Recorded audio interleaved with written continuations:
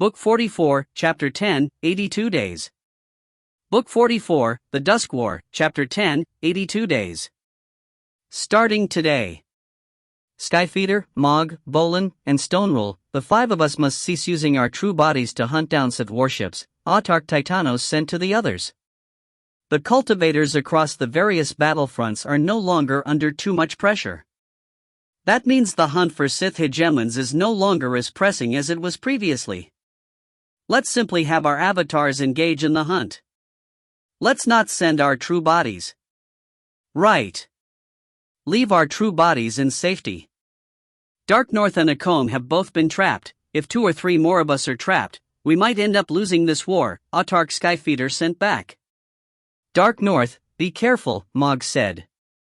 Solve it and escape as soon as you can. Too much time can result in new variables being introduced, autarch Bolin said. Everyone understood that the longer one was trapped for, the more dangerous it would be. Even if Ning was able to temporarily survive the grayish-white temple thanks to his formidable abilities, it was just a matter of time before the Sith sent even more reinforcements to attack him. Thus, the more time they wasted, the uglier the situation would become. He had to escape as quickly as possible. If there's anything you need us to do, just ask, autarch Skyfeeder said. Of the 7 of us, your life matters more than anyone else's. I understand. Ning also understood that his fate no longer belonged to him alone. His death would have an impact on their entire Chaosverse and all the cultivators within it. The white-robed Ning stared at the countless spacetime bubbles and the formation they had been arranged into. Spacetime continuously changed around him, and Ning simply watched while under the effects of 100x temporal acceleration. His every thought was focused on understanding how this grand spacetime formation actually worked. Re-up. A spacetime rift suddenly appeared deep within the Great Dark, followed by a tall, gray-robed, barefoot man walking into it. His eyes were warm and gentle, seemingly filled with love towards all living beings. Air stared into the void, letting out a slight snort as he frowned. A strange type of energy was circling around his body, preventing all forms of karma from touching him. This was the reason why no one from the local cultivator civilizations had ever been able to discover his existence, despite the passage of countless eons. Given Aier's power, if the prime essences of the Chaosverse were able to sense him, it would have immediately ranked him as the most terrifying threat in all of existence and have warned the autarchs long ago. Ugh! I can't use even a sliver of the power of the Tao, and I'm constantly being suppressed. Even my traveling speed is slowed to a crawl, Aier murmured anxiously to himself. Given his power, back in his own Chaosverse he was able to travel more than 100 times faster than right now. Even in the infinite void, he traveled much faster than he did right now. In this Chaosverse, however, he was being constantly suppressed to the point where he moved roughly as fast as the native autarchs. It will take me 82 days to reach the place where we've trapped Emperor Dark North. Cold light flashed through Aier's warm eyes. I hope nothing happens during this period of time. We've used the 8 Revolutions Spacetime Temple to trap Emperor Dark North. He shouldn't be able to escape in such a short period of time. He had been waiting back in the heart of the Scythelans, which was very far away from the place Ning was trapped. And yet, he would still be able to reach Ning in just a bit over 2 months, despite being unable to use any of the power of the Tao and being suppressed by this Chaosverse. This was a testament to how truly formidable he was. Emperor Dark North is the only variable which is outside my control. If I can get rid of him, the 6 remaining autarchs will pose no danger. Aier felt a tinge of worry. He's the most unpredictable variable, and he's definitely in the highest of favor with the local quintessence. The entire Chaosverse will concentrate virtually all of its luck onto him. This is what allows him to create one miracle after another, but in the end, going from being an Omega Emperor to being an Omega Autarch will still be incredibly difficult. Luck and favor alone will not be enough. In the end, karmic luck was just a form of external aid. It could be ridiculously helpful to ordinary mortals, allowing them, for example, to easily acquire various treasures which could allow them to become immortals and understand the Tao. For autarchs, however, luck was much less useful. Autarch Titanos and the others didn't care too much about karmic luck either. It was almost impossible for them to improve any further, no matter how lucky they were. Ning, however, was the only person in this entire Chaosverse who stood a chance of becoming an Omega Autarch. He would definitely be blessed with tremendous luck, but luck alone wouldn't be enough to produce an Omega Autarch. It wasn't even enough to allow him to come up with a technique like the True Soul Everlasting. Such a thing required many other factors, including personal insights and tremendous hard work. Generally speaking, the more powerful you became, the better your karmic luck would also become. When Ning had been reborn via the Netherworld Kingdom, he had been an unremarkable little fellow in the vast chaos world that was the Three Realms. It was only once he grew stronger that his luck truly improved. Ayer, in contrast, wished to suppress the entire Chaosverse and then bind it to him. To an expert like him, only personal strength was worth putting your faith in. He might be a variable, but he still has far less than even a 10% chance of breaking through to becoming an Omega Autarch. I still stand a very good chance of winning this war. 82 days, so long as they can hold him for 82 days, I'll be able to make it in time and get rid of Emperor Darknorth. Ayer had an ironclad will, but he still couldn't help but feel a bit of anxiousness. He knew that whether or not he was able to kill Emperor Darknorth was one of the biggest factors in determining if he could gain control over this Chaosverse or not. Rise up. He continued to tear through spacetime, warping at autarch-like speeds towards Ning's location. Within the 8 Revolutions Spacetime Temple. Ever since Ning had been trapped here, he had spent all of his time analyzing the complicated formation around him. He had no idea that a terrifying figure like Ayer was heading towards him, but he did know the more time he wasted, the more dangerous the situation would become.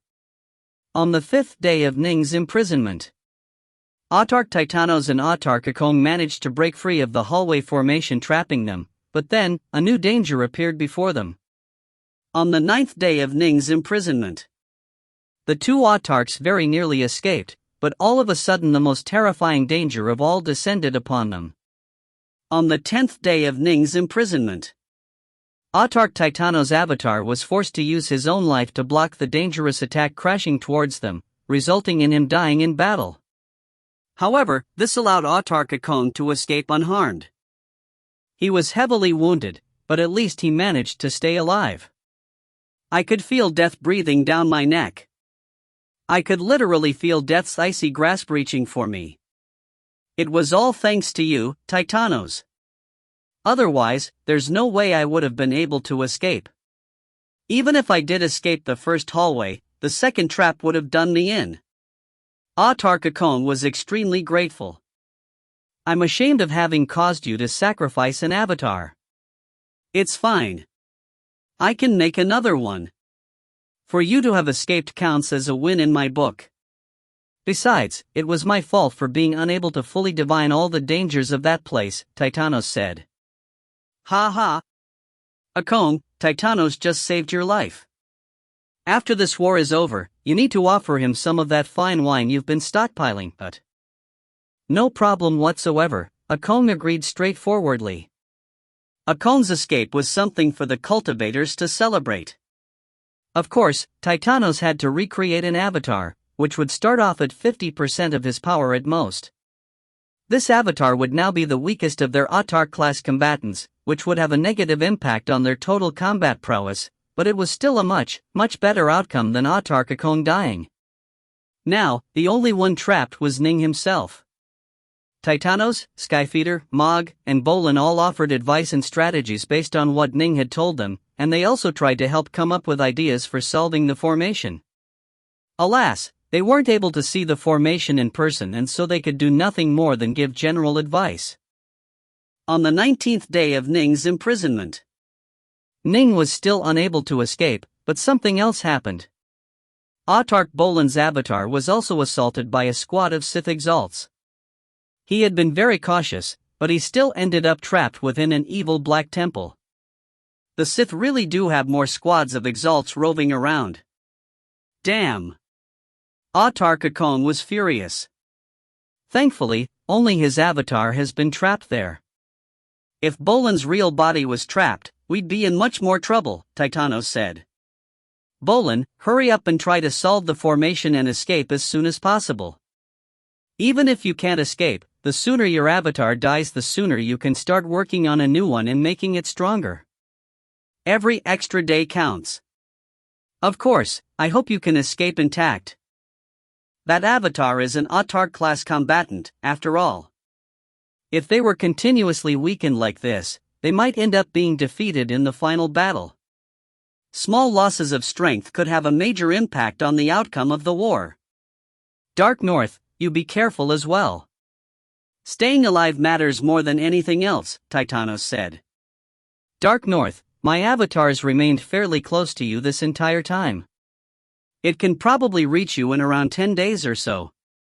If you ever need my help, just let me know, Autarch Mog sent. Your life is extremely important to us. If I can sacrifice an avatar to keep you alive, that's a worthwhile trade. No need. I'm still analyzing the formation trapping me. You coming in wouldn't really help me much. If I ever do need you, I'll let you know. Ning felt quite grateful for the offer, but he knew that Autarch Mod coming wouldn't make any difference. If you find any errors, ads pop up, ads redirect, broken links, non-standard content, etc., please let us know. Report chapter so we can fix it as soon as possible. Book 44, Chapter 11, Breaching Spacetime, Succumbing to 8 Revolutions. Book 44, The Dusk War, Chapter 11, Breaching Spacetime, Succumbing to 8 Revolutions. Within the 8 Revolutions Spacetime Temple, the Sith Exalts remained seated on the 8 stone pillars ringing the outer perimeter of the temple. They were closely watching all of Ning's actions within the formation, not daring to be the slightest bit negligent. Thanks to their control over the formation, they were able to scry and see Ning's white-robed figure seated in the lotus position, surrounded by countless divine runes of incomparable complexity. He's skilled in formations, illusions, spacetime, a Sith Exalt sighed in amazement. Only an Omega Emperor could be skilled in so many aspects. As Sith Exalts, they had the same level of insight as the native Autarchs of this Chaosverse. Thus, they were able to tell from the runes surrounding Ning that the man had reached incredible heights in both formations and spacetime. Emperor Dark North lives up to his reputation. Still, it isn't likely that he'll be able to solve this formation in just 82 short days. 20 days have already gone past. Perhaps the spacetime formation alone will be enough to trap him. The Sith Exalts were conversing mentally with each other. They knew just how important Emperor Dark North was to the war. He was most likely the greatest obstacle to Almighty Ayer taking control over this Chaosverse. This was why Ayer was hastening towards them at top speed. If they managed to successfully keep Emperor Dark North trapped for 82 days, they would have carried out their primary mission. Once Ayer became the Lord of Chaos for this Chaosverse, he would definitely give them great rewards. Time continued to flow on, one day after another. The spacetime formation was indeed quite complicated, but on the 30th day of Ning's imprisonment, an explosion suddenly erupted forth from within the formation, followed by the faces of the 8 Sith Exalts turning grim. The white-robed Ning had risen to his feet. He had assumed his 3-headed, 6-armed form and was using his 6 Northbow swords to furiously assault the spacetime formation around him. He seemed to be randomly hacking to the right and to the left, but somehow his random hacks managed to disrupt the functioning of the entire formation. He had located and broken through some of the energy nexus points, causing the power of the formation to drop dramatically. He's discovered the secrets behind our spacetime formation. The formation is going to break. It won't hold much longer. The 8 Sith Exalts were shocked by Ning's speed. Boom! The spacetime formation finally collapsed, followed by those countless miniature spacetime bubbles popping and dissipating. After 30 full days, he had finally defeated the spacetime formation. Incredible. Simply incredible. A black-haired Sith Exalt sighed in amazement. He was able to breach the formation in just 30 days. If I was trapped there, I probably wouldn't be able to get out even if I spent 100 chaos cycles trying.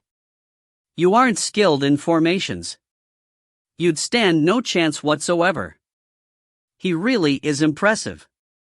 30 days have gone past. Only 52 days are left. The 8 Revolutions formation should be able to trap him for 52 days, right? A Sith exalt with golden fur covering his face said. The 8 Revolutions Spacetime Temple's strongest trap-type formation is the 8 Revolutions formation. The Spacetime formation isn't quite as strong. When I tested the Spacetime formation out, I was able to get an overall sense of what I needed to do and could calmly meditate on it, but when I tested out the 8 Revolutions formation I just felt completely baffled and lost, a female Sith exalt said. If it took him 30 days for just the Spacetime formation, the 8 Revolutions formation will probably take him over 3 years. There's no way he's getting out of there. Check out that stupid look on his face. Ha, he wants to break through via raw force? What a joke! The Sith exalts all began to laugh when they saw what Ning was doing. They knew just how powerful their 8 Revolutions formation was. Boom! Ning had just broken through the vast spacetime formation. Now, he surveyed his new surroundings with a frown. He was within a sealed dimension of raw fire. The flames filled every inch of this dimension, but they were pushed aside before even getting close to Ning. A sealed dimension? Ning had no idea that he had now entered the most dangerous and most difficult part of the 8 Revolutions Spacetime Temple, the 8 Revolutions formation. This would be his greatest obstacle to escaping the temple. If he managed to break through this, the temple wouldn't have much else left. I should be able to just tear through dimensional membranes via raw force. Ning didn't hesitate at all, immediately using the technique which autarchs favored the most, raw force. Boom! Ning shot upwards while manifesting 3 heads and 6 arms. His 6 northbow swords furiously chopped against the dimensional membrane, with each strike empowered by the mysteries of the space sword Dao. Ning unleashed several hundred chops just the blink of an eye. When Ning had been trapped within that hidden dimension, Autarch Mog and Autarch Titanos had used the same principle to break through the dimensional membrane, raw force. This was because, unlike the Sith, they had nigh limitless amounts of energy here in their own Chaosverse.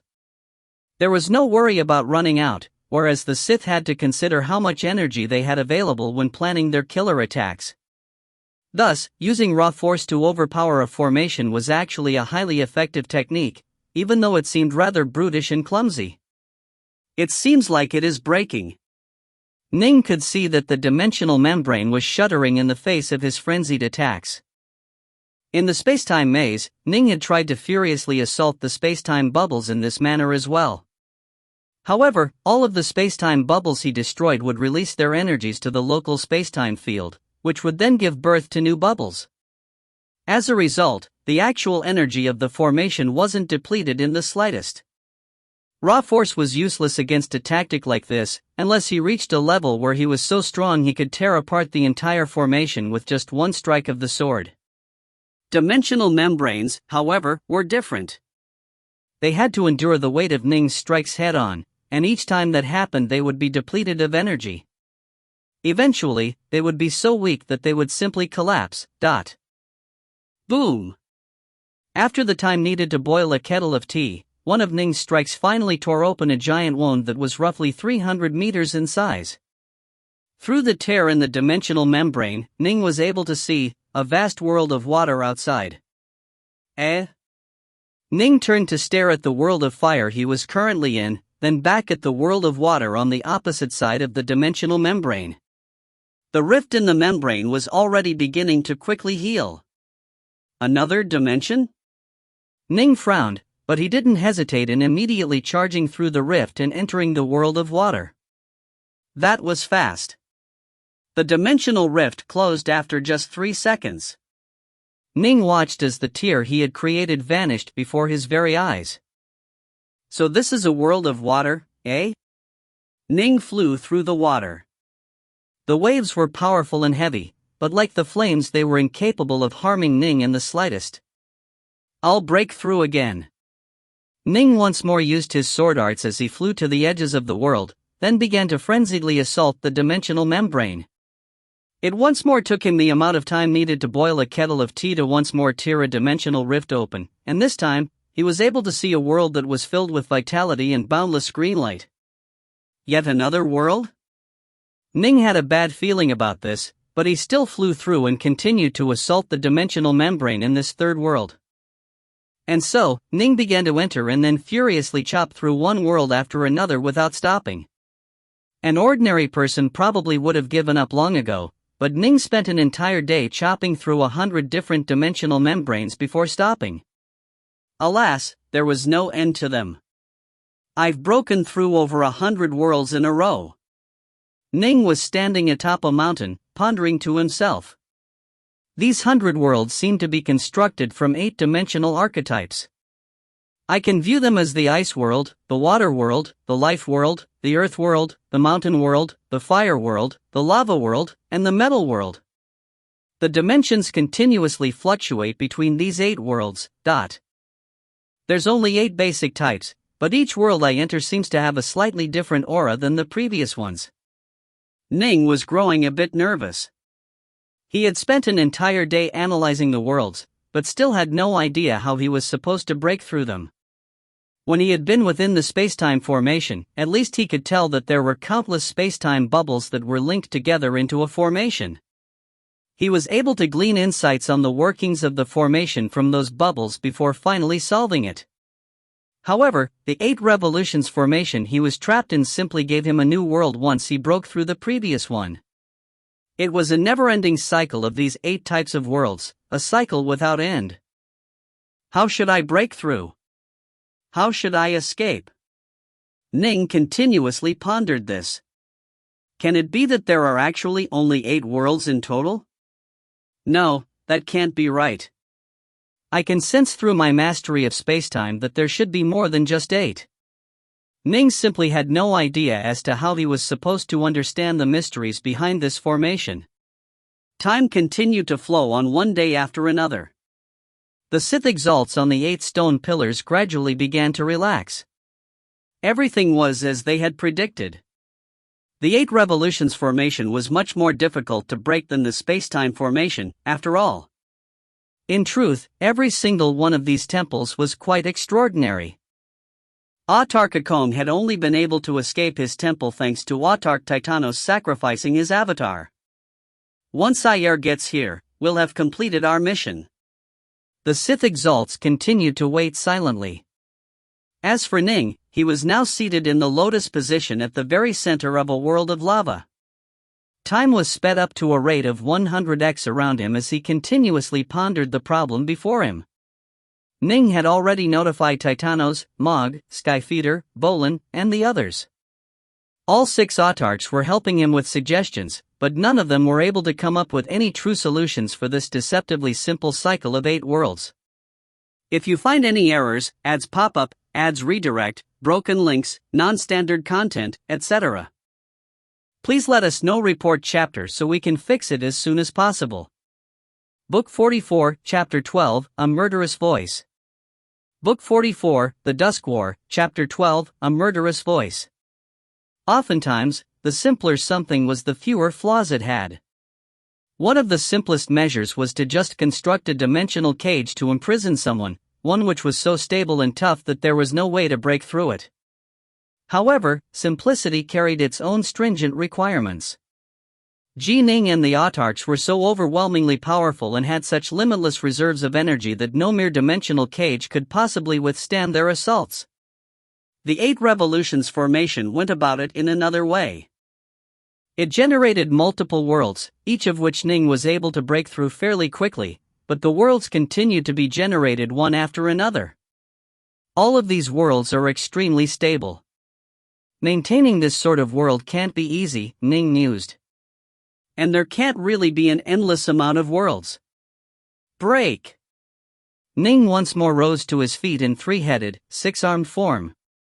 He transformed into a dazzling streak of swordlight which slammed against the dimensional membrane. After the time needed to boil a kettle of tea, the dimensional membrane was hacked open, revealing a freezing world of ice. Ice filled the entire world, making up its continents, mountains, and valleys. Ning stepped through the dimensional rift and into this frozen world. It doesn't really matter which direction the tear is created in, the end result will still be a new world. Given how stable these worlds are, there can't be that many of them, and yet they continue to loop in on themselves in an endless cycle. The only way this is possible is if these 8 worlds are actually moving to line up in front of me. That way, no matter where I go, I'll see an endless procession of worlds before me. By now, Ning had a rough idea as to how this 8 cycles formation had to work. It consisted of several dozen or several hundred worlds that were perhaps arranged into a spherical shape. Ning was located at the very center of this sphere, so no matter where he went he would enter a new world.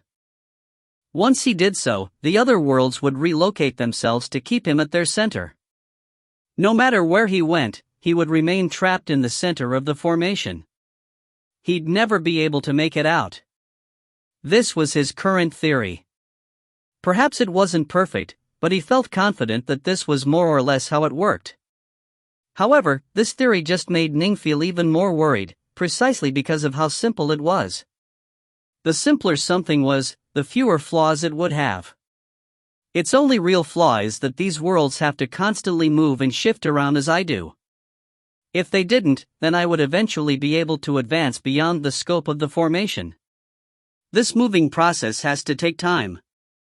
It takes me the time needed to boil a kettle of tea in order to break through a world, and that's more than enough for them to readjust themselves, Ning mused. If I could break through the worlds over 10 times faster, perhaps it wouldn't be enough time for the worlds to relocate themselves perfectly, resulting in some openings that I can exploit.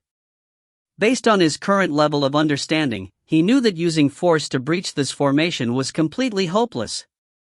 The 8 formations formation would continuously rearrange its internal configuration with each world he escaped. Power wouldn't work, what he needed was speed. He needed to move fast enough that the formation wouldn't be able to reconfigure in time, resulting in flaws being revealed. This is my only option. Ning could come up with no ideas save for this one. But how am I supposed to break through these worlds faster? 2 options came to mind. The first was to somehow make himself become more powerful. For example, if he managed to reach a greater level of understanding with regards to the Tao of spacetime, he would be able to quickly and more easily breach those dimensional walls. Alternately, if he managed to create the Oblivion Sword Tao, then he could use its all-encompassing destructive force to devour everything in his path. Ning had the feeling that once he created it, he would become much more powerful, and he could use that power to more quickly breach those dimensional barriers. However, improving his personal strength was an extremely difficult goal. He had already devised the spacetime Sword Tao. Ning had no idea how he was supposed to upgrade it any further. The concept of oblivion, he had only gained after scrying the secrets of the sphere of annihilation. This was a form of power that was capable of destroying an entire chaosverse. Ayer had found this mysterious item from within the infinite void, and in all his countless eons of existence he had never found a second such item. Ning's avatar remained trapped within the annihilation hive, and it had never stopped analyzing this technique. The second option was to find flaws in the dimensional membranes before him. If he could find some flaws, he would be able to break through them much faster with much less effort. I've been constantly training in the Oblivion Sword Tao. There's no way to rush it. Ning inspected the area around him. My only choice is to find flaws within these dimensional constructs. Whoosh! Whoosh! His sword light became watery, flowing across the dimensional membrane and causing it to first shudder, then crack. Ning stared at the cracks, watching them quickly heal. These dimensions were created based on the secrets of spacetime. Every single part of the dimensional membrane seems to be identical. There don't seem to be any flaws. As Ning remained trapped within the 8 revolutions formation, the war outside began to pick up the pace.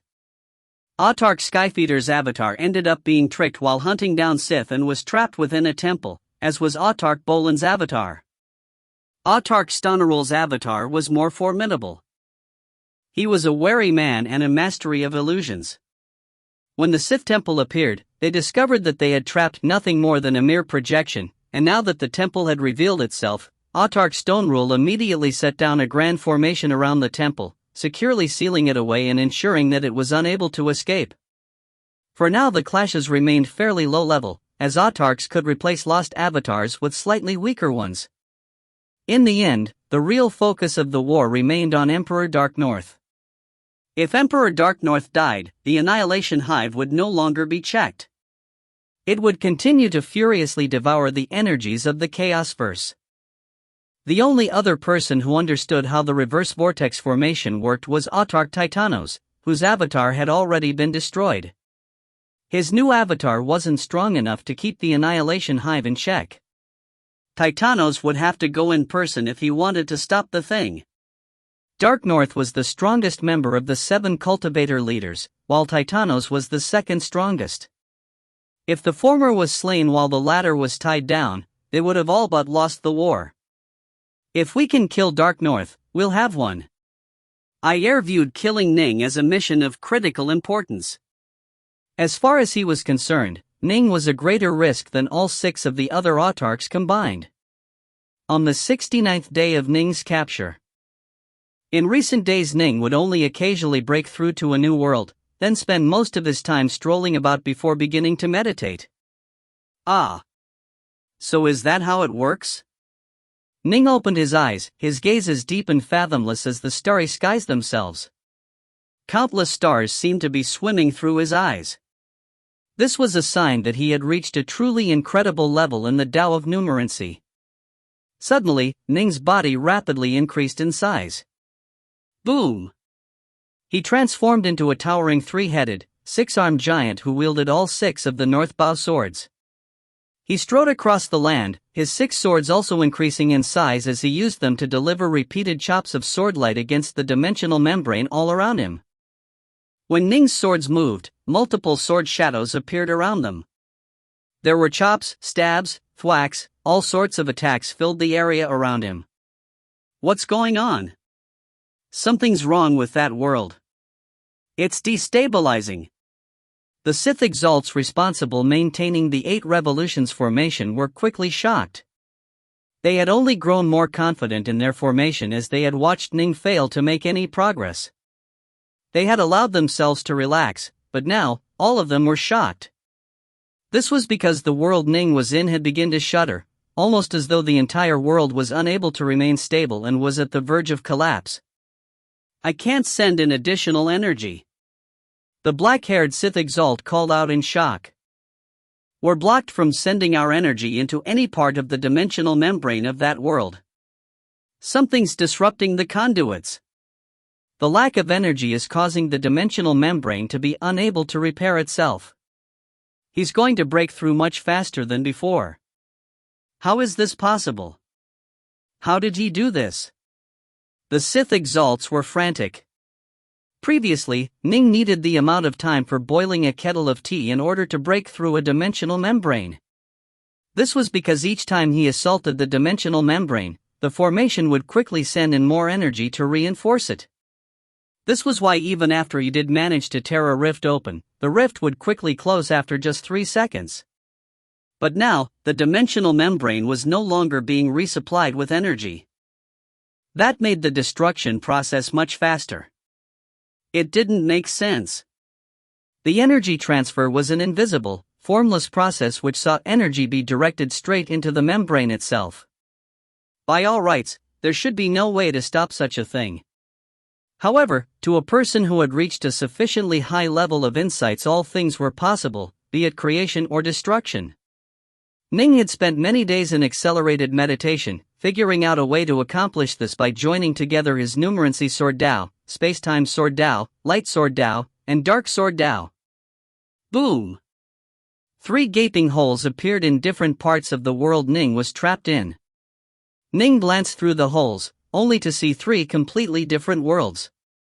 He smiled. Dimensions revolve. A strange, murderous voice suddenly rang out. Suddenly, Ning saw the 3 different worlds outside the rifts begin to spin away.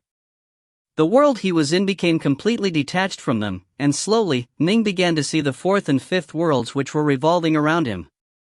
If you find any errors, ads pop up, ads redirect, broken links, non-standard content, etc., please let us know. Report chapter so we can fix it as soon as possible. Book 44, Chapter 13, Fatal Trap, 1. Book 44, The Dusk War, Chapter 13, Fatal Trap, 1. Not good. A terrifying sense of danger instantly flooded Ji Ning's mind. They can no longer hold me, so they are going to try and kill me instead? These temples were all manned by Sith exalts. They could be used to trap, but they could also be used to kill. Autarch Titanos' avatar and Autarch Akong had to work together to survive the one they were in, with Titanos eventually losing his avatar in order for Akong to escape. These temples were not easy to deal with. Ning had the vague feeling that staying within this world would be even more dangerous, and so he immediately transformed into a streak of light and shot outwards. Whoosh! As soon as he exited the world, his face paled. In the past, a new world would greet him once he exited the previous one, but this time was different. This time, he was within an empty region which had many enormous pocket dimensions. Above him, below him, to his left, to his right, the entire area was filled with those spinning worlds. Ning was able to see over 20 of the things. They all circled around him, with him being at the very center. It really is as I had predicted. These worlds are all mobile, which is why I would always enter a new one after breaking through the old one. Ning became all the more certain of his hypothesis when he saw this. Now that I'm breaking through the worlds much more quickly, they aren't able to keep up, and so they've chosen to discard the useless trappings entirely. Emperor Dark North. A cold voice rang out. Are you absolutely sure that I'm Dark North? Ning replied, relaxed. His body was glowing with such radiance that the Sith exalts were only able to see a glowing figure and were unable to make out his features. I can't imagine anyone save you, Emperor Dark North, who would be able to so quickly understand and deconstruct the 8 Revolutions formation, the cold voice replied. The 8 Revolutions formation isn't just meant for trapping people, it's also filled with many killer mechanisms. Emperor Dark North, our original plan was simply to trap you. However, you are forcing our hand. We'll have to kill you now, a second deep voice boomed out. Ha! Ning stared at the many worlds revolving around him, then let out a loud laugh. What a joke! If you were able to kill me, you would have done so long ago. In the end, this is my homeland. We cultivators are far more powerful than you in our own chaosverse. Kill me? Even if you have the assistance of this temple, I'll wager you aren't sure of your chances. The faces of the 8 Sith exalts stiffened slightly. It was true. They had to admit that they weren't 100% sure they could kill Dark North. Not even Ayer was confident that they could accomplish this, which was why he had merely ordered them to trap Ning and tie him down. If they could keep Ning trapped until Ayer arrived, their chances of victory would increase to 100%. Alas, there was nothing the Sith exalts could do. Now that Ning had already worked out how the 8 Revolutions formation operated, he would probably be able to escape within an hour if left to his own devices, but thus, they had chosen to transform the 8 Revolutions formation from a trapping formation to a killing formation. All of the temples had terrifying offensive powers built into them. The same was true for the 8 Revolutions Spacetime Temple. Hopefully, we can kill him. Even if we cannot, we can still use annihilation mode to buy ourselves some more time. It's already been 69 days. If we can buy another 10 plus days, we'll have accomplished something great. He's forcing us to do this. Attack! Attack! The 8 Sith exalts immediately activated the offensive functions in the 8 Revolutions formation. Ning's face hardened as he stood there in the empty void, staring at the vast worlds which were spinning around him. He could clearly sense that each of the giant worlds were accumulating and preparing to unleash a terrifying amount of power.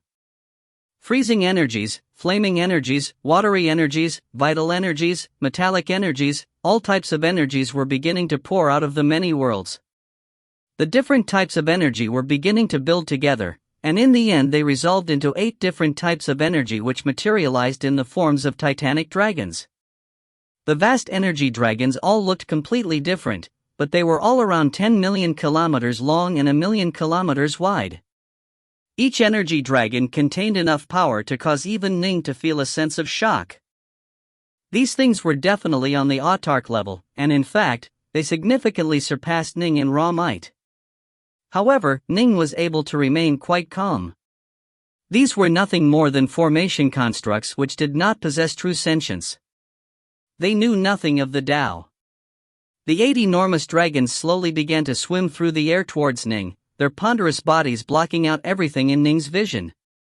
Ning maintained his 3-headed, 6-armed form and warily waited for them with his 6 northbow swords at the ready. Finally, all of them joined together to form a series of loops. Some of them formed the inner loops, while others formed the outer loops. A dragon that seemed to be formed from stone energies was the first to move towards Ning, and when it did, Ning finally struck. Break! Faced with the durable-looking stone dragon, Ning immediately used the 5 elements sword Tao. In truth, all 8 energy dragons were based upon the energies of the 5 elements, and so the 5 elements sword Tao was the most suitable response for all of them. Ning's sword light was filled with vitality. It drilled hard against the stone dragon, exploding with dazzling light as it sought to tear through it. The 5 elements sword Tao truly was a strong counter for this stone dragon, but Ning's full force strike was only able to just barely shatter the stone dragon apart.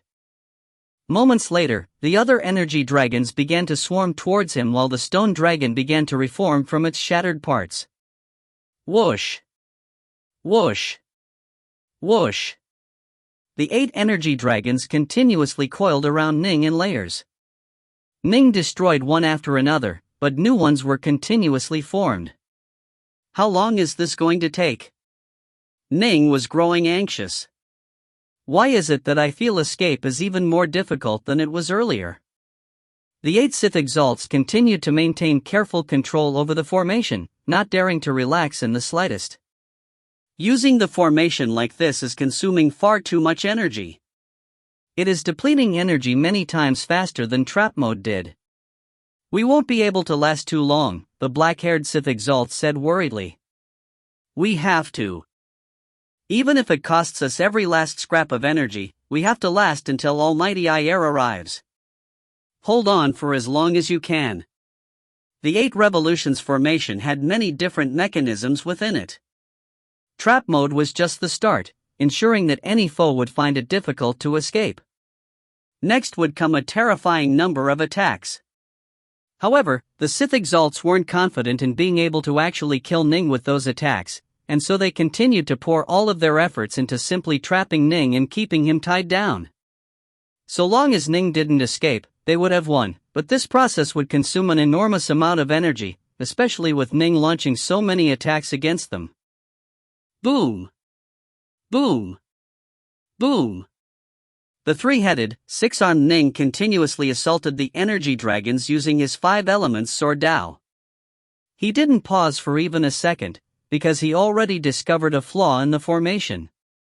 These dragons are formed from energy and given physical heft, making breaking them difficult.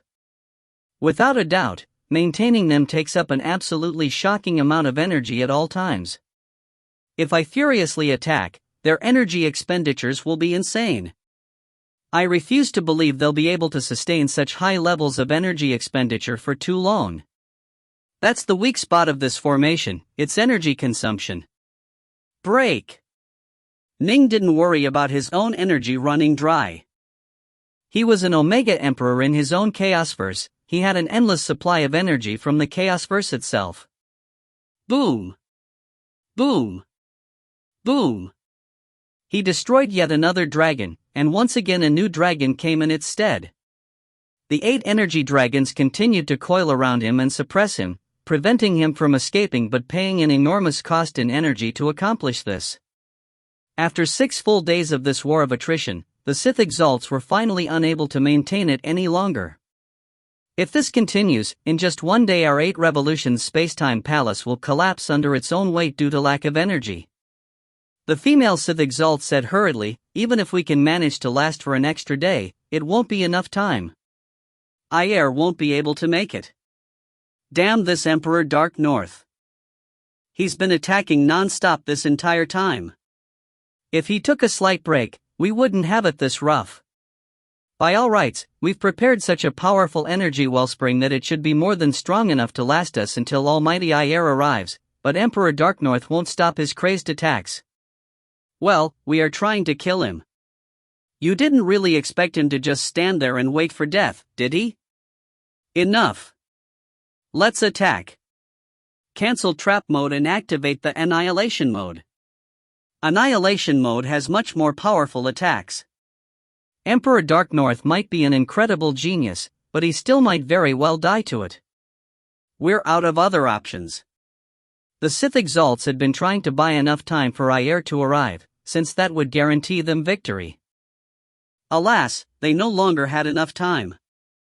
Their only choice was to fully activate annihilation mode, with the original trap mode having been nothing more than the first phase of the formation. Materialize. The 8 Sith exalts simultaneously began to activate their respective parts of the formation. Rumble, the energy dragons that had been coiling around Ning suddenly began to roil about in midair, tangling around each other as all of them simultaneously shot towards Ning. Even the enormous linked worlds off in the distance began to move once more, causing Ning's face to change. If you find any errors, ads pop up, ads redirect, broken links, non-standard content, etc., please let us know. Report chapter so we can fix it as soon as possible. Book 44, Chapter 14, Fatal Trap, Part 2. Book 44, The Dusk War, Chapter 14, Fatal Trap, Part 2. The trap mode had worked in a gradual function by pressuring Ning and slowing him down. Each time he destroyed one of the 8 energy dragons, it would quickly reform and go after him again. The overall tempo of the battle was fairly slow, but now, everything suddenly sped up. The 8 energy dragons began to simultaneously coil around Ning in a ferocious fashion. Ning knew just how terrifyingly strong these dragons were. If he wasn't able to withstand their attacks, he would probably be ground to dust. Even his true soul would be ground apart by them. Break! Ning chose to discard all defenses and instead use his sword arts to charge straight towards the ice dragon which was closest to him. Whoosh! Whoosh! Swordlight flashed like the spokes of a giant windmill, instantly landing multiple consecutive cuts upon the frozen dragon's body and chopping deep into it. Ning seized this opportunity to burrow all the way inside the dragon. Bang! All the other energy dragons collided into each other, not even touching Ning, who was now inside the ice dragon. Phew! Ning let out a sigh of relief. There's no way for me to block all 8 of those dragons head-on at once, but by hiding inside one of them I was able to sidestep the problem. Whoosh! The ice dragon Ning was inside of quickly began to crumble and break apart, taking away Ning's hiding spot. A moment later, a new ice dragon began to reform at the outer perimeter of this region. As soon as Ning revealed himself, all of the dragons once more swept towards him. Break! Ning's swordlight flashed with incomparable sharpness and severity, tearing through the body of the water dragon and allowing him to dodge inside. No matter what dragon he faced, he was able to find the perfect sword art to counter it. He would burrow deep inside an energy dragon's body, using it to avoid the many other attacks. Oof. I wonder how long you'll be able to keep playing like this. Ning wasn't worried at all, continuing to dive into the bodies of the energy dragons to avoid their combined attacks. This increased tempo means that the energy dragons are breaking apart 10 times faster than they were in the past, with the overall formation expending far more energy than merely 10 times that of before. How long could they possibly sustain this? Generally speaking, when accelerating the attacks of a formation like this, the energy expenditure would skyrocket an astronomical amount. Ning's guess was spot on. After just 1 hour, the Sith exalts were no longer able to maintain this tempo of battle. We aren't able to kill him. Emperor Dark North is just too strong. He can almost instantly tear through one of our formation dragons. Our energy reserves just don't last long enough. Let's go to the final formation, the 8 Revolutions Annihilator formation. I hope the 8 Revolutions Annihilator is able to kill him. It definitely will kill him. The 8 Revolutions Annihilator is so powerful that it should definitely be mighty enough to take his life. The Sith exalts were all desperate for victory. The 8 Revolutions Annihilator formation was the final and most powerful offensive technique the temple possessed. If even this failed, then Ning would be able to break the formation and escape shortly afterwards, which meant that they would have failed in their mission.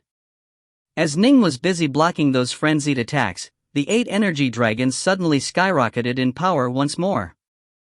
They blasted out countless streams of power in every direction, aiming them at the giant worlds which were constantly shifting position in the perimeter around Ning. The worlds of water, freezing ice, blazing fire, stone, and more began to link together in an intricate and marvelous manner, forming a single complete whole.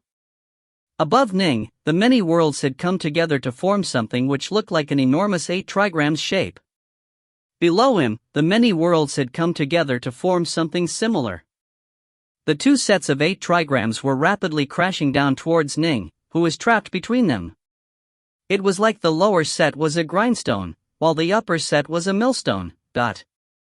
All of the worlds surrounding Ning had been completely joined together, giving him no chance to escape at all. As for the energy dragons, their energies had been completely merged into this formation as well. Not good. This was a straightforward crushing attack, spread across such a vast area that Ning wasn't able to dodge it at all. His only choice was to meet it head-on. Ning knew that the most critical moment had come, and he readied his 6 northbow swords while maintaining his 3-headed, 6-armed mode. This all took time to describe, but in truth it took less than a heartbeat for these worlds to come crashing down towards Ning. They moved at an absolutely astonishing speed. Clang! Ning used his own sword arts to defend. 3 of the northbow swords executed the Numerancy Sword Dao. The Numerancy Sword Dao was so incomparably intricate that it could truly be described as peerless amongst all divination Daos. This formation attack he was facing was divided into 2 parts, and Ning wanted to attempt to redirect some of their power against each other. Thus, he used the Numerancy Sword Dao to do just that, lessening some of the pressure off him. His 4th northbow sword, he used to execute the Spacetime Sword Dao and generating a spacetime membrane which covered him. He was now within an independent spacetime continuum which would easily deflect many attacks. As for his final 2 swords, he used them to execute the 5 elements Sword Dao. They embodied the gentleness of water, the weightiness of the earth, the vital energy of wood. The 2 8 trigrams formations continued to come crashing down towards each other.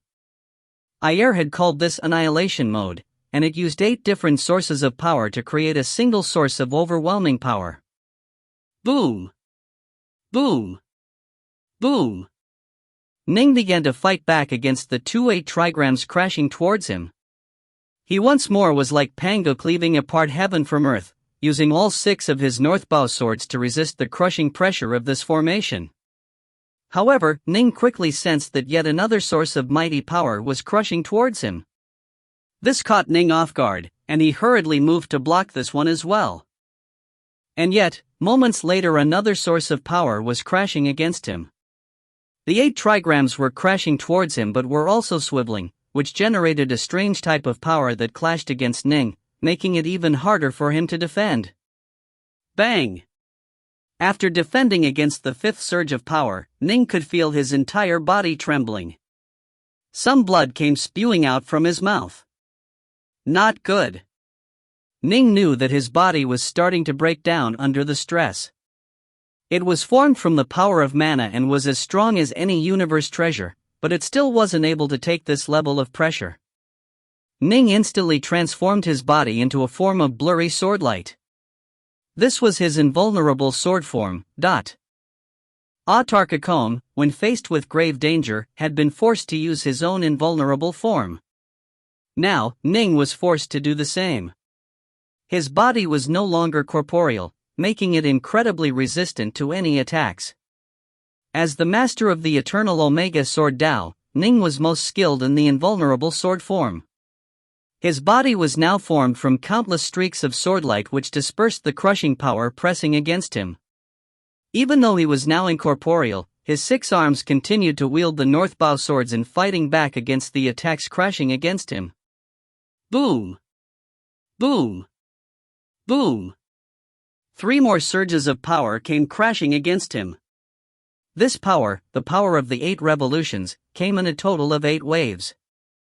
Ning's blurry body of swordlight was able to deflect the majority of it, with the remaining power within the limits of what he could tolerate. However, his energy was now being depleted at such a rapid pace that for the first time in many years, Ning began to feel as though he wasn't able to keep it up for much longer. During his previous fights, he had been able to instantly replenish as much as he used up. He had never felt as though he didn't have enough energy. This was simply because the amount of energy he was using to restore and repair his body was simply too enormous. After all 8 waves of destructive energy were finished, the attacks paused for a brief moment before launching yet another 8 waves, but that brief pause was enough for Ning to completely recover all of his energy. Ha! This formation of yours is useless against me. Ning roared with laughter. After he endured just 3 more cycles of annihilation mode, boom! The dimensional membrane pressing down on Ning from above in the form of the 8 trigrams suddenly collapsed. It was unable to endure it any longer. It must be remembered that the crushing process was carried out by the dimensional membranes of the various worlds. The dimensional membranes were very tough, with Ning needing to attack for the time needed to boil a kettle of tea in order to destroy them, but the power of the annihilation mode simply placed too much strain upon them, far more strain than Ning himself had to endure. Ning had been focusing on defending and redirecting its power away while using his invulnerable sword form to absorb the rest. The great pressure needed to destroy Ning caused the dimensional membranes to be put under such great stress that they collapsed after a short period of time. This could technically be considered a flaw, but it wasn't really. This was because if 3 consecutive attack cycles of the 8 revolutions annihilation was insufficient to kill an opponent, it meant that the formation itself just wasn't strong enough. It had failed. As soon as the formation above him shattered, Ning immediately charged upwards to escape. Break! Ning immediately used his sword arts to slash upwards. He had long ago discovered where the weak points in the dimensional membranes were, and just 6 seconds later he exploded past them. The various worlds outside were still trying to rearrange themselves. Clearly, they hadn't formed a perfect seal yet. Swoosh! Ning transformed into a streak of light, shooting through the seams that still existed between the moving worlds. Stop him! Quick, Dot! We've already converted all of the worlds into annihilation mode. It'll take time for us to switch back into trap mode. We won't make it.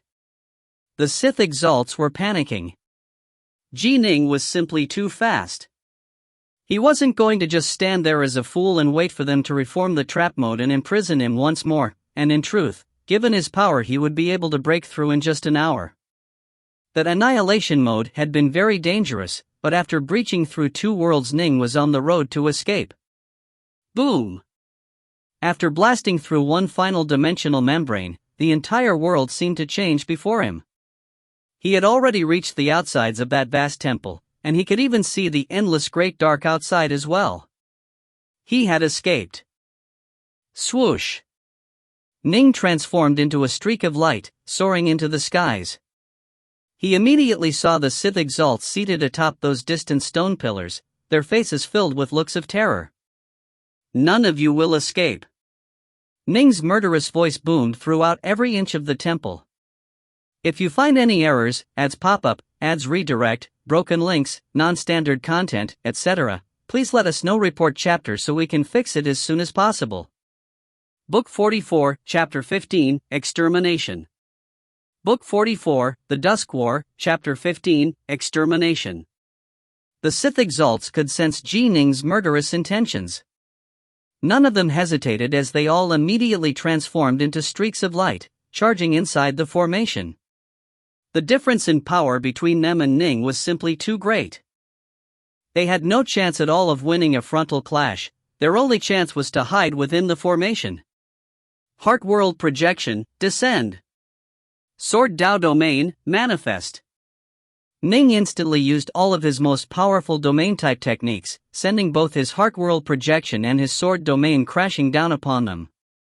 The Sith exalts felt as though they were swimming through molasses as their flying speeds dropped dramatically. They were very close to the formation and should have been able to enter it in the blink of an eye, but they were now moving 1,000 times slower than before. Hurry up and run! Hurry! The Sith exalts continued to do their best to escape. Good luck, everyone. There's no way he can kill all 8 of us at once. The Sith exalts were quickly able to judge the situation. The 8 of them were scattered in 8 different directions around the vast temple. They were all physically flying towards the center of the temple because spacetime in the area had been suppressed, making warping through it impossible. Ning was very fast, but the 8 Sith exalts were all very close to the formation. They'd be able to enter it soon, and Ning wouldn't be able to kill all of them before the rest made it inside. Die! Ning instantly charged towards the closest Sith exalt, a female whose eyes were filled with terror. Don't kill me! The female exalt screamed, her voice filled with a strange cadence that tried to seep into Ning's soul and true soul. This was an illusory technique. Playing around with illusions in front of me? Ning smiled coldly. When he had been in the failed Dao merge state, his cracked true soul might have been weak enough to partially succumb to such a technique, but now that he had succeeded? His true soul was far more powerful than ever before, and he had also gained a high level of mastery over the Dao of illusions. How could this Sith exalt possibly shake him? Die! Swordlight howled past him in the form of countless dimensional blades. Ning knew that these Sith exalts all had such powerful bodies that 1 or 2 blows probably wouldn't be enough to kill him, and so he unleashed all 6 northbow swords in a windmill of rapid-fire attacks. Given Ning's power, 20 strikes was all that was needed to completely annihilate her. Ning then began to fly towards the other Sith exalt close by. And no, the fiery armored Sith exalt had a look of despair and resentment in his eyes as he stared at the 8 revolutions formation in front of him. It was just inches away, but Dark North's terrifying domain pressed down upon him with such might that he was only able to fly very, very slowly. Ning, in contrast, was able to fly at maximum speed. He arrived in just a moment, and his terrifying swordlight descended as well. Once again the most terrifying offensive Dao in all the Chaosverse, the eternal Omega Sword Dao, revealed its deadly brilliance.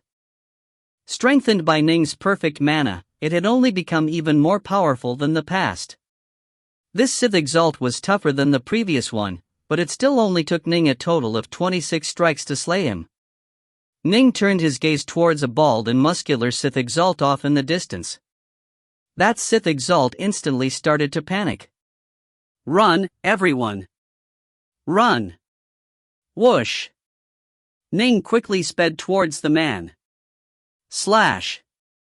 His swordlight hammered the Sith exalt from afar, and the heavily wounded exalt just barely survived it and charged into the formation. By now, the other 5 had all entered the formation as well. Thank goodness we made it inside. The 6 lucky survivors all felt a sense of fear rack their hearts. The exalts glanced at each other, their eyes filled with joy at having survived. That had been utterly terrifying. They were supposed to be autarchs, but here in this Chaosverse they had been weakened so dramatically that they were at most comparable to the Blaze Sun ruler in power.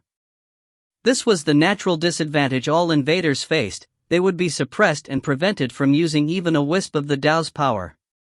He won't be able to break through the formation so easily. We're safe inside here. For now, we're saved. We did our best, but we weren't able to carry out Ayer's orders, the Sith exalts said to each other. Look over there. The black-haired Sith exalt suddenly cried out fearfully.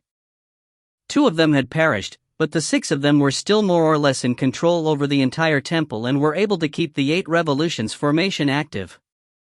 Their control over the formation allowed them to clearly see what was happening outside, and they saw Ning transform to become absolutely towering in size, on par with the entire temple itself. The titanic Ning was now far larger than many chaos planets. He was in 3-headed, 6-armed form, and his 6 northbow swords had increased in size to match. Die! The titanic Ning roared furiously, sending his 6 gargantuan northbow swords descending like the punishment of the heavens towards the formation protecting the temple. After being lucky enough to escape once, Ning wasn't going to be so foolish as to dive back inside. However, he wasn't going to let the Sith off either. As far as the other autarchs, Autarch Titanos had been forced to sacrifice an avatar to allow Autarch Akone to escape, and Akone himself suffered heavy injuries. He was in no condition to keep tussling against the Sith exalts. Autarch Stonerule had merely used his avatar to set up a few formations to seal the temple away, making it impossible for them to escape. Autarch Stonerule didn't dare to use his avatar to actually enter the temple and fight them there. Ning was the only exception. He had enough power to continue fighting against and killing these Sith exalts. This was because he was actually capable of defeating even the most powerful formations they had thrown at him. Boom! Boom! Boom! Ning sent the 6 colossal northbow swords crashing down with all his power. The outermost dimension protecting the 8 revolutions formation was destroyed in just 3 seconds, but the formation quickly began to regenerate and rebuild the destroyed dimension. Not good. He already knows how to solve the 8 revolutions formation, and there are only 6 of us left. It's hard for just 6 of us to keep the entire thing active. The formation is going to be much less stable than before. Hold on for as long as we can. Keep it stable, men. The 8 revolutions formation has many different worlds within it. It will take him time to destroy them one by one, while the 6 of us can continue to remake new ones. After attacking for a while, Emperor Dark North will probably give up. The Sith exalts clung onto this faint hope as they struggled to defend. There was no way Ning would spare them. He continued to use all of his power to furiously assail the formation with his 6 northbow swords, destroying one world after another. New worlds were quickly reborn, but this was costing the Sith an enormous amount of energy. A short while later, a figure flew over towards Ning from afar. This was Autarch Mog's avatar. Dark North. Autarch Mog's avatar had actually arrived long ago, but he hadn't dared to intervene by going inside. Haha, Mog. Perfect timing, Ning laughed. Give me a hand. It doesn't matter what techniques you use, just hammer away at the formation with all your power. Sure. Autarch Mog's body transformed to become absolutely towering in size, and he manifested a total of 6 arms as well, each of which wielded a long and slender saber. He began to furiously assail the temple's formation alongside Ning. Ning understood the flaws within the worlds, and so his attacks had already put the formation under incredible stress. Now that another Autarch-class combatant had joined him, the stress was further amplified. The worlds began to crumble even faster than before. Now, a world was crumbling every 2 seconds. One world after another shattered before their blows. We're almost at the point where we can't keep up with how fast they break our worlds. Our energy stores are almost gone. The Sith exalts were filled with despair. If they were at full power, they could at least use the space-time formation or other formations to protect themselves once the 8 revolutions formation broke apart, but they had virtually exhausted their energy stores in their attempts to first trap and then kill Ning. Now, Ning and Mog were forcing them to use up their final bits of energy. We're finished. Their faces were filled with despair. Boom! Boom! Boom! The final worlds were broken apart, causing the 6 Sith exalts to abandon all hope. As the remnants of the 8 revolutions formation began to crumble, they shared a final glance. If Almighty Ayer succeeds, those of us who died in battle might have a chance to be revived. Boom! Boom! Boom! A series of explosions rang out, followed by the complete collapse of the remnants of the 8 Revolutions formation, which now lacked any controllers. Self-detonation? Mog's avatar gritted its teeth. Why are the Sith so loyal? None of the Sith exalts we captured and tortured after the last war have surrendered either. Destroying one of their temples counts as a victory in my book, Ning said. He waved his hand, drawing the remnants of the temple into his own estate world. Let's go. Let's leave. Mog nodded. Ryup. The two tore through spacetime and left side by side.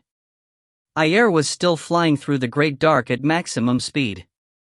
He looked calm, but flames could be seen flickering deep within his eyes. He was eagerly looking forward to the moment where he could kill Emperor Dark North. By killing Emperor Dark North, his victory over this war would be secured. Whoosh! The barefoot Ayer came to a sudden halt within the empty darkness of space. He stared off into the distance. He could sense the deaths of each and every Sith exalt under his command, and his face gradually grew increasingly unsightly to behold. If you find any errors, ads pop up, ads redirect, broken links, non-standard content, etc., please let us know. Report chapter so we can fix it as soon as possible. Book 44, Chapter 16 Rage. Book 44, The Dusk War, Chapter 16, Rage. Ayer could sense that 2 of the exalts in control of the 8 Revolutions spacetime temple had just slain. Clearly, the situation had just taken a turn for the worse. Generally speaking, so long as the formation protecting the temple was undamaged, the exalts in control wouldn't be killed. A short while later, he could sense that the other 6 exalts had all died as well. All 8 of them died. All they needed to do was trap Emperor Dark North for 82 days. They just needed to hold out for a few more days, those useless idiots. Ayer felt rage blazing away at his chest. He had been preparing for countless eons. Victory had been within his grasp, but at the most critical moment, his servants had been unable to keep Emperor Dark North confined. How could he not be angered by this? If I can't kill Emperor Dark North, I'll have to switch to the second plan and start killing off the other autarchs one by one. Ayer nodded slowly. This was a more difficult prospect. Killing Emperor Dark North would have given him a 99% chance of success. Now that Ning had escaped, his chances of success had just dropped sharply. Still, he remained confident in his overall chances. He knew what forces he had available and what his opponents were capable of, which was why he felt so confident. Ayer suddenly waved his hand. Whoosh! 3 figures suddenly appeared by his side. Their auras were all tremendously powerful, far more powerful than the auras of ordinary Sith exalts. All 3 of them appeared humanoid, and it looked as though 2 were male while 1 was female. The first man was dressed in black robes, while the second was dressed in red robes. As for the woman, she was dressed in dazzlingly beautiful silver robes and had a soul-stirring smile on her face. Ayer. The 3 bowed fractionally to show respect, but they addressed him simply as Ayer rather than giving him the title of Almighty Ayer as most Sith exalts did. It is now time for the 3 of you to take action, Ayer said. You need to remember your promise, the black-robed man said sinisterly. Don't worry. After this battle is over, I'll give you your freedom and also give you treasures as a form of thanks. My master himself has personally attested to this. Are you really worried that I would go back on my word? Ayer said. The 3 traded glances, then nodded. Starting today, we shall operate in 2 groups, Ayer said. What's this? You won't be needing us to help you against Emperor Dark North after all? Oh, I know. Those useless subordinates of yours weren't able to tie him down for long enough, right? The silver-robed woman laughed. The 2 men next to her had mocking smiles on their faces as well. Ayer frowned slightly, then continued, yes. They weren't able to tie him down. Emperor Dark North has already escaped. Our only choice is to carry out our second plan. The four of us will work separately, with you three in one team and me by myself. The cultivators don't even know that we exist, so if we are careful we might just be able to ambush and kill two of their leaders at once. Agreed. The three all nodded. Remember, once we separate you need to hide behind the treasure I gave you. Don't reveal any hint of your aura at all. Once the Chaosverse discovers any traces of your auras, the cultivator leaders will also be instantly warned as to how dangerous you are, Ayer said. Ayer was at such a high level of enlightenment that he could cut off all detection from the Chaosverse by himself, but the Sith Exalts and the three people before him could not. Thus, they had to use the treasure which Ayer had given them. This was the reason why Ning and the others hadn't noticed any of the hidden dimensions prior to them disgorging their contents at the start of the war. Don't worry. We won't make such foolish mistakes, the green-robed man smirked. This is your first time entering a different Chaosverse. It is best to be cautious, as you are unable to use the power of the Tao here. You'll be much weaker than you are used to, Ayer warned. These three weren't his subordinates, and so he could not command them. All he could do was offer them warnings, for fear of them making a mistake and revealing themselves before they managed to kill a native autarch. If that happened, this war would become even more difficult to win. The cultivator autarchs were in their own Chaosverse and backed by the boundless power of the Tao. All of them were mighty beyond measure, and the only way to kill them was to catch them off guard. Once Ayer revealed himself, the cultivator leaders would be able to quickly flee and hide from him. As for Emperor Dark North, he was the most powerful of the local cultivators. If Ayer had to fight him by himself, victory was far from assured. Ayer was still being suppressed by this Chaosverse, after all. That was why he had brought his second trump card as well. He had been planning to work alongside those three powerful experts. Together, they would have spelled certain doom to Ning. But of course, that was only if Ning had remained trapped inside the temple. Outside the temple, Ning could flee whenever he wanted to. It was very difficult to kill anyone who was of the same level of strength. Let's head out, Ayer instructed. Whoosh! An ordinary-looking realm ship suddenly appeared next to him with a hegemon in control of it. This hegemon was a Sith descendant who had been born into this Chaosverse, and so his aura was identical to that of an ordinary cultivator's. The hegemon was responsible for control of the realm ship and sending it hurtling through the Chaosverse, while the three experts would remain hidden within a treasure the hegemon carried. Very good. Ayer watched as the realm ship departed, cold light shining in his eyes. Thus far, the cultivators have only lost a few avatars. None of them have actually perished. I'll wager that they have no idea that the temples were only meant to confuse them, making them lower their guard once they knew what they were up against. Those weren't my real trump cards at all. Come, then. Let's see who shall be the first autarch I kill once I reveal my presence. Ayer waved his hand, causing a white lotus to appear in his palm. Rumble. Ayer's energy flowed into the white lotus, quickly spread out to cover an extremely vast area that was 100 times greater than the area Ning could scan using his god sense. Ayer could accomplish this because he had vastly surpassed all the others in terms of insight, even though he was being suppressed by the Chaosverse. As for the White Lotus, it was an incredibly valuable scanning treasure which his master had helped him forge. So, who shall be the first to die? Ayer smiled as he stepped into a spatial rift, hurtling through spacetime. He moved to one region after another, wandering through many different regions. Ever since the temples had appeared, the cultivator autarchs had stopped attacking in person and had only sent out their avatars to do battle. Thus, actually locating one of them was no easy feat. Time flowed on, one day after another.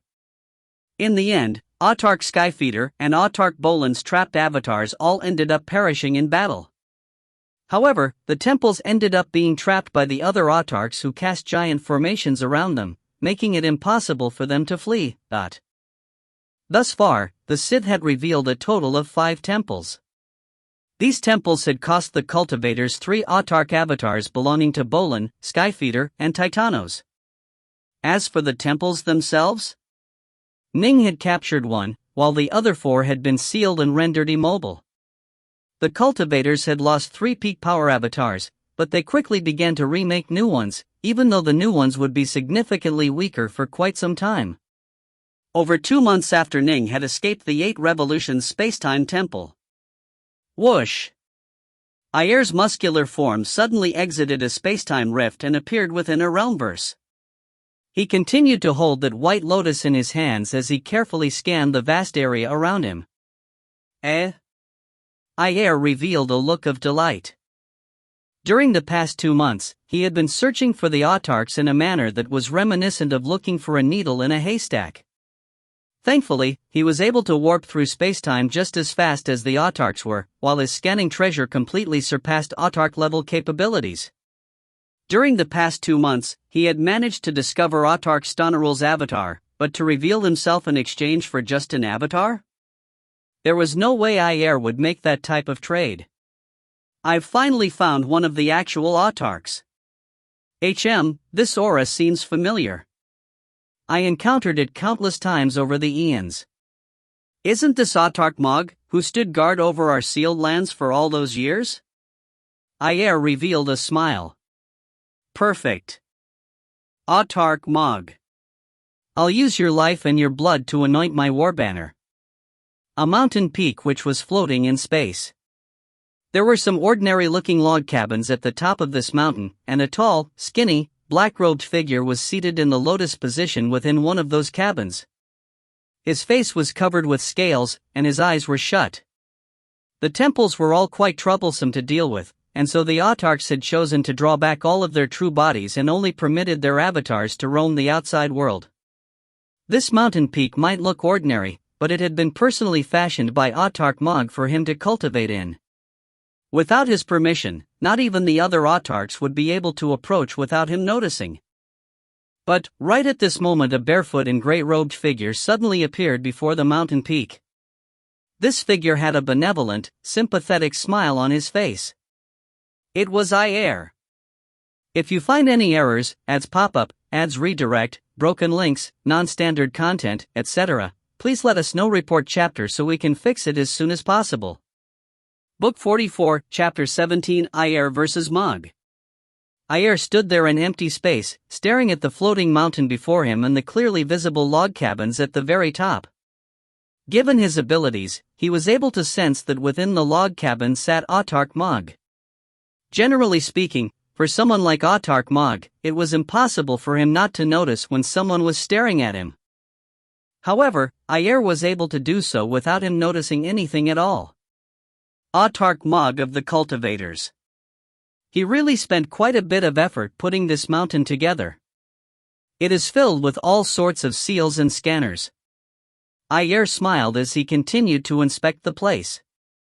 Autarch Mog's various warning systems and barriers were perhaps quite troublesome for other major powers on his level, but they were nothing more than parlor tricks to something like Ayer. Ayer was able to see immediately through the many flaws of these defenses. This was due to the far superior level of insight he possessed. He had been able to create things like the Annihilation Hive and the Formation Temples, all of which had stunned Ning and Titanos. Everyone had been certain that only a Lord of Chaos could have created such incredible edifices. Ning and the others certainly weren't able to create such things, but finding a few weak spots and exploiting them was much easier. Even so, only Autarch Titanos had been able to devise the reverse vortex formation, while Ning had spent many days before managing to overcome the 8 Revolutions Spacetime Temple. This was a testament to the difference in insight between them. When the autarchs had set down those many layers of seals around the heart of the Scythians, they have felt that the Sith would be unable to escape, but in truth, those seals had been an utter joke to Ayer, who was able to bypass them with ease. The only reason he pretended his forces were sealed away was to ensure that the cultivators would lessen their vigilance against him. In truth, he had long ago sent his countless hegemons and emperors to the various secret dimensions. This mountain might be able to stop the autarchs, but it cannot bar my path. Ayer smiled as he walked closer towards it. Whoosh!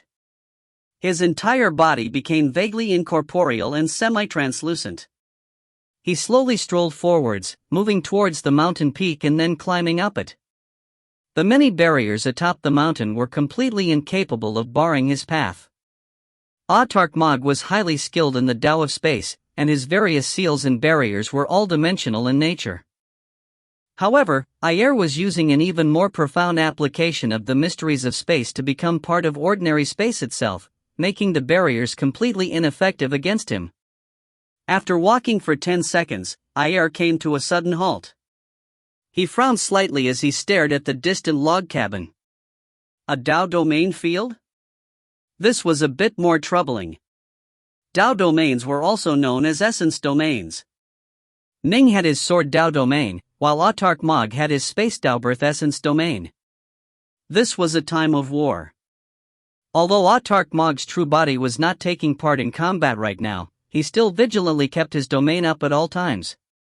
He didn't put too much effort into it, but it was still enough to cover half of the mountain. Any enemies who penetrated this mountain would be instantly discovered by his domain. The power of his domain comes from the chaos verse itself. It represents a domain formed by the power of the prime essences. I can avoid the prime essences and make it impossible for them to detect me, but I'd be discovered as soon as I entered the reach of his domain. Ayer pondered this question.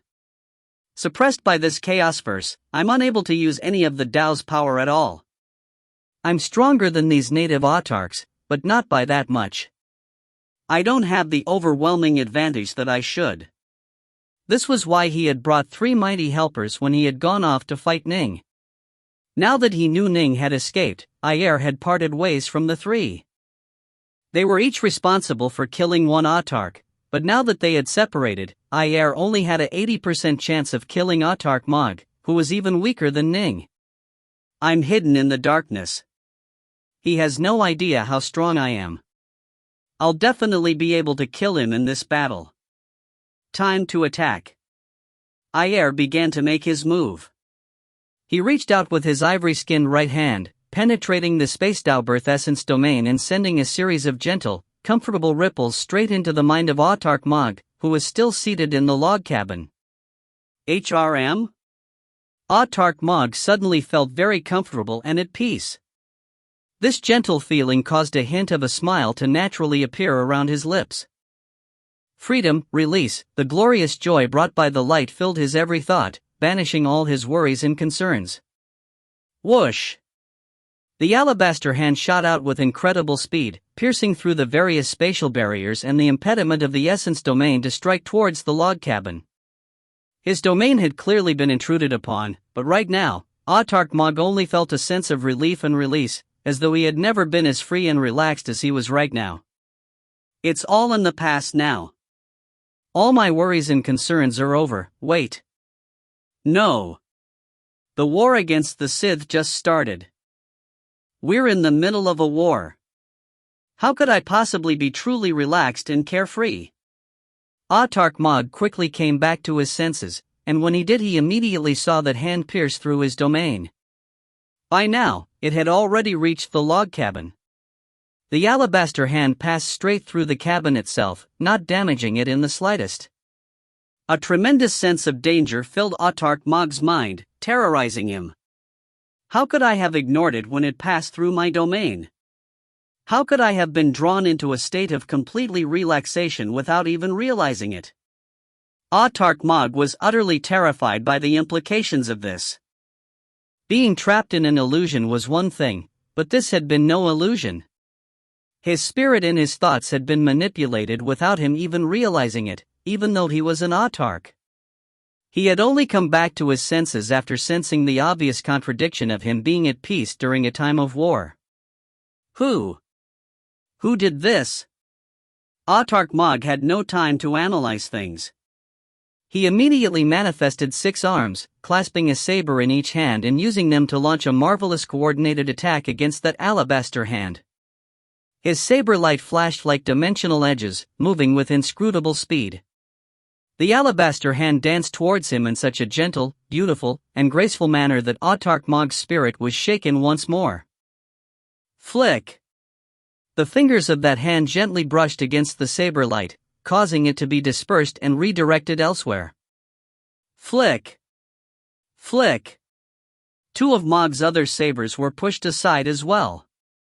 The alabaster hand had used almost no power to defend, but none of Autarch Mog's attacks were able to land on it. Mog's three remaining sabers spun in concert to form a tight defense around him out of saber light that was linked together with space itself. It was as though an independent dimension was standing in front of him, helping him block. Ryup! The giant hand suddenly became bright and sharp, tearing past two of the sabers. Mog's defensive saber arts were his pride and joy, but they were completely unable to defend against this giant hand. As for the dimensional barrier he had erected before him, it was instantly pierced through as the giant hand stabbed at Autarch Mog's chest. Run! Autarch Mog was truly stunned and terrified. The 7 Autarchs had often sparred against each other and held Dao debates with each other, but not even the most powerful, Ning, had been able to gain such a major advantage over him in their fights. This person is significantly more powerful than even Dark North. Autarch Mog exclaimed to himself in amazement.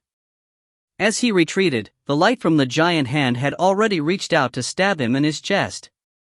Autarch Mog could sense a sharp, penetrative force dig deep into his body, causing him to vomit out a mouthful of blood. He hurriedly summoned the mana in his body to resist this attack, but the invading energy was extremely difficult to deal with. In the end, Autarch Mog was only able to cancel out the invading energy with his mana by throwing an enormous amount of energy at it. This had actually cost him more than 30% of his total power. A single quickly clash had resulted in him being badly wounded. Boom! Autarch Mog was sent flying into the walls of the log cabin from this blow. The log cabin instantly blew apart, and even the barriers surrounding the area began to tremble. The surrounding area collapsed, transforming into a dark region of primordial chaos, and from within the darkness emerged a gray-robed, barefoot man who strode through the collapsing dimension with ease, completely unaffected. "Who are you?" Autarch Mog shouted frantically. In all his battles against the Sith, he had never once encountered any individual who held such a terrifying advantage and power over him. "My name is Iyer. I'm here to kill you." Iyer smiled, but he moved incredibly fast. He gave Autarch Mog no reprieve at all, charging towards him right away. Flee! Autarch Mog knew that he had just run into a terrifyingly strong foe. If this battle continued, he'd probably end up dying here. Without hesitation, he chose to immediately flee. When Iyer saw that Autarch Mog was trying to warp through spacetime to escape, he tapped his foot downwards. Freeze! An invisible ripple sprang out, completely sealing off spacetime and the area around them, making it impossible to warp away. He's actually even more formidable than I am when it comes to the Tao of space? Autarch Mog could quickly sense how spacetime had been locked away. He himself was also capable of suppressing spacetime, but he wouldn't be able to do it this easily or to this effect. He couldn't help but feel amazed as he transformed into a streak of light and began to physically flee. Iyer frowned as he watched Autarch Mog flee. These native Autarchs are able to use the boundless power of the Tao. In my homeland, I could exterminate these creatures with the wave of a hand, but in their own chaosverse, killing them is really quite difficult. If you find any errors, ads pop up, ads redirect, broken links, non-standard content, etc., please let us know. Report chapter so we can fix it as soon as possible. Book 44, Chapter 18, Golden Bridge of Freedom. Book 44, Chapter 18, Golden Bridge of Freedom. An ordinary chaos planet. A white-robed Ning was seated in the lotus position atop a boulder, surrounded by a 100x temporal acceleration field. He was trying to deconstruct and solve the formations protecting the temple which had been sealed away by Autarch stone rule. It remained a source of potential trouble and Ning felt that it was best to get rid of it. Ning's face suddenly tightened. He could sense that a new, terrifying danger had just appeared far in the distance. This danger was so great that Ning could sense his heart clenching. It was every bit as dangerous as the Annihilation Hive. What's going on? Ning was puzzled by this, as were the other autarchs. Everyone could sense this terrifying new threat. As soon as Ayer had attacked Mog, the prime essences of the Chaosverse had immediately detected and locked onto him. This was their first time finding him and realizing what a terrifying threat he posed. Perhaps he wasn't an immediate a threat as the Annihilation Hive had been, but he was an expert who had reached incredible levels of insight. So long as he was alive, he would cause endless troubles for this Chaosverse. He could even create new Annihilation Hives. Strictly speaking, he was more dangerous than anything else around. Suddenly, Ning could sense a message coming from Autarch Mog. I just suffered an attack from a Sith expert. He attacked me by himself, and he was able to completely bypass all of the formations and seals I set down around myself. He even managed to invade my domain while influencing me so that I didn't notice in the slightest. Thankfully I was able to recover in time, but even so he was able to deal me a heavy injury in our first head-on clash. He's too strong, far stronger than me and significantly stronger than even Dark North. If I had to fight him head-on, I'd probably die after just a few rounds of battle. What? Ning was shocked, as were the other autarchs who were receiving this information at the same time. Since when had the Sith become so powerful as to be able to overwhelm an autarch in soul combat? In all these years, it was an ironclad rule that autarchs were completely invincible in soul combat. What type of treasures did he use? Ning immediately asked. Autarch Titanos and the others were asking the exact same question as well. Nothing. He didn't use any treasures at all. He didn't even use a weapon. His hand alone dealt me a grave wound. And, he said his name is Ayer. Autarch Mog said. He didn't even use a weapon, but was still able to heavily injure Mog in just one clash? Ning was stunned. I can't believe such a powerful figure managed to remain hidden for so long. He must have been biding his time for eons, and now that he's revealed himself, he's definitely going to launch an all-out attack. Why doesn't he use a weapon? Is it perhaps because weapons are essentially meaningless to him? Or is it perhaps that his hands are his weapons? Either way, he's relying on his own power. The information which Autarch Mog had sent over caused many different thoughts to flicker through Ning's mind. The Sith are suppressed by our Chaosverse and unable to use any of the power of the Tao at all. For him to be this powerful while suppressed, how powerful would he be if he could use the Tao? Ning mused to himself, there's no way he's an ordinary Autarch, nor can he be merely an Omega Emperor. It is highly likely that he is actually an Autarch of an Omega Tao. An Omega Autarch. This was the only possibility Ning could come up with which could explain this person's strength. Ning wasn't the only one to come to this conclusion, the other autarchs did as well. In truth, they had suspected this possibility long ago. They had long postulated the possibility that the real instigator of the Sith incursion was an Omega Autarch, but all of them had believed that someone who had reached such an invincible level as the Sith Lord of Chaos wouldn't have taken the risk of entering a foreign Chaosverse. Once he came in, he would lose his connection to his own Chaosverse and be suppressed by the foreign Chaosverse, resulting in him being so dramatically weakened that he could very well perish. In the outside world, a Lord of Chaos was completely invincible. Why take the risk? But now, a Sith named Ayer had appeared. Could it be that he was a second Omega Autarch of the Sith Chaosverse? This person named Ayer, Autarch Mog continued, is overwhelmingly powerful. I'm absolutely certain that he is an Omega Autarch. I can think of no other possibilities. He's reached incredible levels of insight and is able to suppress spacetime with ease, and he's even better at it than me. My insights into the mysteries of space are like a joke to him. They are completely ineffective. He's definitely surpassed me in the Tao of space. An Omega Autarch. Ning and the others instantly were certain of this. This Ayer had a higher level of insight than the Autarchs and was superior to Mog in the Tao of space, which was Mog's specialty. He had to be an Omega Autarch. Be careful, Mog, Ning sent back. There was nothing they could do to help, because they were all too far away. It would all be up to Autarch Mog himself. Autarch Mog was continuing to flee through space. Autarch Mog. The pursuing Ayer suddenly roared from behind. Boom! An invisible wave of force instantly surged into Autarch Mog's body. Autarch Mog felt as though the world around him had changed, transforming into a dazzlingly beautiful ocean while he himself had become a seagull soaring through the skies above it. Break! Autarch Mog had a perfect Dao heart and a powerful true soul.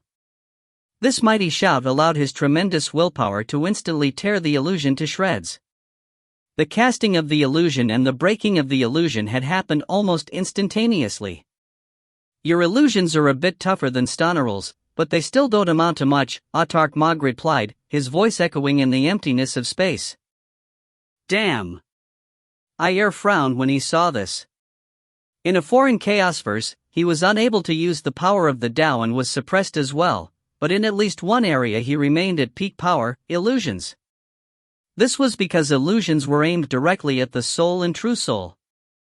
The greater your insights into the art of illusions were, the more powerful your illusions would become. The Dao had little to do with it. Alas, Ayer was an Omega Autarch but had not reached autarky through the Dao of illusions. If Ning, for example, became an Omega Autarch, it would be through the Omega Sword Dao. His specialty would still be the sword. The same was true for Ayer, who was skilled in the Dao of Light. You won't be able to escape. Ayer gritted his teeth, unleashing one of his ultimate attacks. Anywhere else, he could use any techniques as often as he pleased.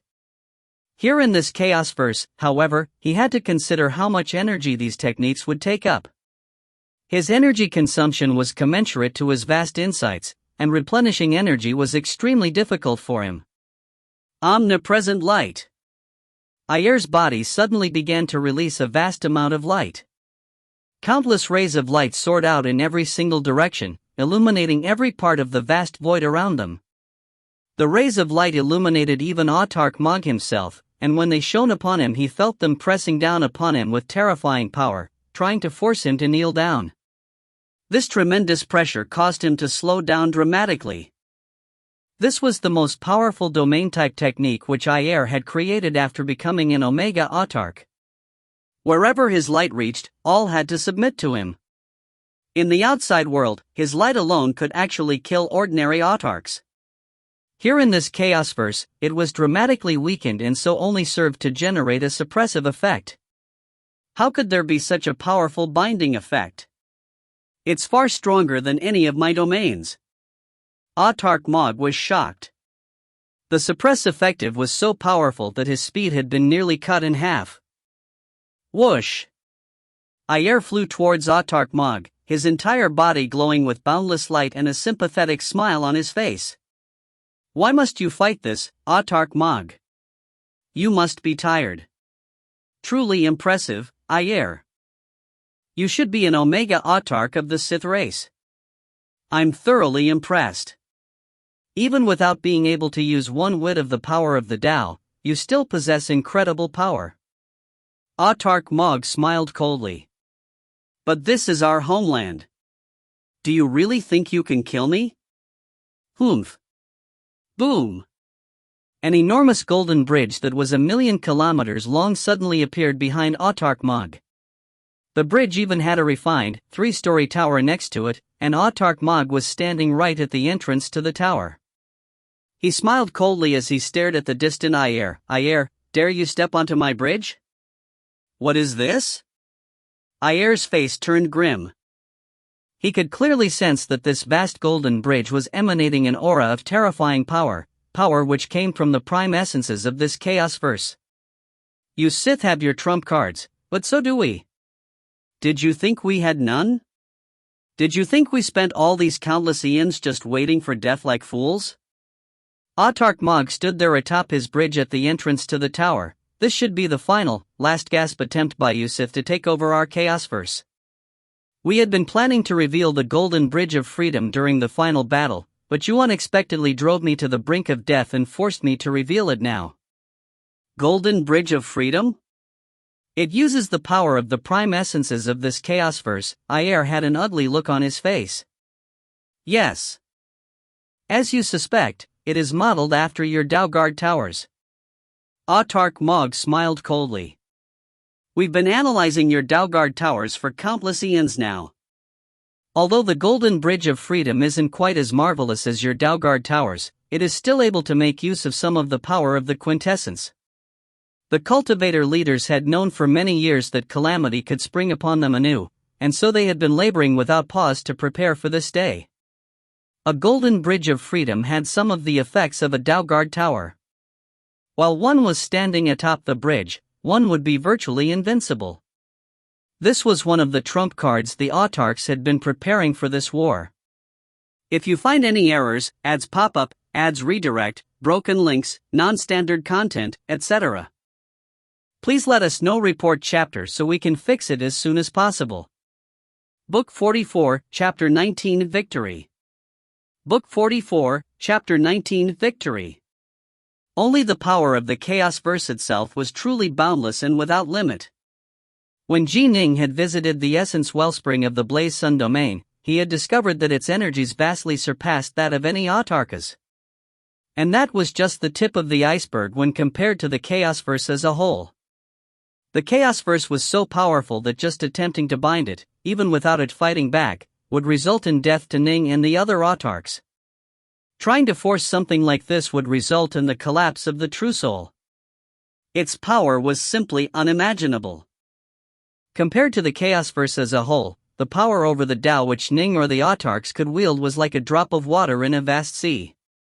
The Dalgard Tower was something which could allow powerful experts to make use of a greater amount of the Chaos Verse power. Dalgard Towers were exquisitely designed. After the Autarks had acquired several Dalgard Towers from the Dawn War, they had spent many years analyzing them before finally creating similar treasures known as Golden Bridges of Freedom, which had 30% of a Dalgard Tower's power.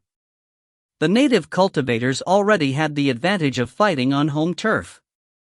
Now that they had Golden Bridges of Freedom, their defensive prowess was dramatically strengthened. Come on, Ayer, O mighty Omega Autark. Come and do your worst.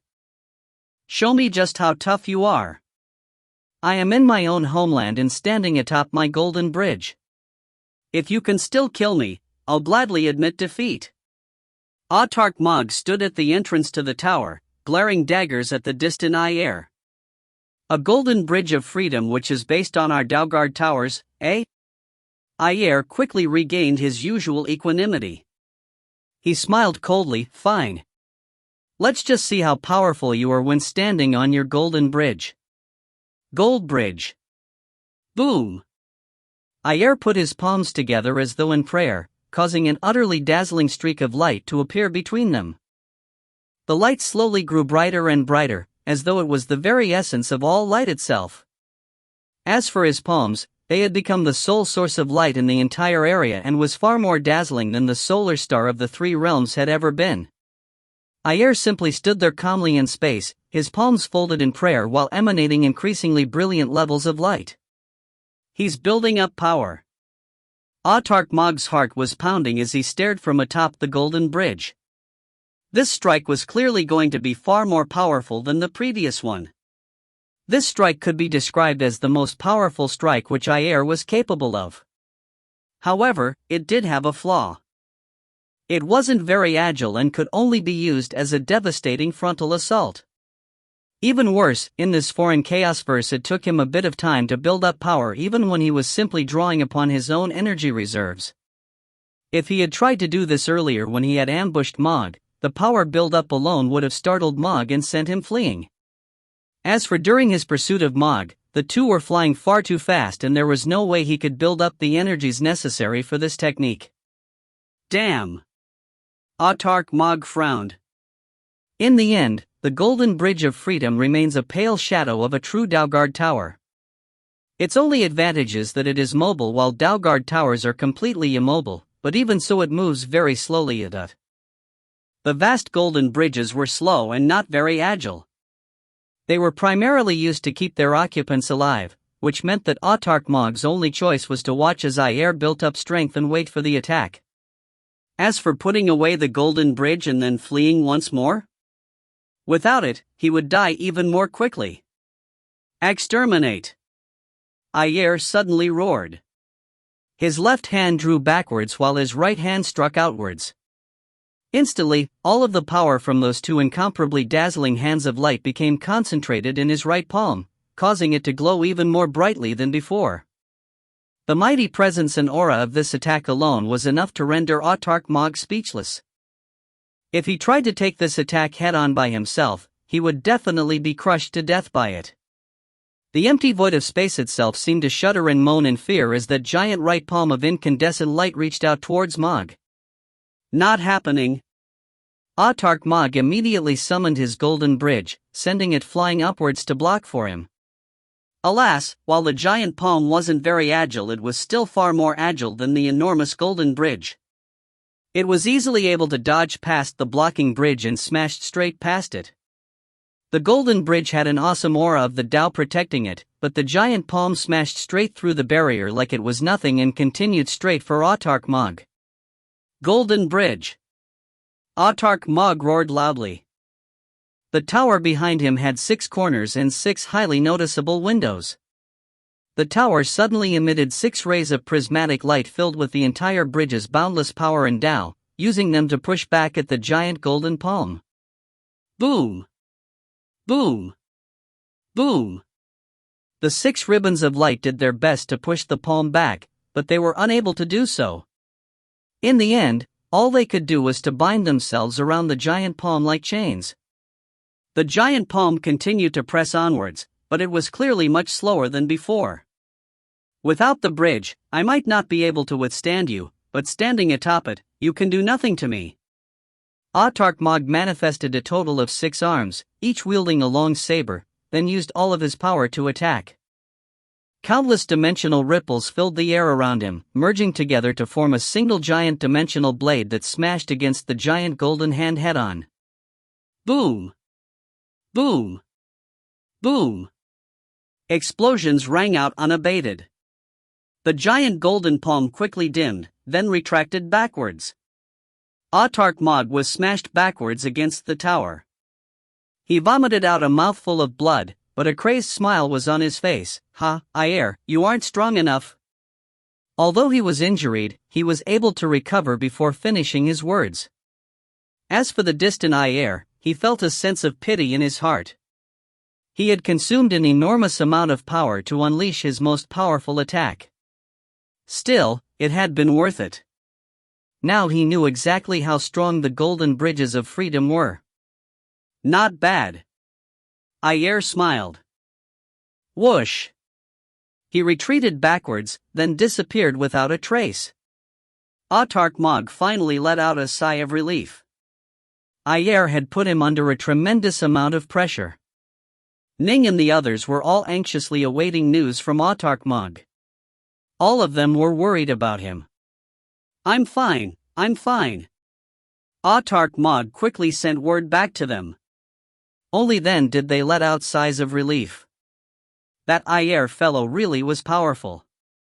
Even though I had the golden bridge of freedom, he was still able to overwhelm me.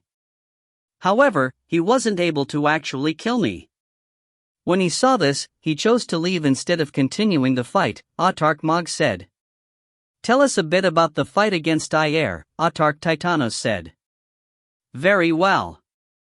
Autarch Mog began to narrate the battle in detail. Ning and the others listened attentively, working together to analyze what had happened.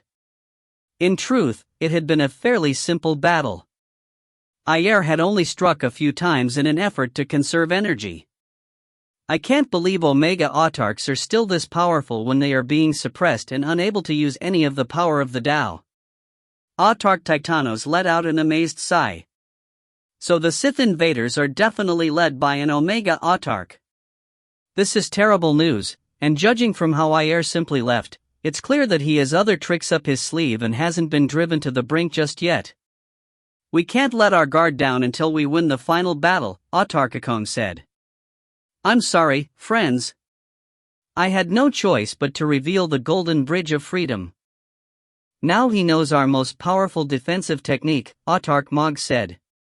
They had prepared some trump cards of their own for the final war, but the Golden Bridge of Freedom was their strongest defensive trump card. If even it had been unable to withstand Ayer's power, they would have been in serious trouble. In a war, using unexpected trump cards at a critical moment to catch an opponent off guard could produce some truly incredible results. Thus, trump cards generally were saved for the very end. When Ning and Akong had been trapped within their respective temples, they had faced several dangerous situations but hadn't been driven to the point of revealing their golden bridges of freedom. In addition, those bridges had a weakness: they could only be used for defensive purposes. Using them within the temples wouldn't have helped Ning or Akong actually escape. Mog, if you didn't use the golden bridge you would have died. Our side would have lost 2 Autark-class combatants. That would have been a far greater loss, Autark Skyfeeder said. Be careful, everyone. Ayer has failed in his first attempt, but he'll probably prepare something even more deadly next time. So long as we keep the bridges active, they probably won't be able to do anything to us. Within the darkness of space, Ayer stood there in the void by himself, his body covered with a layer of ripples which blocked the Chaosverse from detecting him. Whoosh! A blurry pillar of light appeared before him which slowly resolved into a trio of figures. These were the 3 powerful subordinates he had sent out earlier. Ayer, why have you contacted us? The 2 men and the woman looked at Ayer. Have you fought against any of the cultivator leaders yet? Ayer asked. We're still searching for them. The Chaosverse is simply too large, just finding them is a task in and of itself, the silver-robed woman said. I need to warn you that they have something akin to a Daugard tower they can use, Ayer said. Trap them before attacking them. All right. The 3 were shocked by this news. Ayer nodded, then broke the connection. If you find any errors, ads pop up, ads redirect, broken links, non-standard content, etc., please let us know. Report chapter so we can fix it as soon as possible. Book 44, Chapter 20, A Grasslands. Book 44, The Dusk War, Chapter 20, A Grasslands. Atop a tall mountain located within a desolate, barren planet. At the peak of this mountain there was a stone house. In front of the stone house was a white-haired, dispirited-looking man who was seated by himself and drinking some wine. This was one of the most supreme leaders of this entire Chaosverse. Autark Bolin. Desolation, destruction, the white-haired man stared at the vast world before him. He suddenly splashed the wine in his cup towards the world, sending it splattering outwards like a fine drizzle which moistened the earth before him. Slowly, plants began to grow out from the earth, including trees and grass which caused the planet to turn green with life. The white-haired man frowned slightly as he watched. The color of life, can it be that an Autark is only able to control a single Daubirth essence? He shook his head. There should be at least a tiny chance of controlling 2. He felt certain that he had already reached an incredibly high level of insight into the cycle of life and death. In fact, it wasn't too far off from his Claw Daubirth essence in terms of profundity. And yet, no matter how he tried, he remained unable to form his Samsara Daubirth essence. Death and life. Life is absolutely marvelous and intoxicating in its grandeur. Autark Bolin watched as the planet transformed, smiling respectfully as he watched life rise in all its awesome grandeur. Suddenly, his face tightened and he turned to stare at the empty void beyond the planet. The space around the Chaos planet had suddenly changed. An enormous being had just appeared within the empty space, and compared to it even the Chaos planet was nothing more than the size of this creature's fist. This creature looked like a giant gray bear, and it stared coldly at the planet and Autark Bolin with its single cyclopean eye. An Autark-class void dweller? Autark Bolin murmured softly to himself. And it seems spacetime has been sealed. Cultivator, you shall be the first person I kill within this Chaosverse. The giant gray bear boomed loudly. It reached out with its giant paw to swat at Bolin. These void dwellers were born with tremendous natural gifts and they each had their own specialties. As for this giant bear, its specialty lay in its terrifying raw strength. Of the various Autarch-class void dwellers Ayer had caught in the infinite void, it was without a doubt the physically strongest. Yep. The planet was surrounded and protected by many formations, but the giant bear paw caused them all to instantly crumble. Autarch Bolin stared at the incoming paw coldly, a giant golden bridge with a tower on it appearing before him. Autarch Bolin himself moved to stand in front of the tower. This was indeed the same type of protective treasure which Autarch Mog had used, a golden bridge of freedom. Since its existence had already been revealed, Autarch Bolin chose to use it right away as he could sense that this was a dangerous situation he was in. Die! The giant paw came crashing down upon the golden bridge, tearing through its aura of power. Playing around with claws in front of me? A hint of a cold smile flickered across Autarch Bolin's face as he manifested 6 arms. All 6 of his hands arced into a claw and then tore at the giant furry bear paw slamming down towards him. These strikes were so ferocious as to cause even the frozen spacetime around them to twist. Autarch Bolin's claws were filled with unfathomable power. They seemed very ordinary, but they also seemed to contain countless transformations within them. Boom! Autarch Bolin's 6 claws clashed head-on against that giant bear's paw. Autarch Bolin couldn't help but take 2 steps backwards, while the gigantic Autarch-class void bear stumbled backwards as well. It stared at Autarch Bolin with some astonishment. You aren't too shabby, cultivator. Die! The giant bear began to go berserk, roaring as it pounced at Bolin. It sent out consecutive blows with its 2 giant paws, which came crashing down like 2 vast celestial objects with so much pressure that even spacetime was completely flattened. This attack was so powerful that Autarch Bolin had no choice but to defend himself using the might of the Golden Bridge of Freedom.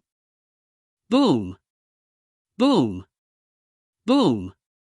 The giant Autarch-class void bear continued to furiously assault Autarch Bolin for 3 full seconds, but it remained unable to do anything to him. Vile Sky, you aren't going to be able to kill this cultivator as long as he is standing on that golden bridge, a loud voice boomed out. Give up on trying to do it yourself. You need our help. Autarch Bolin's face tightened slightly as he turned to stare into the distant void. He barked from the golden bridge, show yourselves. Show yourselves? You are ordering us around? Do you really think you are worthy of giving us orders? You are too weak. Multiple voices rang out from the empty space around the world. Moments later, the vast void itself seemed to change, transforming into an even vaster grasslands that had a white layer of clouds in the skies above it. As for Autarch Bolin himself, he was now standing atop the grasslands. Autarch Bolin stared at the grasslands which had just appeared around him. He inspected it closely, carefully attuning himself to the vital energy contained within every single stalk of grass. This is an actual, real grassland? Why does it seem as though the grasslands extend off into infinite? Autarch Bolin inspected the world around him clearly. There were clouds above him, but the grasslands seemed to have no end, stretching off as far as he could see. Despite his power, he still wasn't able to see just how vast this world was. Was this a joke? He could even see to the ends of a realmverse. Break! Autarch Bolin continued to stand atop his golden bridge as he reached out to tear at the skies, seeking to tear them apart. Slash! His 2 hands clawed at the layers of clouds. Autarch Bolin felt as though the clouds were incredibly tenacious. He was able to tear through a few of the clouds, but he wasn't able to break through all of them. I refuse to believe this. Autarch Bolin began to furiously attack with all 6 arms, using them to tear at the clouds in the skies. This was what the cultivator Autarchs usually did. They had such boundless amounts of power that they didn't fear exhaustion, and so using a furious barrage of attacks to crush one's foes was usually the best method. After the time needed to boil a kettle of tea, Autarch Bolin finally managed to completely tear through the final layer of clouds, pulling open a giant gaping hole in the skies. Swoosh! The golden bridge beneath him rapidly shrank in size as he rode it through the gaping hole. After flying through the gaping hole, Autarch Bolin first stared downwards at the many clouds he was standing upon, then upwards at the many clouds which still filled the skies above him. Suddenly, a hoarse voice filled the skies. Keep clawing your way through. This isn't like those puny temples. Although there are only 9 layers to this world of grass, each layer is thicker than the last. You have no chance at all of breaking through the final layer of clouds, and you won't even be able to get there. The shifting fields of spacetime here will ensure that you are forever trapped within the first layer of clouds above the grasslands. Who are you? A Sith Exalt? As soon as Autarch Bolin had sensed how spacetime had been suppressed in this area, he had known that the danger was tremendous. Don't compare me to those pitiable fools. I'm not one of Ayer's subordinates, a clear voice suddenly rang out in response within the clouds. Gore, far away, the clouds suddenly parted to reveal an enormous figure. This was the giant cyclopean bear which had attacked Autarch Bolin earlier. Rise up! Autarch Bolin immediately turned to stare at 2 other directions. The clouds parted in 2 separate places, revealing 2 different creatures which began to fly towards him. The first was a red-eyed, white-furred humanoid whose body was covered with a bloody red miasma that radiated a demonic aura. Autarch Bolin couldn't help but shudder slightly. This creature seemed to have been born out of pure malice and spite. As for the second creature, it was like a giant storm cloud. Its body was blurry and indistinct, but one could vaguely make out hundreds of evil-looking eyes as well as countless tentacles reaching out from the clouds. 3 Autarch-class void dwellers? Autarch Bolin remained quite calm. These Autarch-class void dwellers might be on par with me in strength, but that's only due to their natural abilities. Their insights into the Tao are laughably low, while I have the golden bridge of freedom protecting me. I should be able to keep myself completely safe, but the world of grass which has imprisoned me is quite marvelous. The grass should all be real, and it has 9 layers of clouds as well as 3 Autarch-class void dwellers protecting it. Thus far, the only place we have seen 3 Autarch-class void dwellers has been that behemoth hive. None of the temples had any inside. The 8 Revolutions Spacetime Temple which had trapped Ning had only held Sith Exalts. The same was true for the other temples. None of them had Autarch-class void dwellers. The Annihilation Hive, however, had 3. Now that 3 more had appeared within this world of grass. Autarch Bolin had the feeling that this grassland world was probably far more dangerous than any of those other temples. What he didn't know was that the world of grass was arguably the most deadly weapon which the Sith had prepared for this invasion. If you find any errors, ads pop-up, ads redirect, broken links, non-standard content, etc., please let us know. Report chapter so we can fix it as soon as possible. Book 44, Chapter 21, Bolin's Death. Book 44, Chapter 21, Bolin's Death. A giant one-eyed bear, a red-eyed white-furred humanoid, and a giant storm cloud.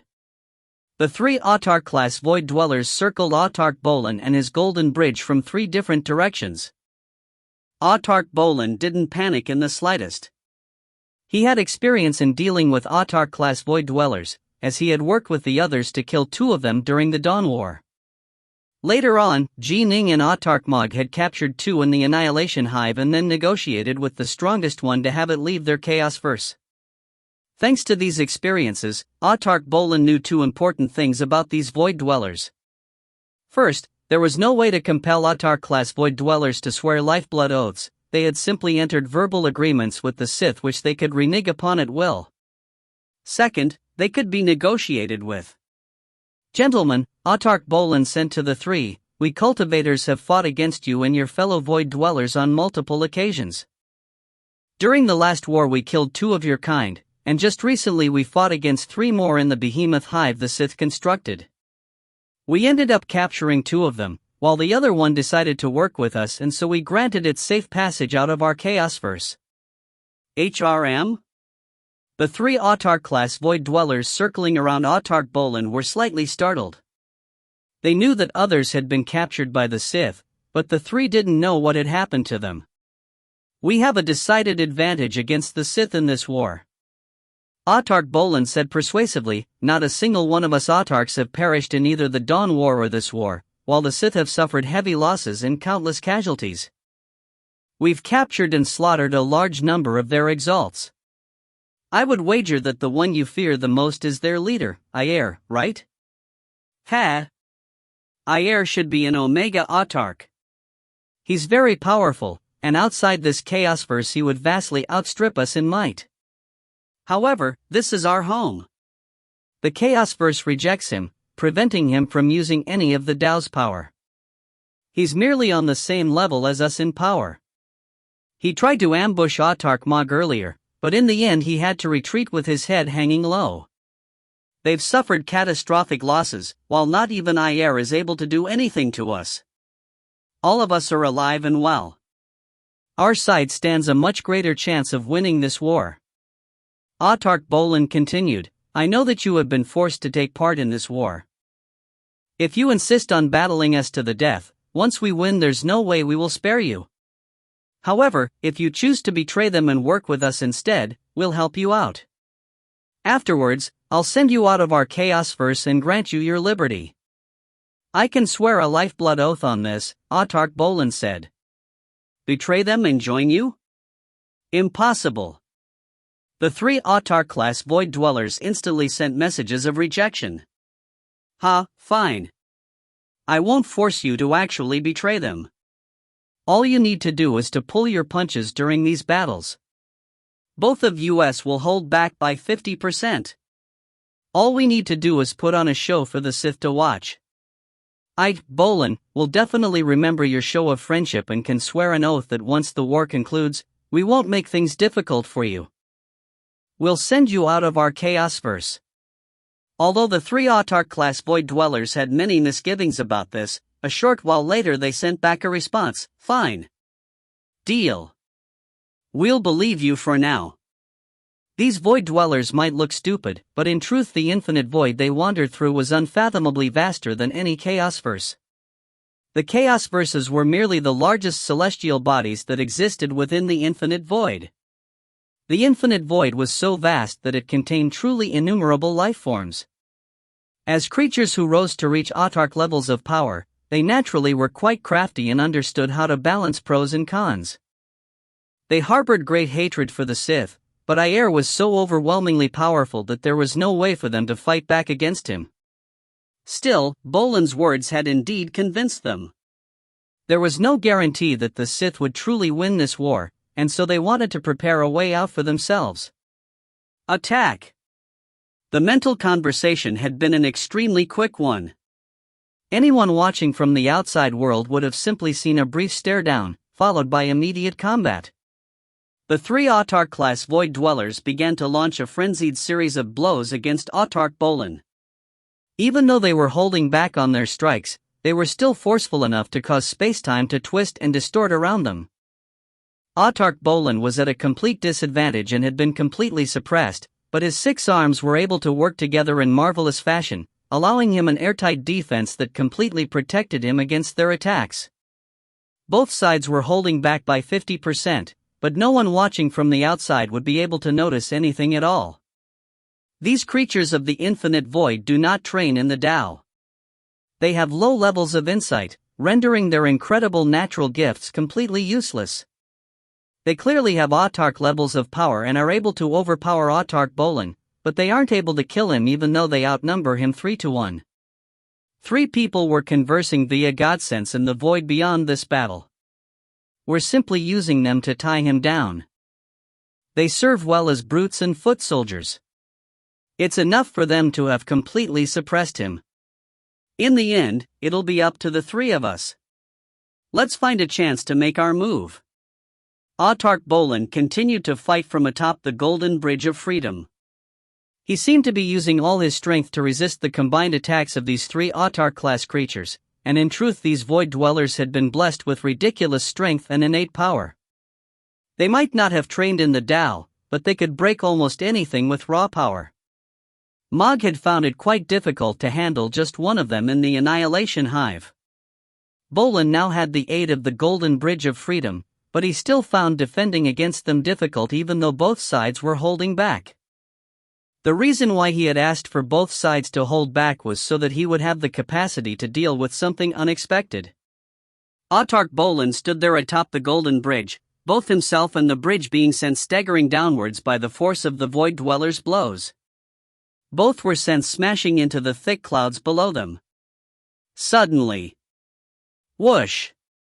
An iridescent violet gold chain suddenly shot out of the clouds, moving as agilely as a snake as it lashed at Autarch Bolin. Ha! Autarch Bolin turned pale. This whipping motion from the violet gold chain had a strange cadence and gave off a strange sensation. Only someone who had reached an incredibly high level of insight into the Tao would be able to unleash such a strike. Without question, this was an Autarch caliber technique, and the power rippling from the chain surpassed even Autarch Bolin's own level of power. Boom! One of Autarch Bolin's 6 arms instantly expanded in size, and he reached out with a claw hand to try and seize that chain. Faced with Autarch Bolin's full-strength claw attack, the violet gold chains suddenly switched from a lashing motion to a coiling motion, seeking to wrap themselves around him. Clang! Autarch Bolin missed with his grab, but one of his fingers managed to land a clawing blow upon the chain. However, the chain managed to easily deflect the power of his blow and continued with its coiling attack. Whoosh! Right at this moment, yet another violet gold chain appeared from the skies above Autarch Bolin. This one descended towards him with overwhelming power, dealing a furious lashing blow against him. Clank! Clank! Clank! 3 more violet gold chains suddenly appeared from the clouds above, the clouds below, and to his left. Every chain was attacking in a manner which was difficult to defend against. At peak power, Autarch Bolin was able to fight with 6 arms, but he still had to use at least 3 of them to defend against the 3 Autarch-class Void Dwellers while pretending to be wounded by them. And this was with the Void Dwellers holding back. If they weren't, he would have suffered a truly heavy injury. Use 3 arms to fight back against 5 of those violet gold chains? He was caught flat-footed and knew that he wouldn't be able to hold on for much longer. Whoosh! Finally, yet another violet gold chain appeared to his right. This time, Autarch Bolin wasn't able to defend at all. The chain violently lashed Autarch Bolin across the chest, catching him completely off guard. Bang! His entire body caved in and completely imploded from the power of this strike, but a heartbeat later his body transformed into countless specks of light instead. He had just used his invulnerable form and was trying to heal. Still trying to survive? Your body's been destroyed. Struggling is useless. You are dead. Those 6 violet gold chains flew out with incredible speed and power, showing no mercy at all as they furiously assaulted those specks of light. Autarch Bolin's dispersed energies were being repeatedly annihilated, and just a short while later his fleeing form had been completely annihilated. He had been completely suppressed in power. Autarch Bolin had been slain just a heartbeat after the 6 chains had appeared. He had simply been overwhelmed by the number of enemies he faced. The power quickly fled from the levitating golden bridge, and it came crashing down into the deep clouds below it. It tumbled across the clouds, with even the tower being twisted by the collision. The sounds of battle finally fell silent, while the 6 chains disappeared back into the clouds once more. Well, that's certainly a shame. The 3 Autarch-class Void Dwellers stared at the fallen golden bridge which now lay atop the clouds, feeling rather regretful. They didn't like the Sith one bit, and they couldn't help but feel a bit unhappy that the native Autarch they had just reached a pact with moments ago had perished almost immediately afterwards. Let's go. The 3 Void Dwellers quickly departed into the clouds as well, leaving behind just the fallen golden bridge and a few scattered treasures. If you find any errors, ads pop up, ads redirect, broken links, non-standard content, etc., please let us know. Report chapter so we can fix it as soon as possible. Book 44, Chapter 22, Message. Book 44, The Dusk War, Chapter 22, Message. Moments later, a willowy, silver-robed woman suddenly stepped out of the silent clouds and moved to stand next to the fallen golden bridge of freedom. This weapon Ayer fashioned is certainly powerful. We were able to crush and kill this native autarch with ease. The silver-robed woman waved her hand, collecting the fallen treasures and estate worlds which lay strewn across the clouds, then gave the bridge a close look. I imagine Ayer will be interested in taking a closer look at this pseudo-Daegard tower. Whoosh! With a wave of her hand, she collected the golden bridge as well.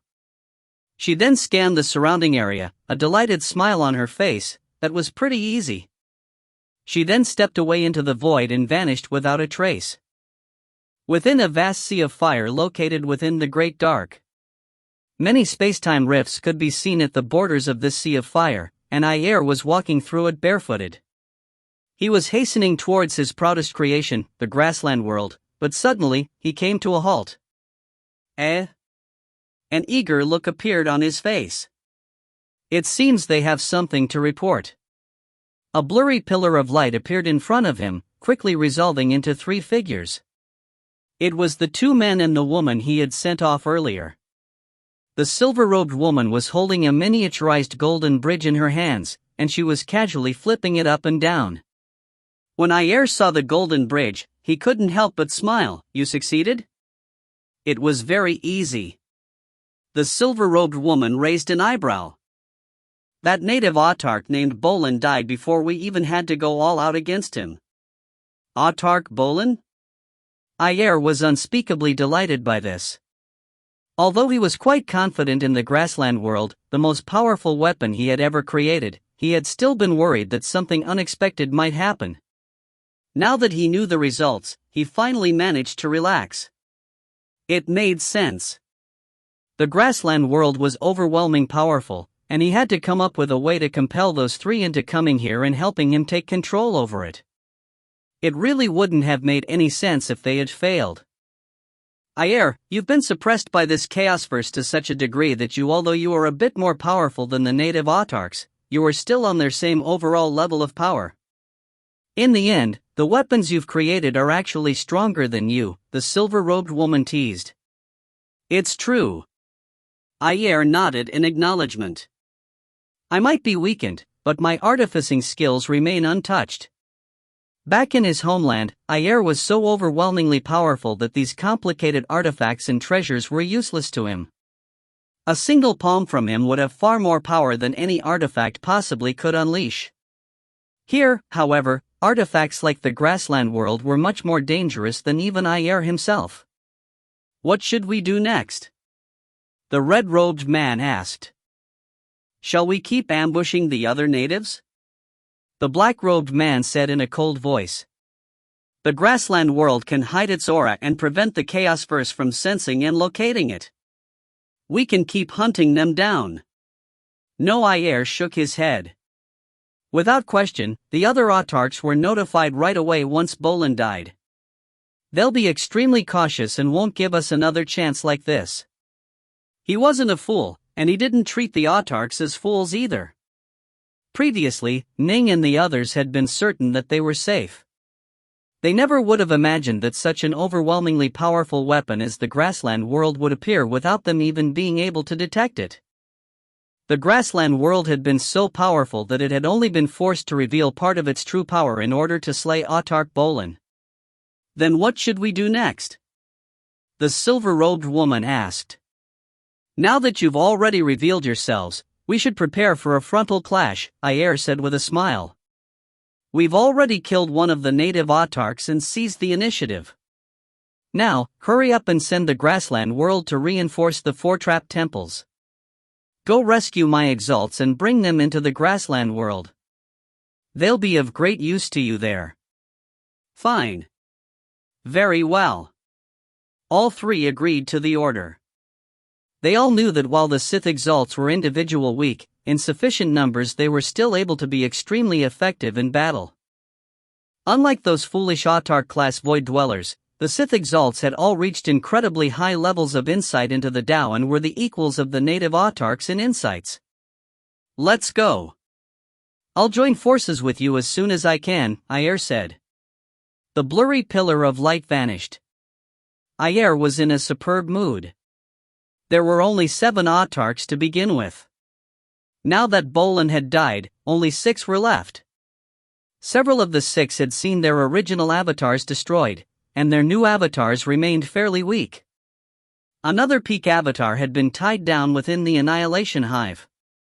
On the Sith side, none of their peak combatants had been lost to date. Given the current situation, we should definitely be able to win a head-on clash. Ayer smiled.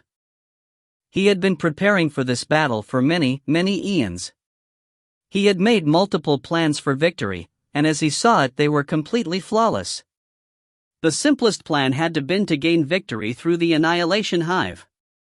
He hadn't expected it to be resolved that easily, but fortunately he hadn't placed too much hope on gaining victory so easily. A quiet, ordinary chaos planet. Ning was pacing around, filled with worry. Just now, he had received a message from Autarch Bolin. I'm under attack. An Autarch-class void dweller has appeared, and spacetime has been frozen around me. Ning felt rather uneasy upon hearing this. Autarch Mog had been ambushed but had been lucky enough to survive. Now, Autarch Bolin had been ambushed as well? Did the Sith feel confident in being able to breach the defenses of the Golden Bridge of Freedom? Had they really sent just one Autarch-class void dweller to accomplish this? All spacetime around me has been subsumed by a vast world of grasslands. I can't see to the ends of this world.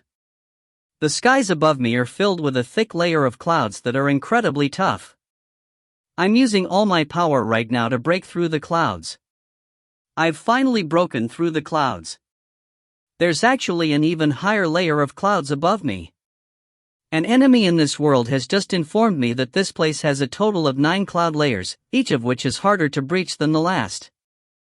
I apparently have no chance of breaking through the final layer whatsoever, and it is supposedly protected by constantly shifting spacetime, which will keep me forever trapped here at the first layer.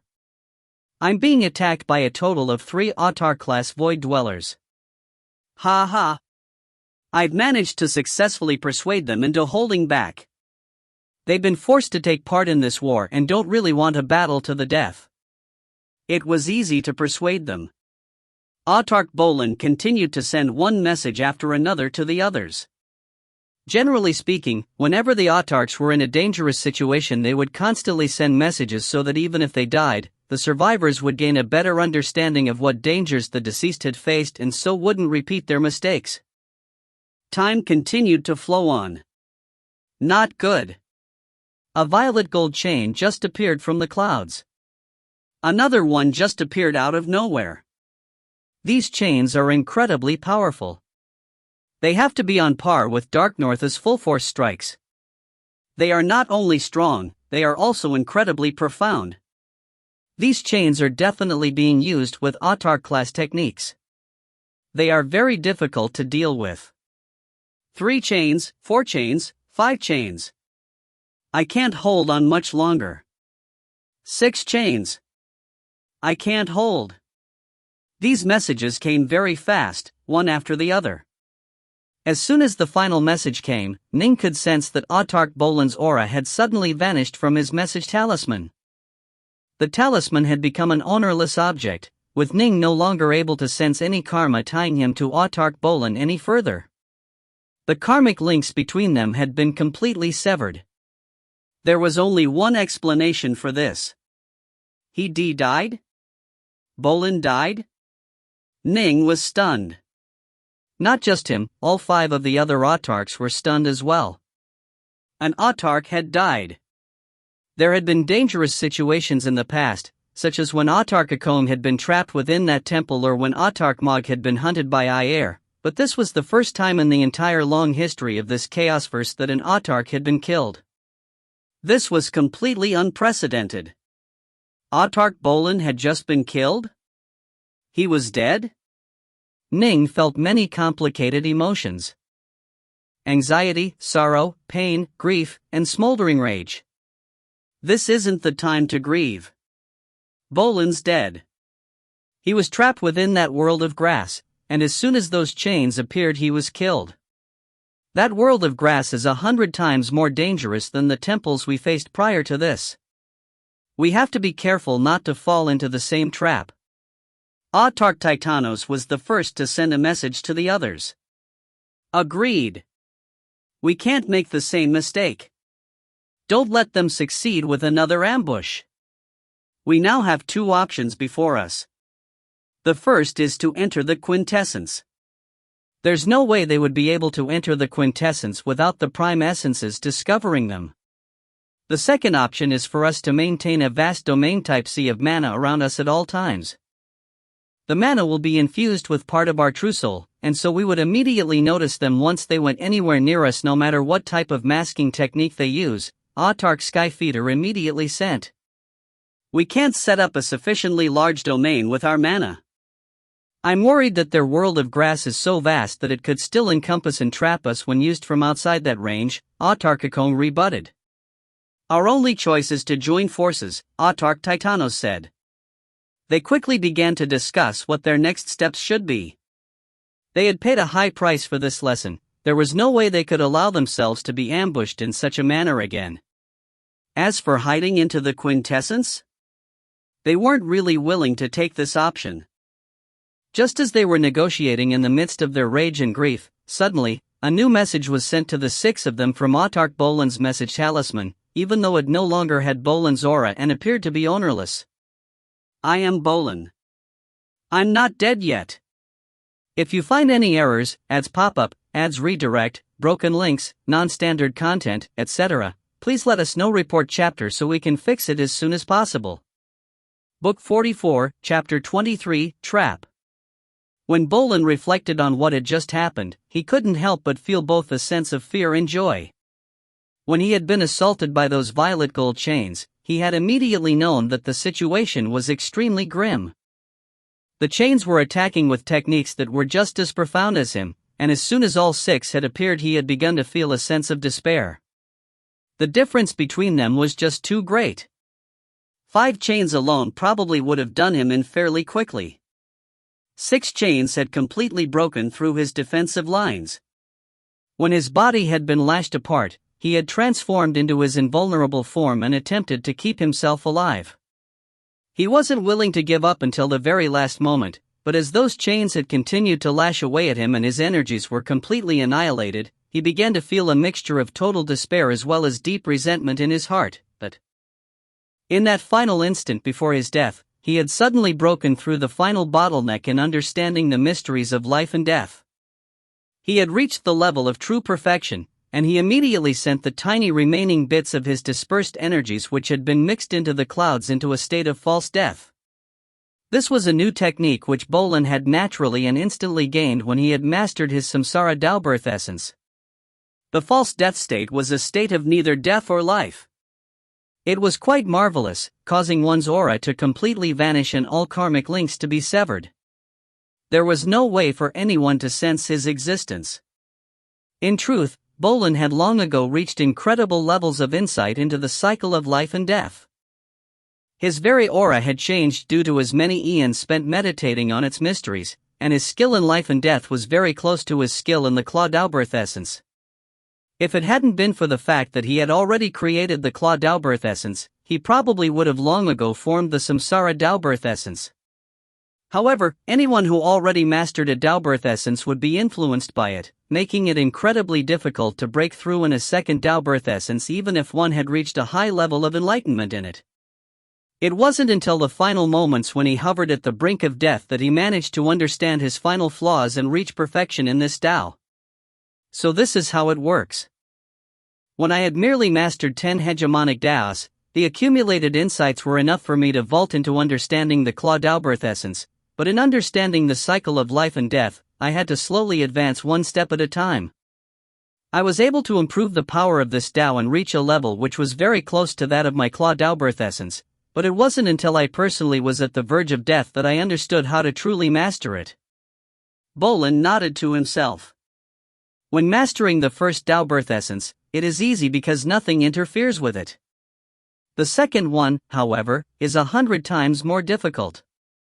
It requires constant, non-stop searching. Fortune and calamity ride together. I was driven to the brink of despair, but it allowed me to master the samsara Daobirth essence. Bolin was in a fairly good mood right now. After entering the false death state, he was able to avoid all forms of detection, but of course he didn't dare to take any actions at all. For the sake of making it look real, he had voluntarily abandoned his golden bridge of freedom and some of his other treasures. He didn't discard his message talisman, however, because only autarchs could use them. He had given up his many other message talismans. The Sith had never seen an autarch message talisman before, and so they didn't realize what was missing from the many they had taken from him. He knew that his friends would probably be heartbroken once he entered that false death state, and so he waited until the opponent left with his treasures and his bridge before stealthily sending them a message through the message talisman. I am Bolin. I'm not dead yet. This message completely shocked Ning, Titanos, Mog, and the others. Bolin, you are still alive? Is this for real? Why can't I sense your existence? Are you truly Bolin? Do you have any proof? They were all so excited that they could hardly believe it. However, only the original owner of an autarch message talisman was able to use it. Logically speaking, there was no way for the Sith to send any messages once Bolin died. At the same time, they also knew that Ayer had reached a much higher level of insight than they had. It was possible that he might have a way of decoding their message talisman, and so they felt a sense of wariness. Ha. Don't worry, I really am Bolin.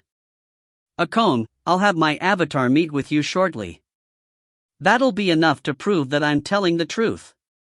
Autarch Bolin understood his comrades' misgivings.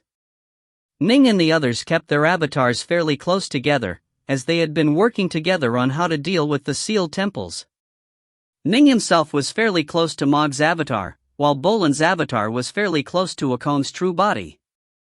After just the time needed to boil a kettle of tea, Bolin's avatar finished warping through spacetime and reached Autarch Akon. Akon. Bolin's avatar, dressed in black robes, suddenly appeared of nowhere without causing any sound or stir. No lines of karma appeared either. It was as though it didn't really exist in this world, but when he spoke his voice whispered across an empty stretch of the void.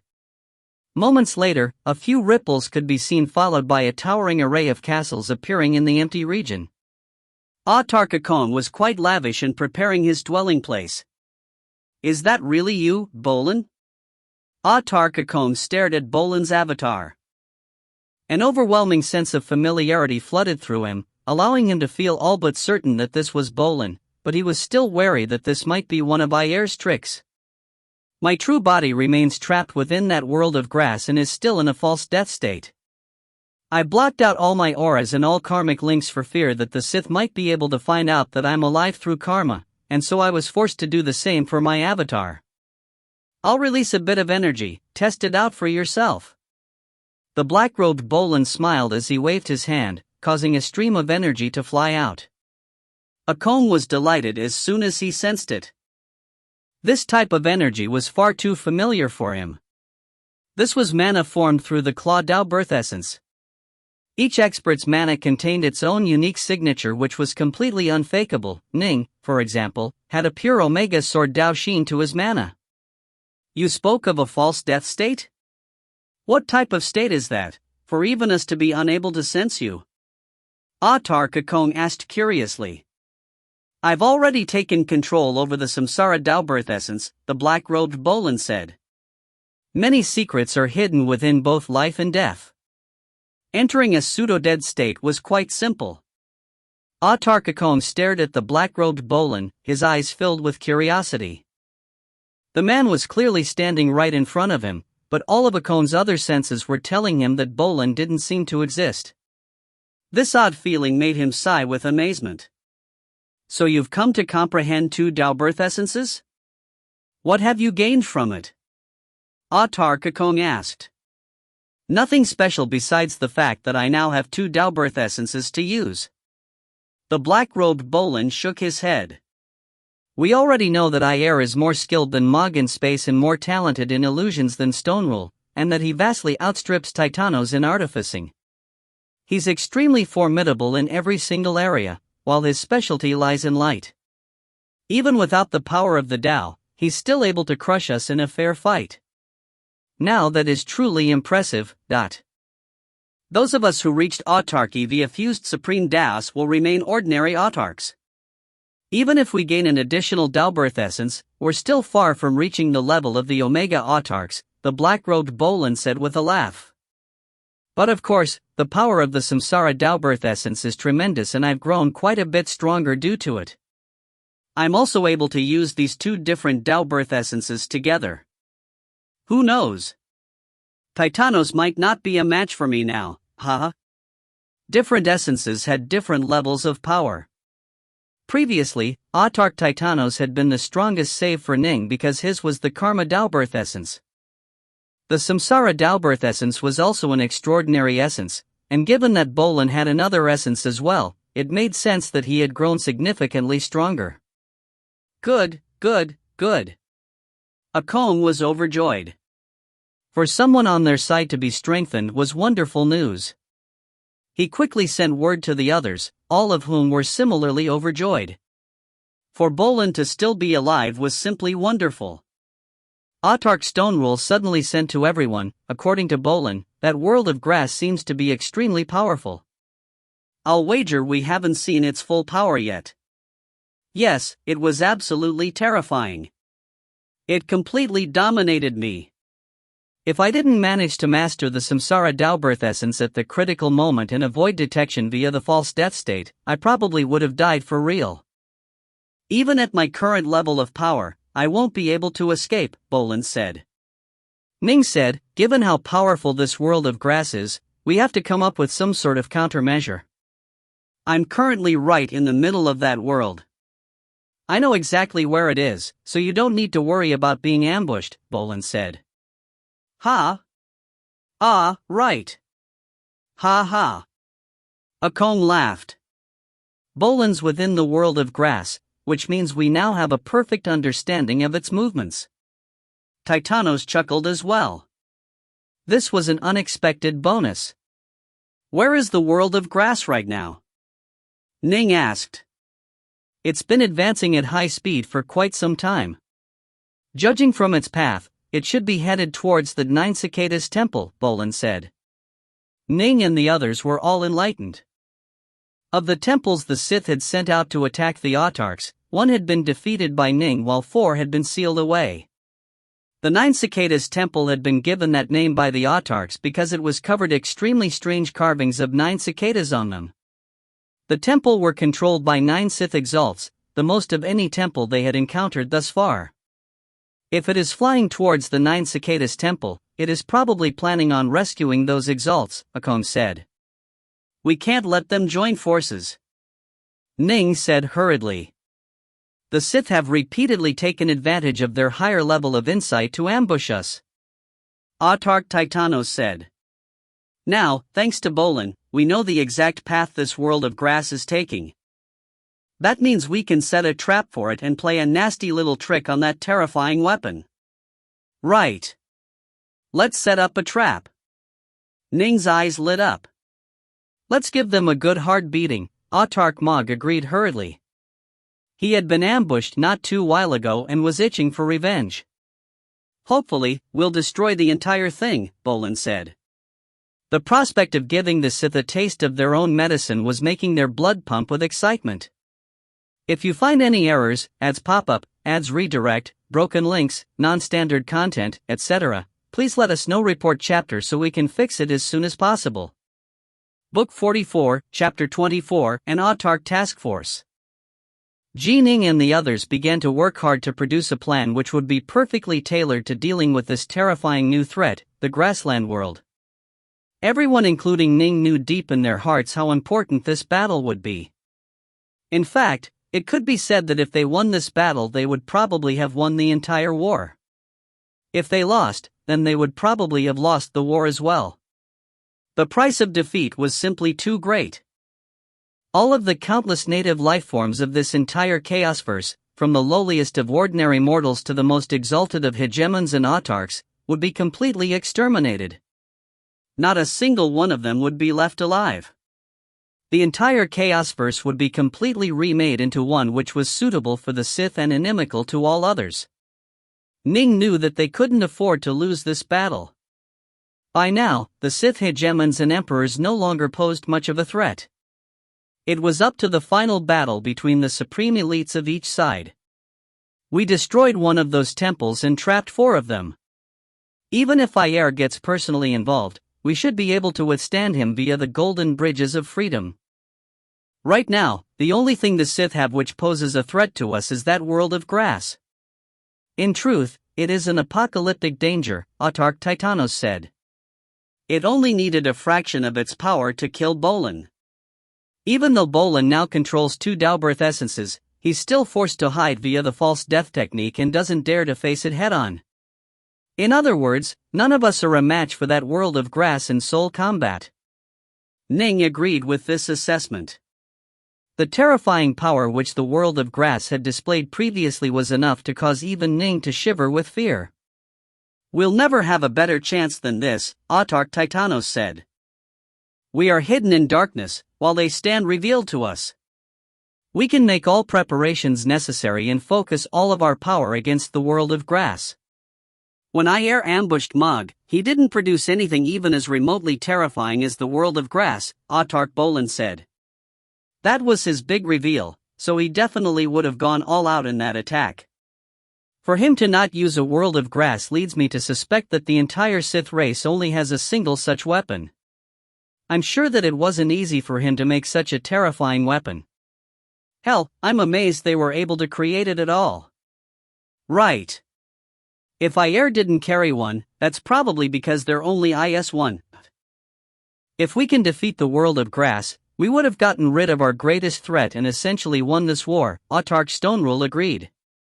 This is now our last, best chance to gain victory. We have to win. We must win. The 7 strongest members of the cultivator civilizations were filled with determination to win. Ning and the others were going to put everything they had into this fight.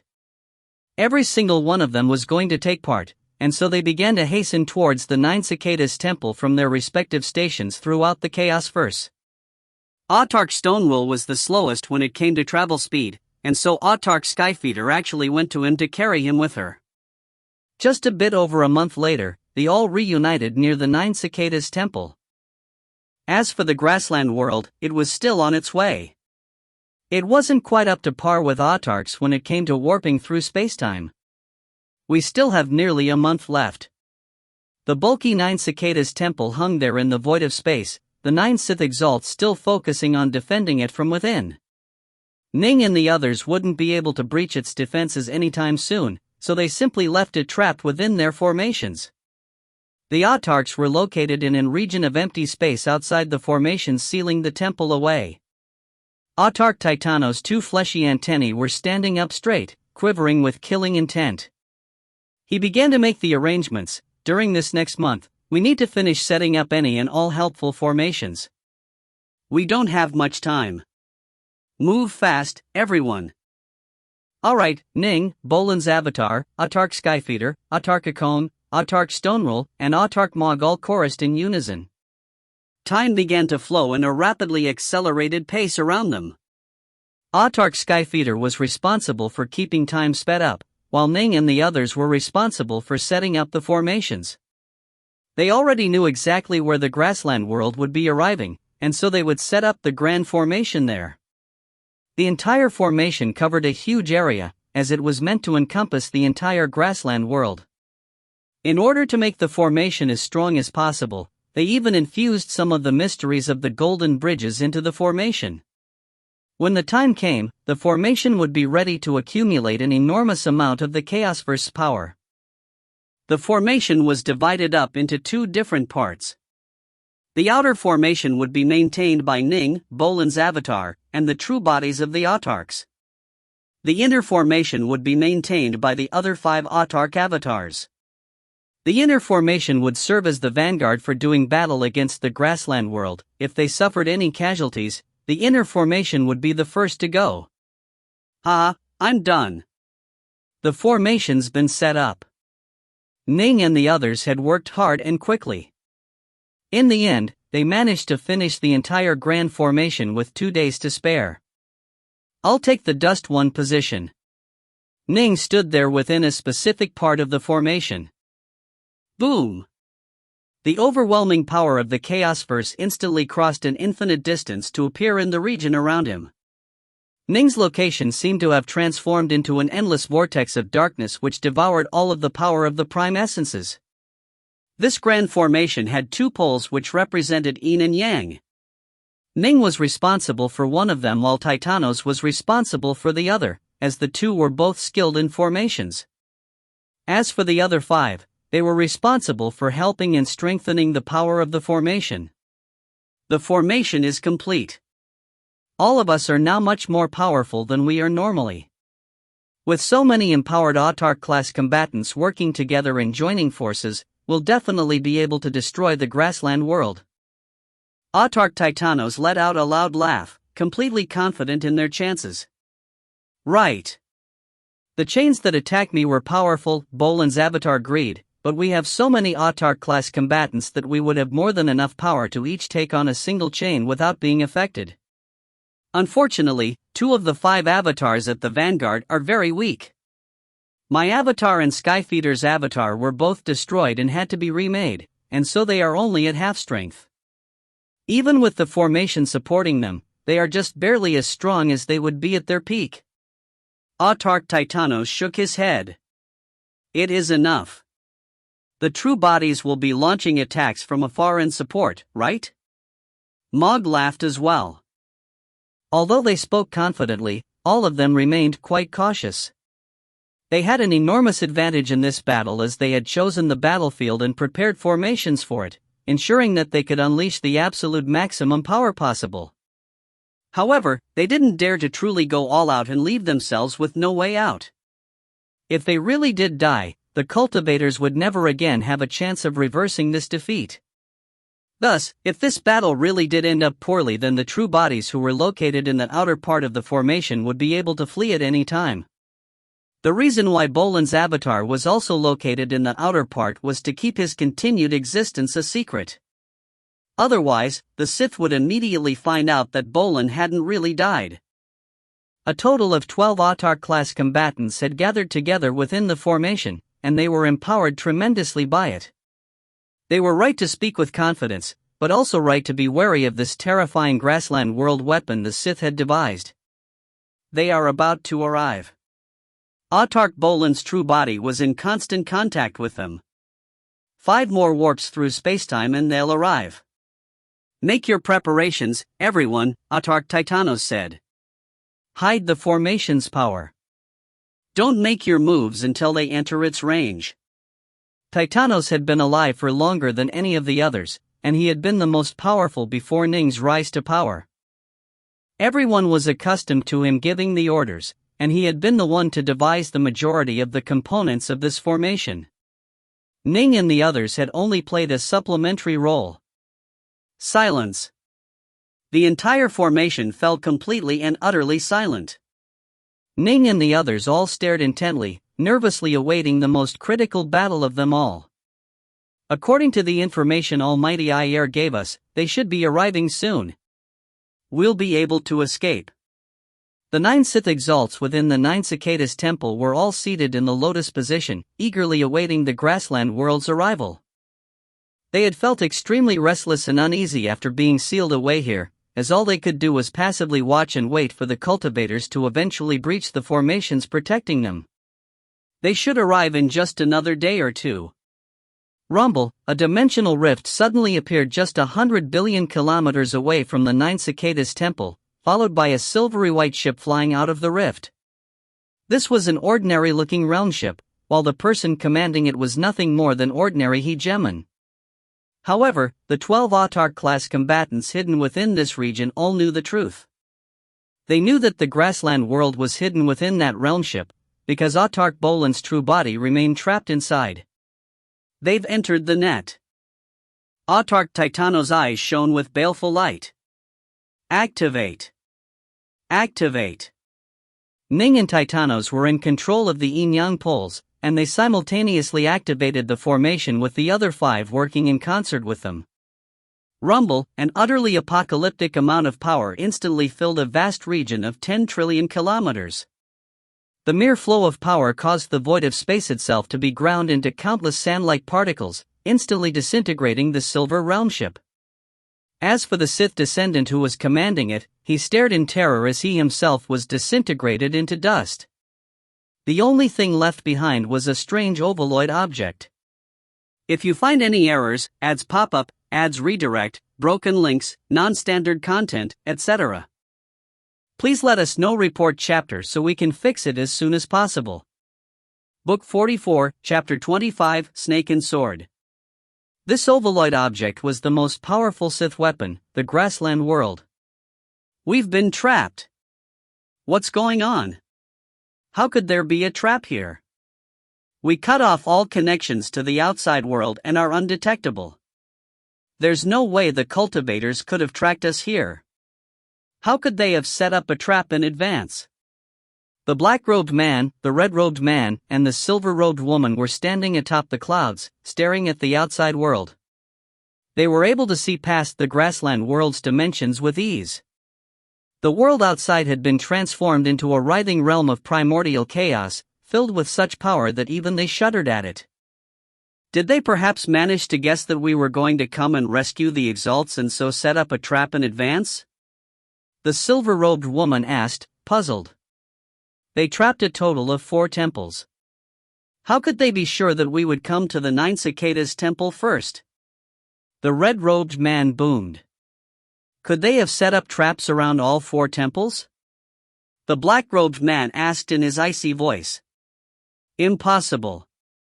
You can see how much power the formation outside is using. The ambient power alone is enough to annihilate realm ships with ease. The cultivators must have poured all their power into creating a formation of such power, the silver-robed woman said. There's no way they could simultaneously maintain 4 or 5 formations of such power. The red-robed man shook his head. In the end, this is their chaos verse. They must have come up with some other way of tracking out whereabouts. No time to waste on wondering how they did it. Right now, our biggest problem is that we've already been trapped. Then what should we do? The black-robed man said with a frown. Unlike the other Sith exalts, they weren't truly Aier's subordinates. Thus, they didn't really care too much about whether Aier won or not. They had only taken part because they had been required to, while the promised rewards ensured that they weren't excessively opposed to helping out. However, when they could sense that they were in mortal danger, there was absolutely no way they would throw away their own lives for the sake of this war. Outside this chaosverse, they could kill these autarchs with ease. Here in this chaosverse, these local autarchs were terrifyingly powerful. Now that they had joined forces and used a mighty formation, the 3 felt even more nervous. We can't risk ourselves. Absolutely not. If Aier wants to take risks, let him do it, the black-robed man muttered. Let's see just how strong the grand formation is. Let the fools go, the silver-robed woman said. We ourselves can just stand back. Fine. The black-robed man and the red-robed man both agreed.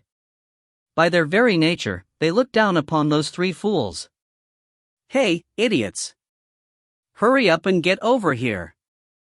The silver-robed woman shouted. Soon, 3 enormous creatures emerged from beyond the clouds.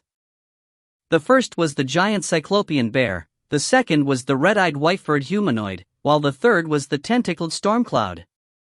These autarch-class void dwellers were extremely displeased at the contempt which these 3 powerful Sith displayed towards them. They could sense it keenly, but they were weaker than the 3 Sith and so there was nothing they could do. What do you want? The giant cyclopean bear rumbled unhappily. We have business for you, of course, the silver-robed woman snapped. The grassland world has already been trapped by the cultivators. We don't know anything at all about the situation outside, and so we need you to help investigate it for us. Investigate? The 3 autarch-class void dwellers were filled with both rage and fear. They knew just how powerful these 3 Sith were, and yet, the Sith were too afraid to go outside and so were sending them out? The three of you are skilled at staying alive. The silver-robed woman's eyes flashed coldly. I suggest you go immediately. Don't force our hand. They had to go, whether they wanted to or not. The three Autarch-class void dwellers exchanged glances, communing in secret. We can go if you want, the red-eyed, white-furred humanoid said hoarsely, but we'll need to keep part of our bodies within the grassland world. We'll only let parts of ourselves go outside. That way, we can be sure to keep ourselves alive. If you want us to completely depart from the grassland world, we'd rather die than comply. It'd be death either way. Right. The Cyclopean bear and the tentacled stormcloud both chorused. So you three idiots aren't as dumb as you look? The silver-robed woman snickered. Don't worry. We don't stand to benefit from your deaths. All we want to do is to use you to investigate the outside world. We can agree to your terms, now hurry up and go. Find out what's going on outside so we can take the appropriate countermeasures.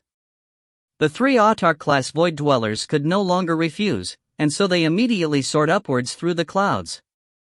They went through one layer of clouds after another. The clouds were normally quite resilient, but when they flew through them the clouds all parted before them. Soon, they reached the ninth and final layer of clouds. Be careful, everyone. They exchanged glances, then nervously began to fly through the ninth layer as the two men and one woman below them watched intently. Ning and the others were using the formation to blanket and smother this entire region with their power. After trapping that ovaloid object, they quickly saw it dramatically expand in size. Boom! Boom! Boom! It grew to be 10,000 kilometers in size, 100,000 kilometers, 1,000,000 kilometers, 10 million kilometers, 100 million kilometers. Suppress it! Autarch Titanos commanded.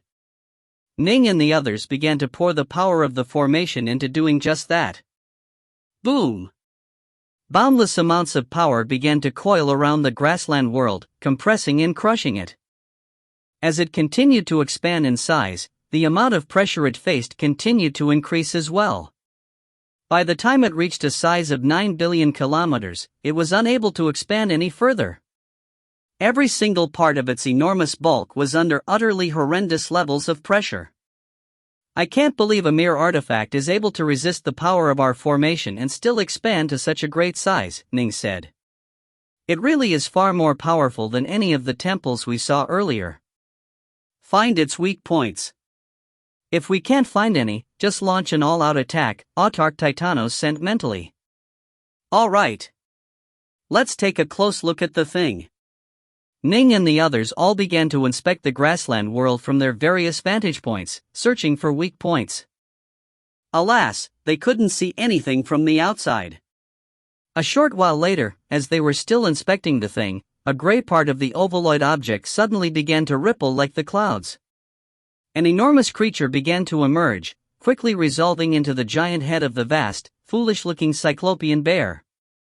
Next to his head was a storm cloud that seemed to be filled with countless black tentacles as well as an unremarkable-looking red-eyed, white-furred humanoid. Each just sent parts of their bodies from within the rolling screen of clouds, keeping the rest of themselves within. They stared curiously at the outside world, but they saw nothing but a mishmash of chaos. How could they tell what was going on? Autarch-class void dwellers. Ning recognized them right away. Those were the three which attacked me previously, Bolan's avatar sent. Perfect. Everyone, attack. When they retreat, follow them inside the grassland world, Autarch Titanos ordered. Alright. Attack. Ning and the others began to carry out the plan they had practiced a number of times in the past. The 5 avatars of Titanos, Mog, Skyfeeder, Stonerule, and Akon within the inner formation all began to activate their respective parts of the formations. They transformed into an enormous 5-headed black serpent, with each head representing one of the avatars. The main head of the black serpent was led by Autarch Titanos, who commanded the other 4 in attacking. As for the ones in the outer formation, they were even more powerful but chose to be cautious and launch long-range attacks from afar. Go! Autarch Mog waved a finger from afar. Whoosh! Whoosh! Whoosh!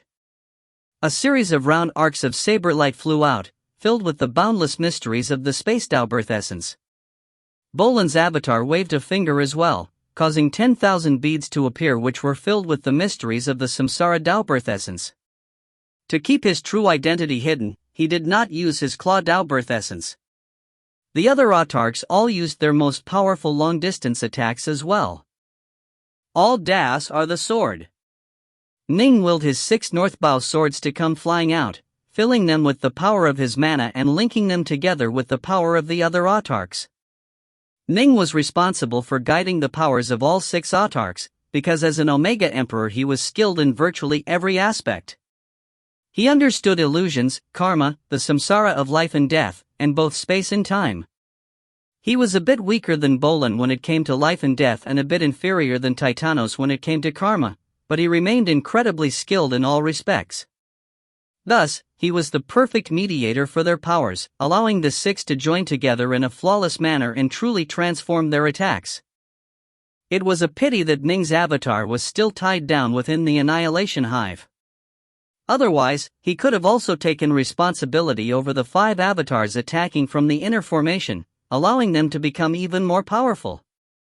If you find any errors, ads pop-up, ads redirect, broken links, non-standard content, etc., please let us know. Report chapter so we can fix it as soon as possible. Book 44, Chapter 26, Unstoppable. The 3 Autarch-class Void Dwellers were in the 9th layer of clouds of the grassland world, nervously reaching out to the outside world. See anything? The Cyclopean Bear said, carefully scanning the primordial chaos outside. I don't see a damn thing. The tentacled Stormcloud was extremely cautious as well. Look out! The red-eyed, white-furred humanoid's eyes were glowing with bloody red light as it stared intently towards a distant place, and it suddenly sent a mental warning to the others. Ryup!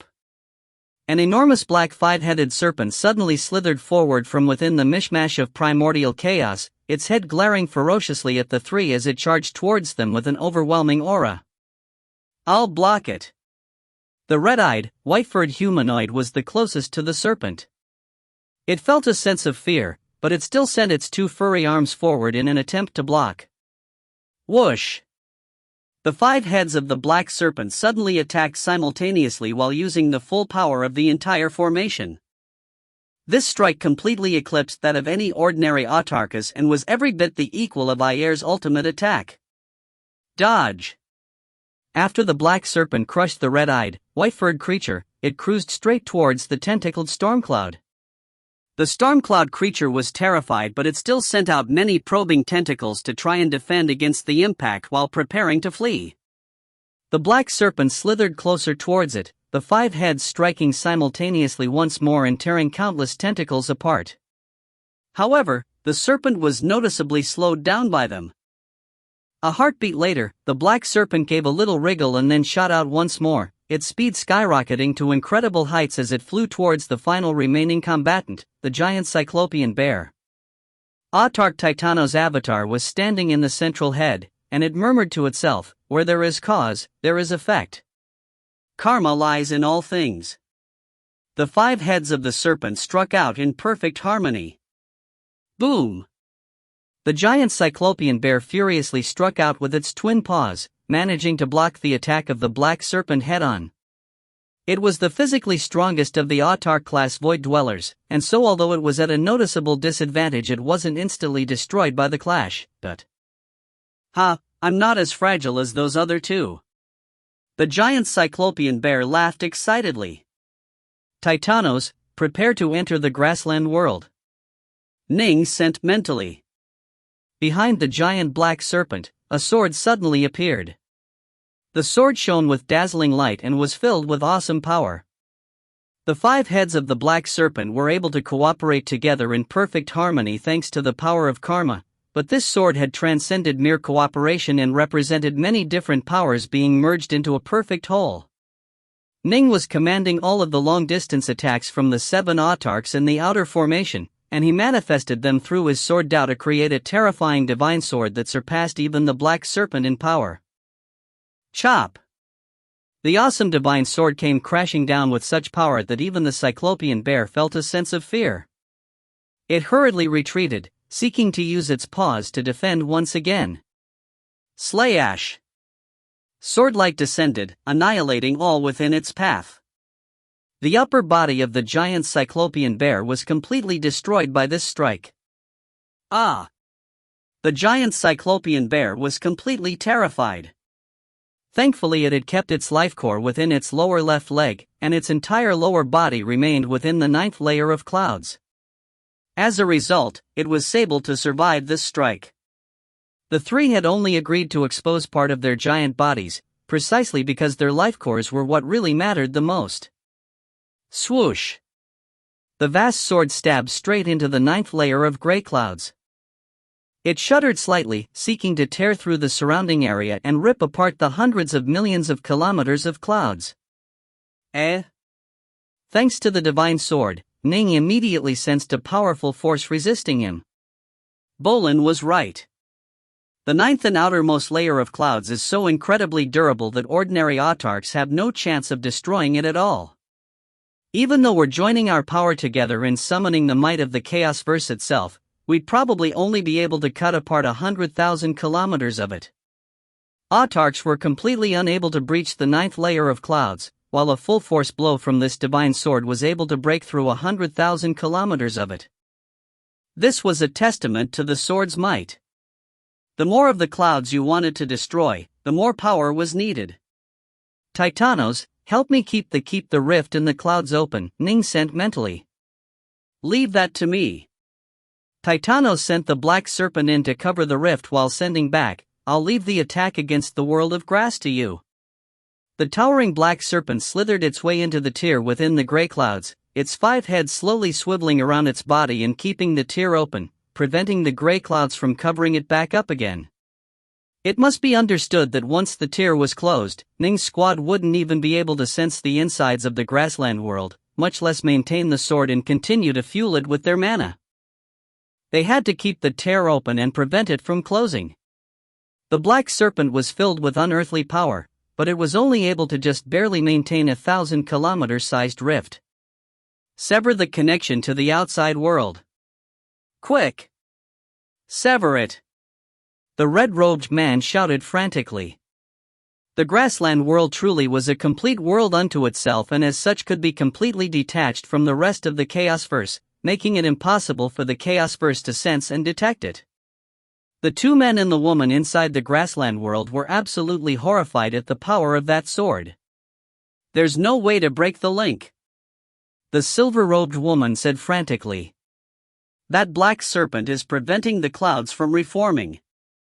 We can't break the connection. Not good. That sword is about to attack. The black-robed man bellowed. The giant Black Serpent continued to hold the gray clouds apart within the 9th layer, while the mighty sword transformed to become incomparably vast as it stabbed downwards. Boom! The tip of the sword stabbed through the 8th layer, then the 7th layer, the 6th layer. Clang! A violet gold chain suddenly appeared out of nowhere. The dazzling iridescent chain flew towards the Black Serpent which was holding the rift in the clouds open, and it was quickly followed by yet another chain as well.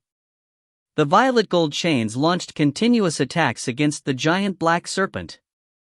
If they were able to destroy it, the clouds would close over and sever the tip of the sword from the outside world, preventing it from controlled and thus causing it to collapse on its own. Clang!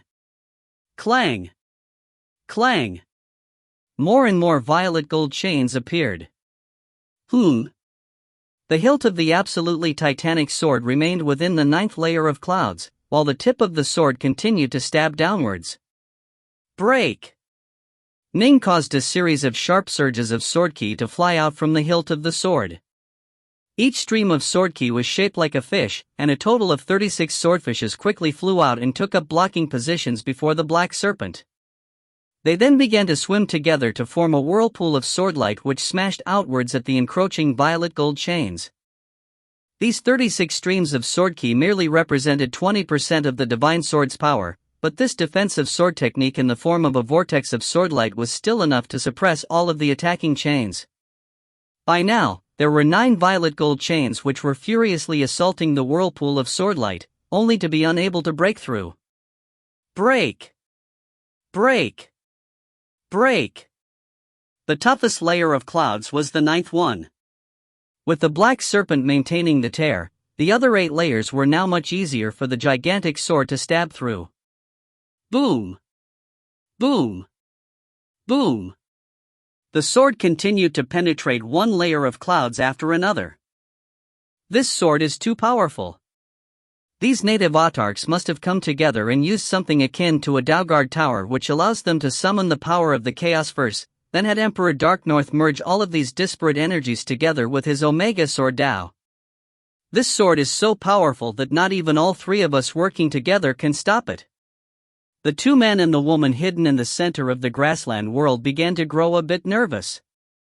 If I knew that this was going to happen, I would have had us rendezvous with Ayer before coming here. Ayer could have dealt with these problems, the silver-robed woman said anxiously. Ayer had instructed them to go rescue the Sith Exalts, while he himself was coming from a completely different region of the Chaosverse. As a result, their reunion was delayed. He was overconfident in his grassland world, the red-robed man said frantically. That sword is about to pierce through the last layer of clouds. We're hidden here in the depths of the grassland world, while the sword isn't able to blink through the earth above us. There's no way it'll be able to injure us, the black-robed man said coldly. But if we let them cause destruction unchecked, they might end up destroying some of the important components of the grassland world. Once we lose this weapon, the upcoming battles will be even harder, the red-robed man said. Oof. That's not our problem. Staying alive is what matters, losing a weapon is a minor matter. We've done our utmost, the black-robed man said. Ning's sword was filled with the power of 7 autarch-class combatants. It started at the 8th layer of clouds and stabbed through one layer after another. The clouds sought to form whirlpools of defensive energy to resist, causing the sword to come under tremendous pressure, but it was still able to persevere, and so, just like that, it punched all the way through the first layer of clouds. Bolin, return immediately. Ning sent mentally. Bolin's true body was hidden within the first layer of clouds. If you find any errors, ads pop-up, ads redirect, broken links, non-standard content, etc., please let us know. Report chapter so we can fix it as soon as possible. Book 44, Chapter 27, Quintessence Ignition. The towering divine sword had stabbed through all 8 layers of clouds. Mana flowed through the area immediately around it, blasting away at its surroundings. This was the combined mana of Ning, Autarch Titanos, Autarch Bolin, and all of the others. For their mana to be there was equivalent to them being there in person, and they could use mana to scan and scry an area. Every single drop of mana contained parts of their soul and true soul, after all. As their mana surged through the area, it quickly covered the area where Autarch Bolin's true body was located. You finally made it. An unremarkable spark of energy quickly began to fly through the mana towards the titanic sword. This was the form Autarch Bolin's true body had taken once it entered the false death stage. Thank you, everyone. Bolin's true body only showed itself after going inside the giant sword, and he immediately laughed loudly and delighted. All this time, he had been worried that his hiding spot would be discovered, at which point he would have nowhere to run and would most assuredly die. Bolin, hurry up and take control of the formation. With your main body in control, we'll be able to up the power even further, Ning sent. All right. Bolin's body quickly sped up through the interior of the giant sword, rising through the clouds. The divine sword was like a giant mountain which stretched from the very bottom all the way through the 9th layer of clouds, allowing Bolin to easily traverse the grassland world and stealthily pass through the 5 heads of the black serpent which were keeping the rift in the clouds open. No one was the wiser as he reached the void outside the grassland world. I've made it out alive. Only after exiting the grassland world did Autarch Bolin finally let out a sigh of relief. He flew the void and quickly reached his avatar's location in the formation, which he swapped with. The power of the entire formation instantly increased by another 20%. His avatar had already died once, after all, and so it was fairly weak. It was by the far the weakest link in the outer formation, far weaker than the true body. Congratulations, Bolin. Bolin, remember that you owe us some fine wine for saving you from that calamity. Stoneroll, Akong, and the others all sent happy messages to him. Autarch Bolin smiled. Easily done. I'll send my avatar back and hide inside the grassland world in my stead. Who knows, it might serve us in good stead. He then willed his avatar to fly back into the grassland world, following the same path he had taken in leaving. After mastering the Samsara Daobirth essence, Autarch Bolin was superior to all other autarchs when it came to hiding himself. He was able to completely hide his aura and sever all karmic connections, making it impossible for even the Chaosverse to detect his existence. Even if his avatar ended up being discovered and failed its missions, its loss was a minor matter. To let his true body die while exploring would be a true shame. Boom! After the towering sword stabbed straight through all of the blocking clouds, it stabbed into the grasslands themselves. However, the grass was so extremely sturdy that the sword didn't manage to pierce too deeply inside of it. There's no way to dig any deeper into the grassland, Ning sent mentally. Gentlemen, what do you think we should do?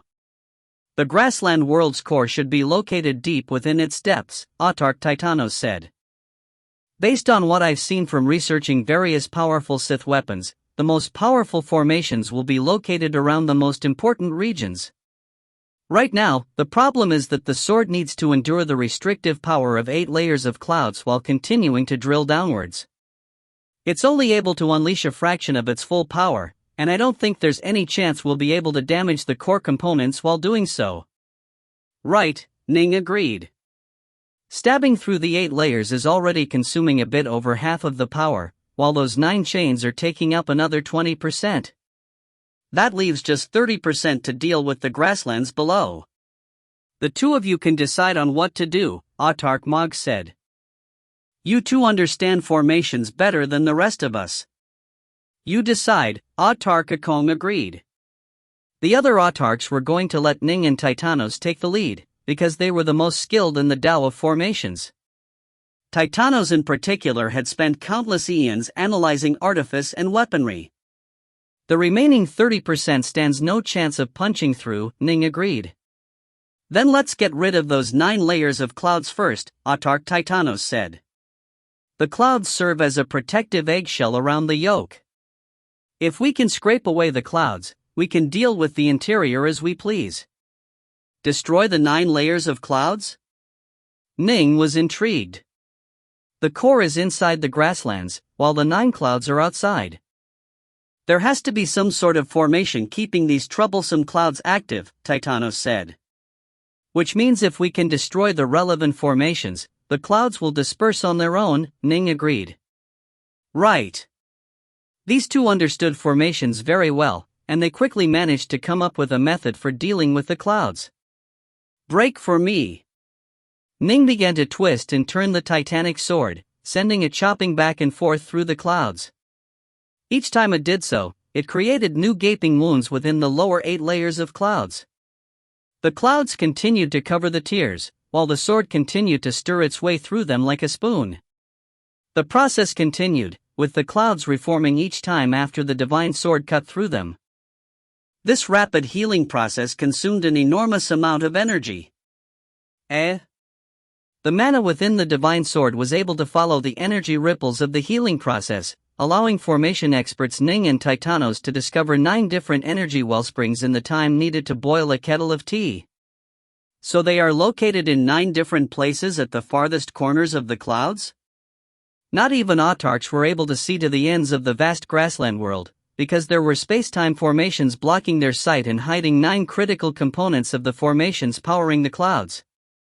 Break! The sword assaulted the 9 points with raw force, stabbing out towards the ends of the grasslands and blasting through spacetime barriers with a rumbling sound. Although the sword only had 30% of its full power left, it still had more powerful than any full-force strike from one of the 7 operating independently. The spacetime barriers were completely incapable of stopping it. They completely imploded and crumbled, revealing the true scene behind them. Here, there were a series of thick clouds. All 9 layers of clouds were grouped together here, masking something. 9 layers of clouds are protecting this place? Ning and Titanos were delighted. Their guesses had been spot on, otherwise, why would this place be so carefully hidden and protected? The enormous sword first withdrew back to the outermost 9th layer of clouds, reuniting with the black serpent. Then, break! Break! Break! Ning and Autarch Titanos worked in harmony, the divine sword leading the way with the black serpent following right behind it. The 9 violet gold chains sought to bar their path, but they were held back by the sword light radiating from the divine sword. The divine sword tore through the 9th layer of gray clouds as it made its way to the place hidden by formations previously. Break!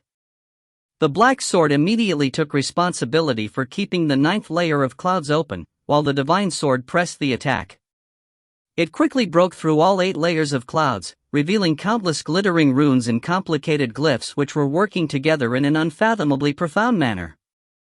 Energy was being sent from deep within the grasslands into the runes, which then sent the energy into the layers of clouds. This is a conduit formation. Ning and Titanos were delighted. It's incredibly complicated. I don't understand it at all, Autarch Titanos said. Let's break it. Right. Ning didn't understand it either. Even if they spent 10 years working on it, they probably wouldn't manage to figure out more than a tiny bit of it. The best way to deal with a complicated formation like this was to overwhelm it with power. Slash! The divine sword pierced through the opening which the black serpent was maintaining, carrying apocalyptic levels of force as it cut through the 8 layers of clouds and then stabbed against the runes. Boom! Countless runes and glyphs began to tremble. Ha, illusory runes, eh? Then I'll destroy spacetime in the area. Let's see if your formation can remain stable then. Ning continued to violently attack, striking each blow with maximum power and causing the runes to shudder and flicker. Deep within the depths of the grasslands, the 2 men and the woman were beginning to truly panic now. What should we do? They found the formation linking us to the 9 clouds almost right away. The red-robed man frowned. Should we ignite the quintessence core? The black-robed man said nervously. Ignite the quintessence core? The silver-robed woman and the red-robed man were both stunned. The quintessence core referred to the energy source powering the entire world.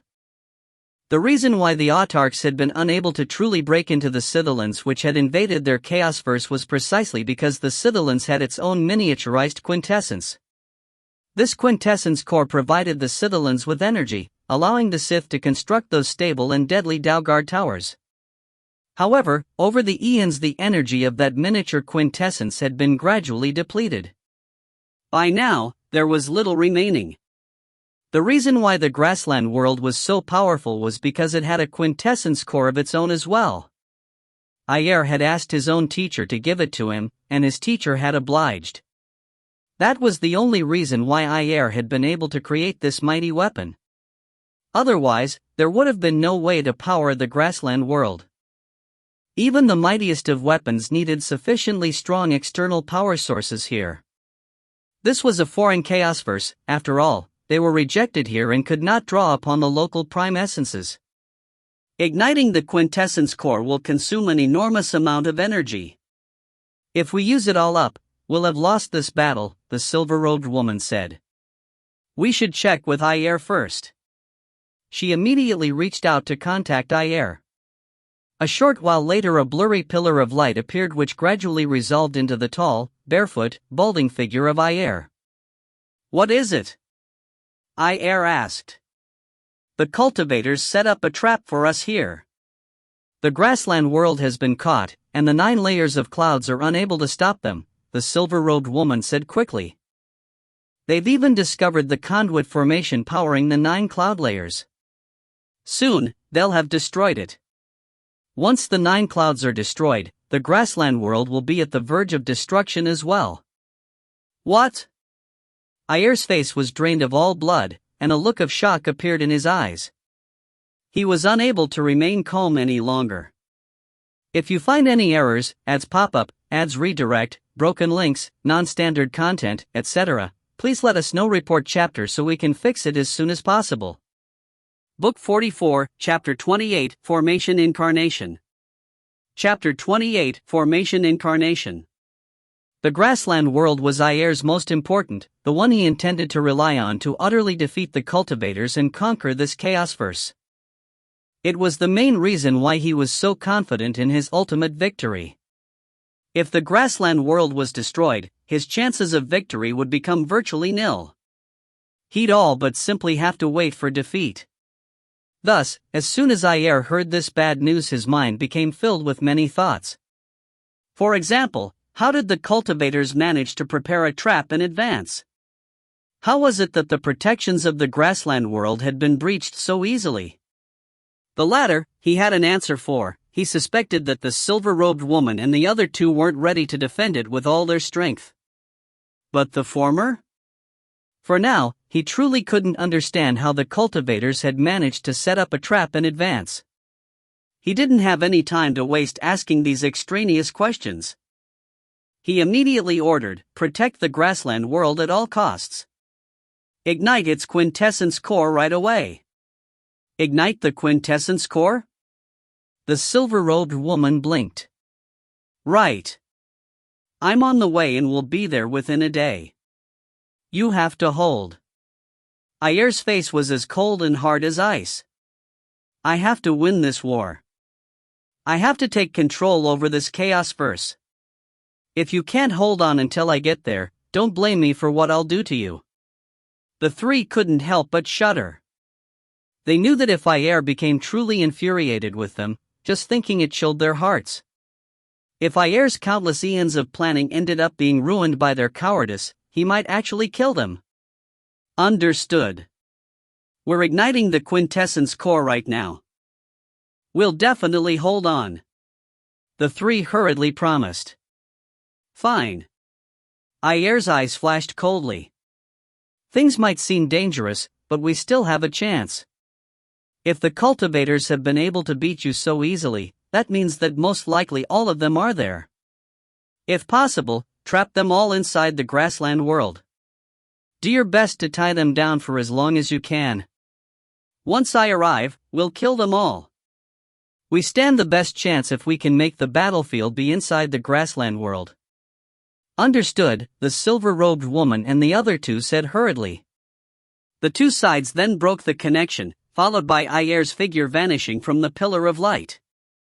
The 3 finally let out sighs of relief. They felt a great deal of trepidation towards Ayer. He was normally an affable person who always had a sympathetic smile on his face, but in their homeland he was second only to the Lord of Chaos. If they truly did cause his countless eons of hard work to go up in smoke, no one could predict how berserk he would become. Ignite the quintessence. The 3 traded a glance, then immediately activated the quintessence core. The quintessence core was an indigo sphere that was located at the deepest depths of the grassland world. It was filled with an utterly inconceivable amount of power. This tiny sphere had significantly more energy inside it than the entire Blaze Sun domain. It had once been an incredibly vast energy source which had spun through the infinite void, but the Sith Lord of Chaos had ended up harvesting it. Not just any quintessence could be harvested like this. The ones which could be harvested while remaining intact and independent were vanishingly rare. Boom! Right as they began to ignite the quintessence, a thunderous boom rang out from the outside world, followed by a loud laugh. Ah, we broke one. Ning's voice rang out excitedly. Come, let's break the next one. Yes, let's go. Autarch Titanos was delighted as well. After thoroughly destroying the runes and glyphs, they wrecked the entire formation. It was now incapable of transmitting any more energy to the 9th layer of clouds, causing its healing speed to lessen. However, destroying just a single nexus wouldn't be enough to cause the 9th layer to actually collapse. There were 9 formations providing energy, after all. One of them has been destroyed already. The faces of the silver-robed woman and the other 2 turned pale. Boom! The quintessence core ignited, causing the entire world to flare with 10,000 times more power than before. The grassland world became filled with power, with a blurry blue light appearing everywhere within it. As for the 8 remaining conduit formations, they began to pump energy out at their absolute maximum capacities. A vast torrent of energy pumped out, causing all of the formations throughout the grassland world to skyrocket to maximum power. Still, there was a limit to how much the conduits could pass through. The remaining amount was simply wasted. One of the 9 formations generating the 9 cloud layers had been destroyed, after all. Despite that, the power of the formations still rose by over 60%. If all of the formations had remained intact, the power would have instantly doubled. Ryup! Autarch Titanos was right in the middle of using his giant black 5-headed serpent to keep a rift in the clouds open while Ning used the giant divine sword to attack yet another conduit formation. All of a sudden, all of the clouds began to glow with blurry white light. The white light was very comfortable and carried the blessings of radiance, but it also caused the restrictive pressure generated by the clouds to skyrocket in power by 60%, but it must be understood that once one reached an extremely high level of power, improving by merely 10% to 20% was already extremely difficult. A sudden increase of 60% made it impossible for the black serpent to keep the rift open any longer. I can't break through it any longer. The divine sword had to fight back against the combined assault of the 9 violet gold chains while also enduring the restrictive pressure of 8 different cloud layers. There was no way for it to keep attacking the formation, especially now that the power of the violet gold chains had increased multifold and the clouds had grown more powerful as well. I can't keep holding any longer either. Autarch Titanos was similarly anxious. His black serpent was fighting back against the 9th and strongest cloud layer. Deep within a giant palace inside the grassland world. The red-robed man and the other 2 were seated here, head raised and staring past the dimensional barriers to see what was happening in the world outside. Below them were a host of other figures, including the 3 Autarch-class void dwellers and a number of Sith exalts.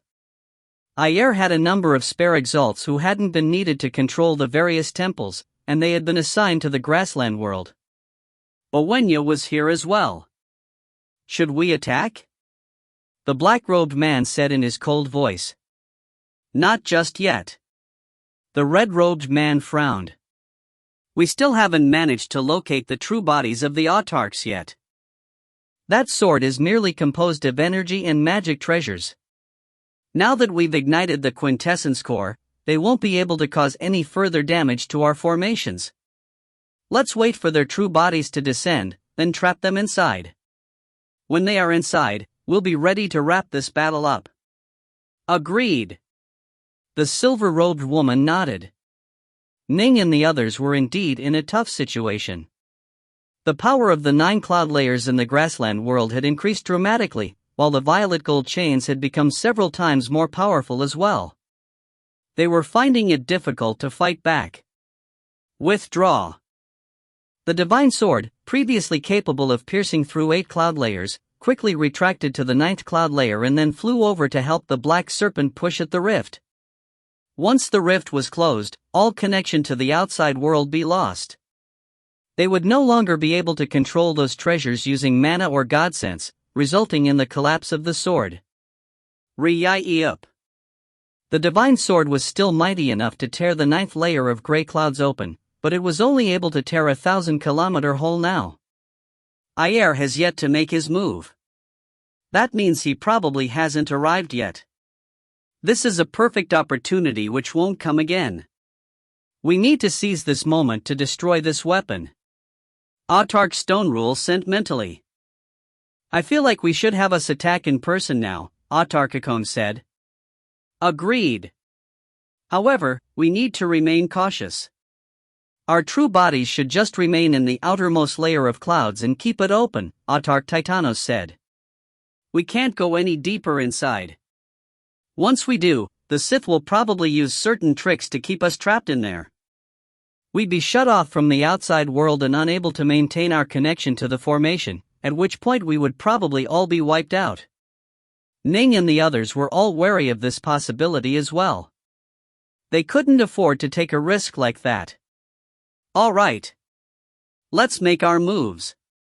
Just a short while later, a towering figure suddenly appeared within the void and strode towards the gray clouds. This vast figure was barefoot and almost completely naked, wearing just a fur loincloth. It had 7 faces and 14 arms. The face in front resembled that of Ning's, while the 3 faces to the left side and the 3 faces to the right side resembled those of Autark Titanos and the rest of the 6. The towering figure's body was covered with a blurry layer of swordlight, and the very act of walking caused it to emanate an aura of terrifying destructive force.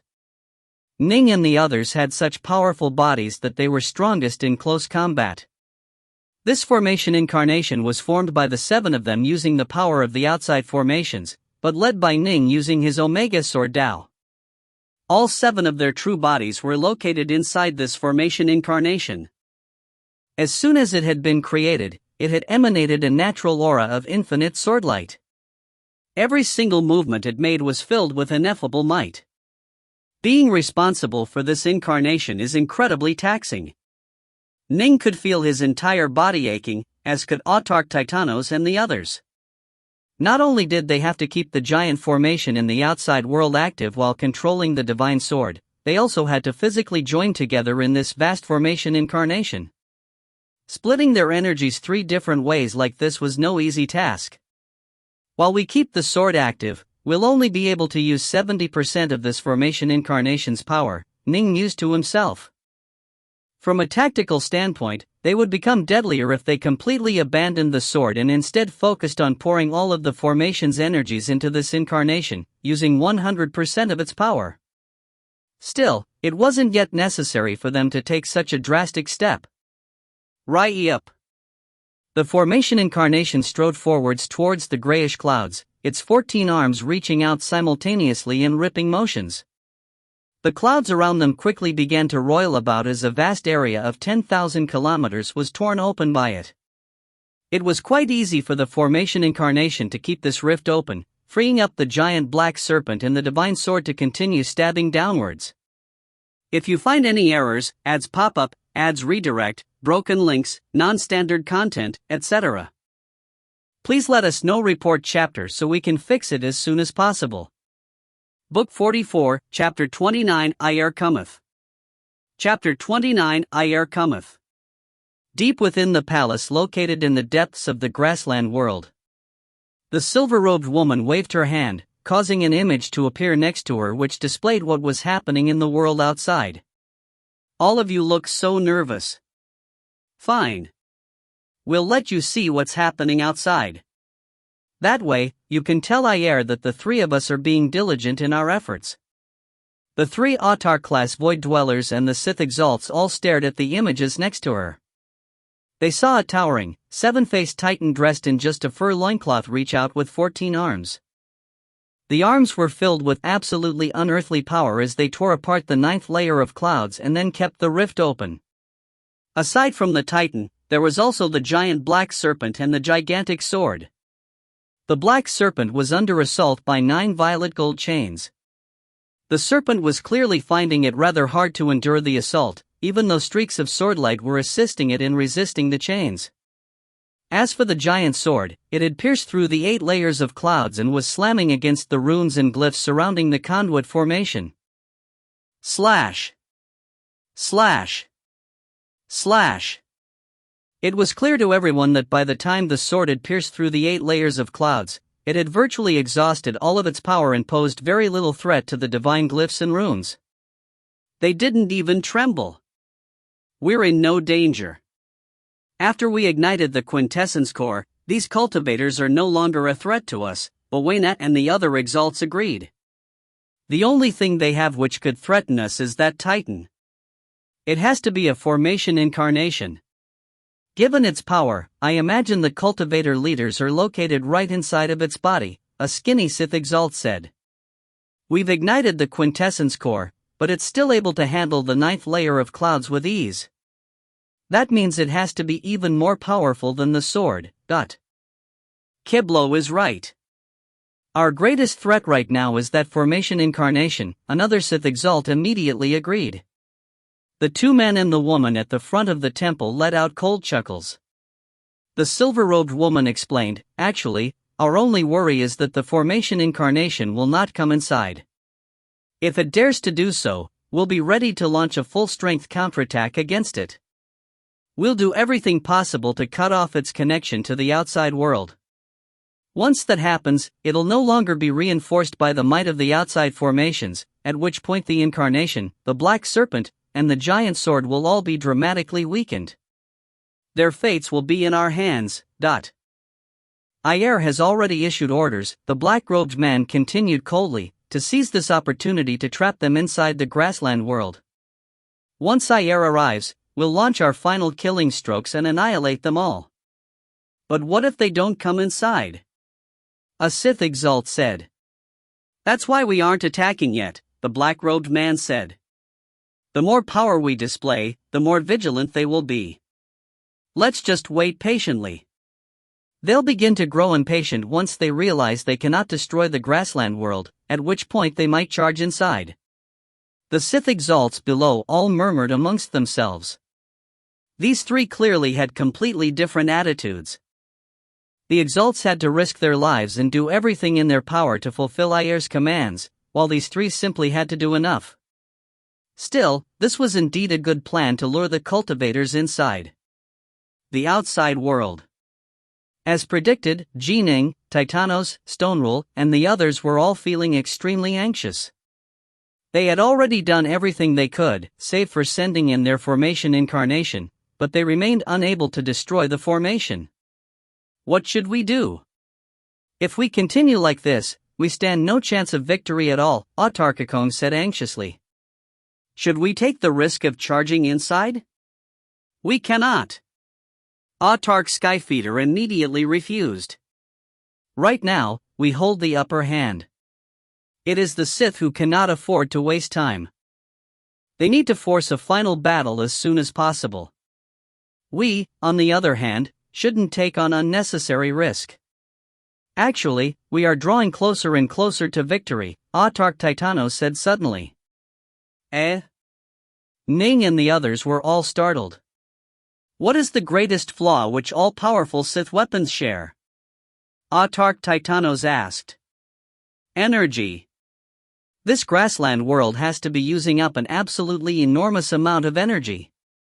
You all saw how, after we destroyed the first conduit formation, the power of the entire grassland world suddenly skyrocketed. Even the air itself is glowing with blue light, and we can all sense how much power that light holds within it. Ning and the others all nodded. Clearly, the energies of the grassland world are being depleted at an incredible rate. In fact, it is literally leaking power. Autarch Titanos continued, when we first started to cause damage and attack the conduit formation, the grassland world didn't have this sort of crazy response. Why? Precisely because of how much energy it would consume. They weren't willing to pay such a heavy price unless absolutely necessary. If we can force the grassland world to continue depleting its energies at this rate, it'll soon break apart on its own, Autarch Titanos said with a smile. Right. Once its energy source is gone, even the most powerful of weapons will become nothing more than a pile of refuse. Let it continue using up its power source then. All the other autarchs agreed with this idea.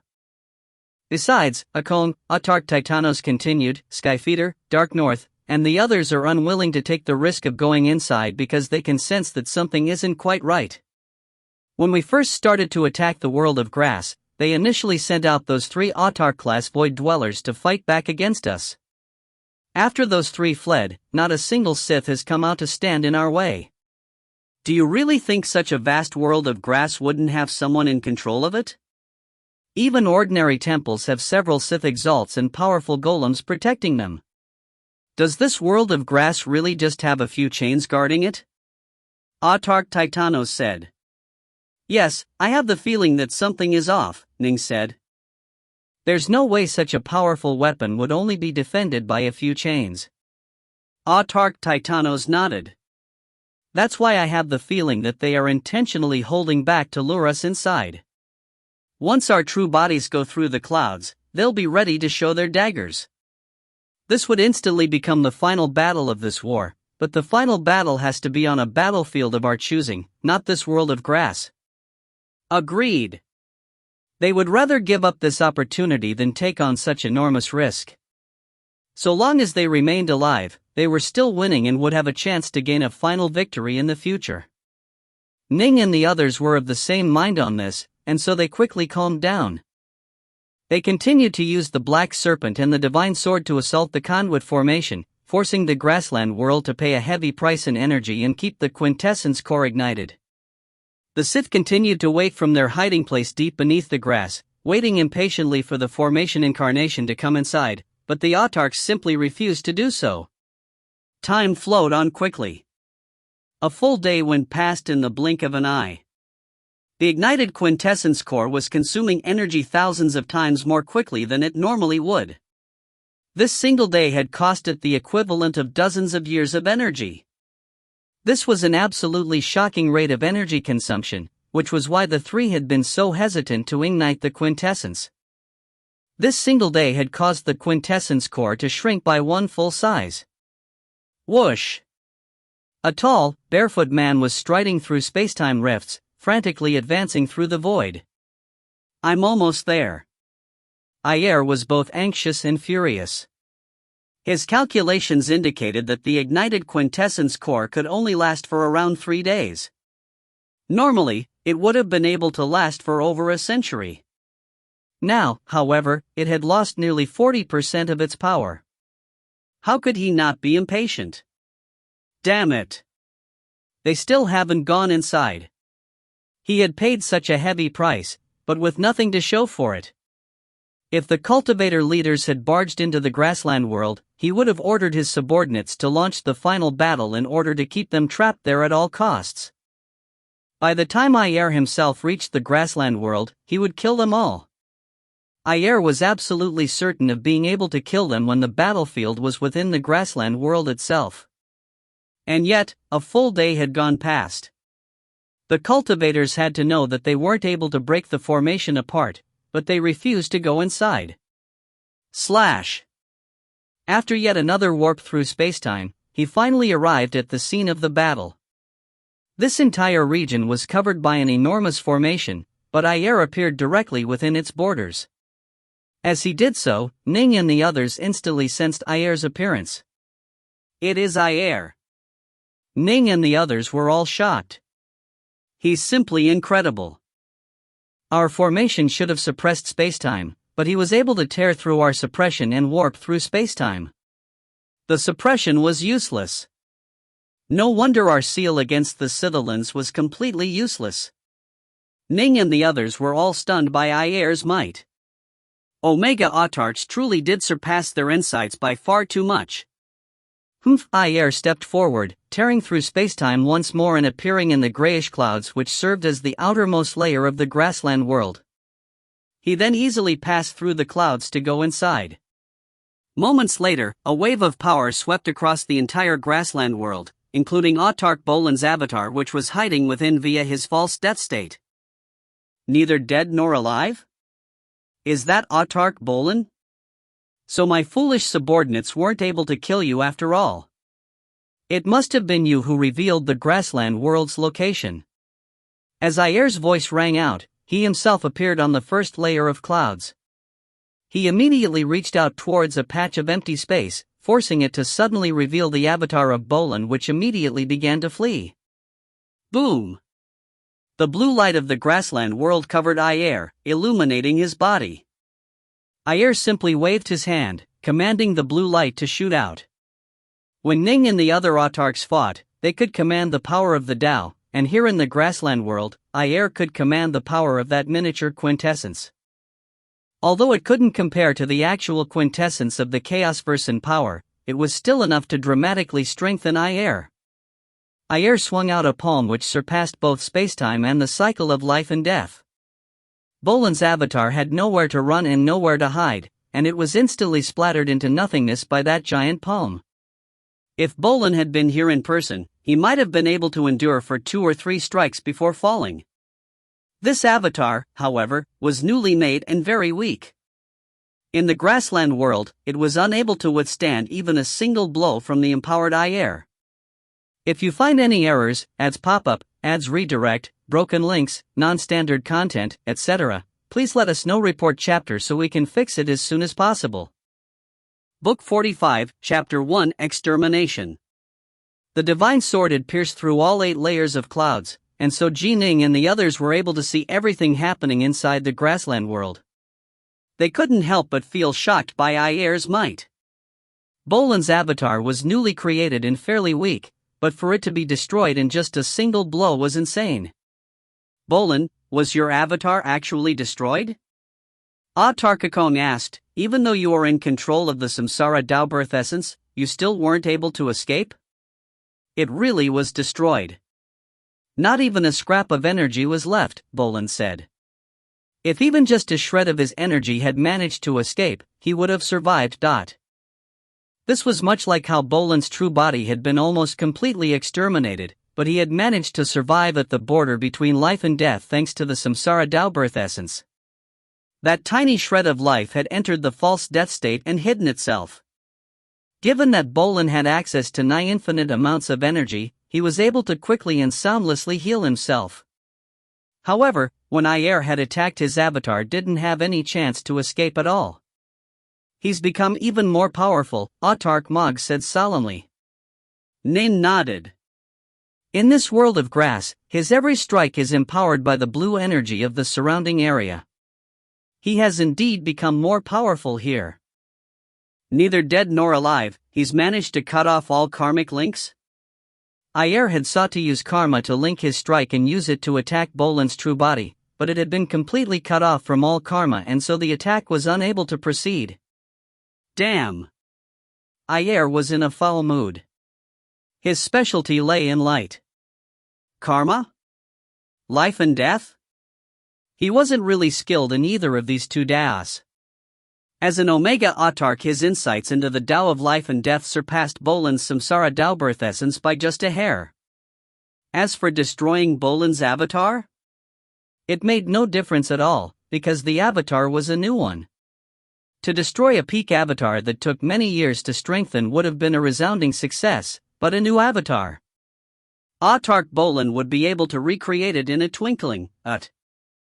If you won't come in, I'll come for you. Ayer reached out with both hands. Whoosh! Whoosh! One enormous violet gold chain after another began to clatter, their very auras transforming as they soared into the heavens. They seemed to transform into inviolable parts of heaven and earth which nothing could sunder. Moments later, their bodies began to glow with white light, and as they lashed out against the giant black serpent they seemed to represent the punishment of the supreme heavens. Bang! Bang! Bang! The fish-like swordlight in front of the black serpent sought to block for it, but the violet gold chains cracked them all apart. There was no way to defend at all. Not good. These chains just became even more powerful, far more powerful than they were previously. Our karmic worm isn't going to be able to withstand this. Ning and the others were all shocked. Swoosh! The enormous sword quickly shrank in size as it flew closer towards the giant black serpent, seeking to reinforce it. Inside the giant black serpent were their avatars, after all, and some of those avatars were at peak strength. There was no way Ning and the others wished to lose them. As the divine sword flew over to reinforce the snake quickly retreated and attempted to flee. However, 5 more violet gold chains lashed out towards the giant sword. Clang! Clang! Clang! Ning and the rest of the 7 had poured tremendous power into the giant sword, giving it incredible strength, but the 5 violet gold chains were just as tenacious. The worst part was, their movements now became incredibly profound as well. Ning's group clearly had a slight advantage in power, but the sword was still unable to shake off those violet gold chains. This was due to the difference in depths of insight between them and Ayer. It was much like how 3 of those autarch-class void dwellers had encircled Bolin to no avail. Even if they truly had attacked Bolin with their full power, they wouldn't have been able to do anything to him. If your insights were lacking, you wouldn't be able to defeat your foe unless you had an absolute advantage in personal strength. The giant sword had been tied down by 5 violet gold chains. As for the remaining 4, they simultaneously struck out to attack the giant black serpent. Boom! Boom! Boom! Explosions rang out as they clashed again and again.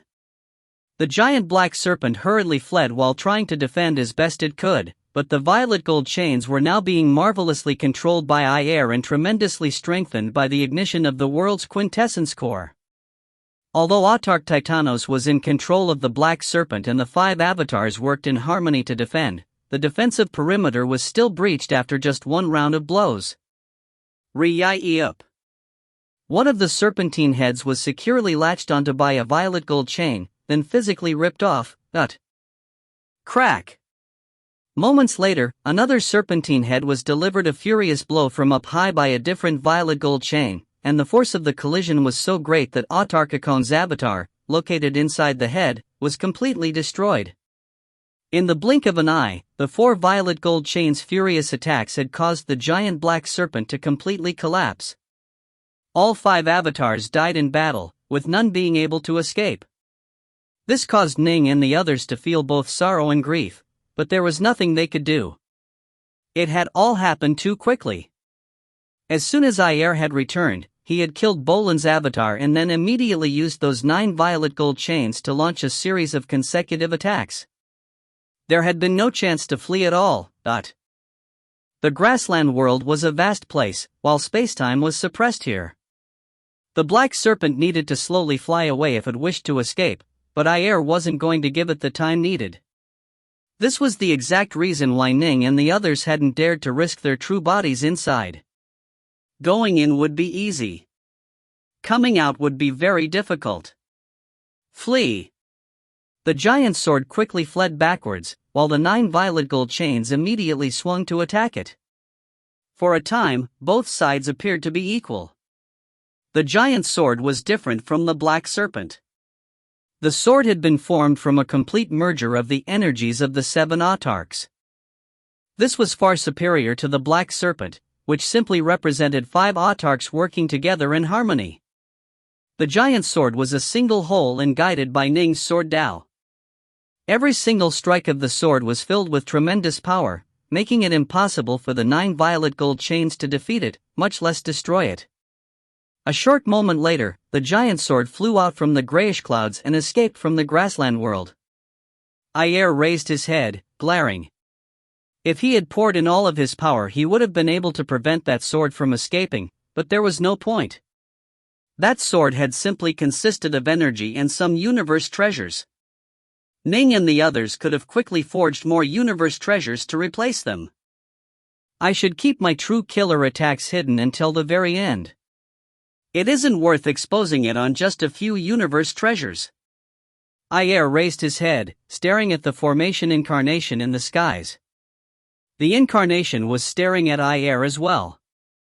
Moments later, it waved its arm and then retreated from the clouds as well. Whoosh! The gray clouds quickly closed over, allowing the grassland world to grow calm again. The outside world. The Great Formation continued to cover the entire vast area surrounding the grassland world.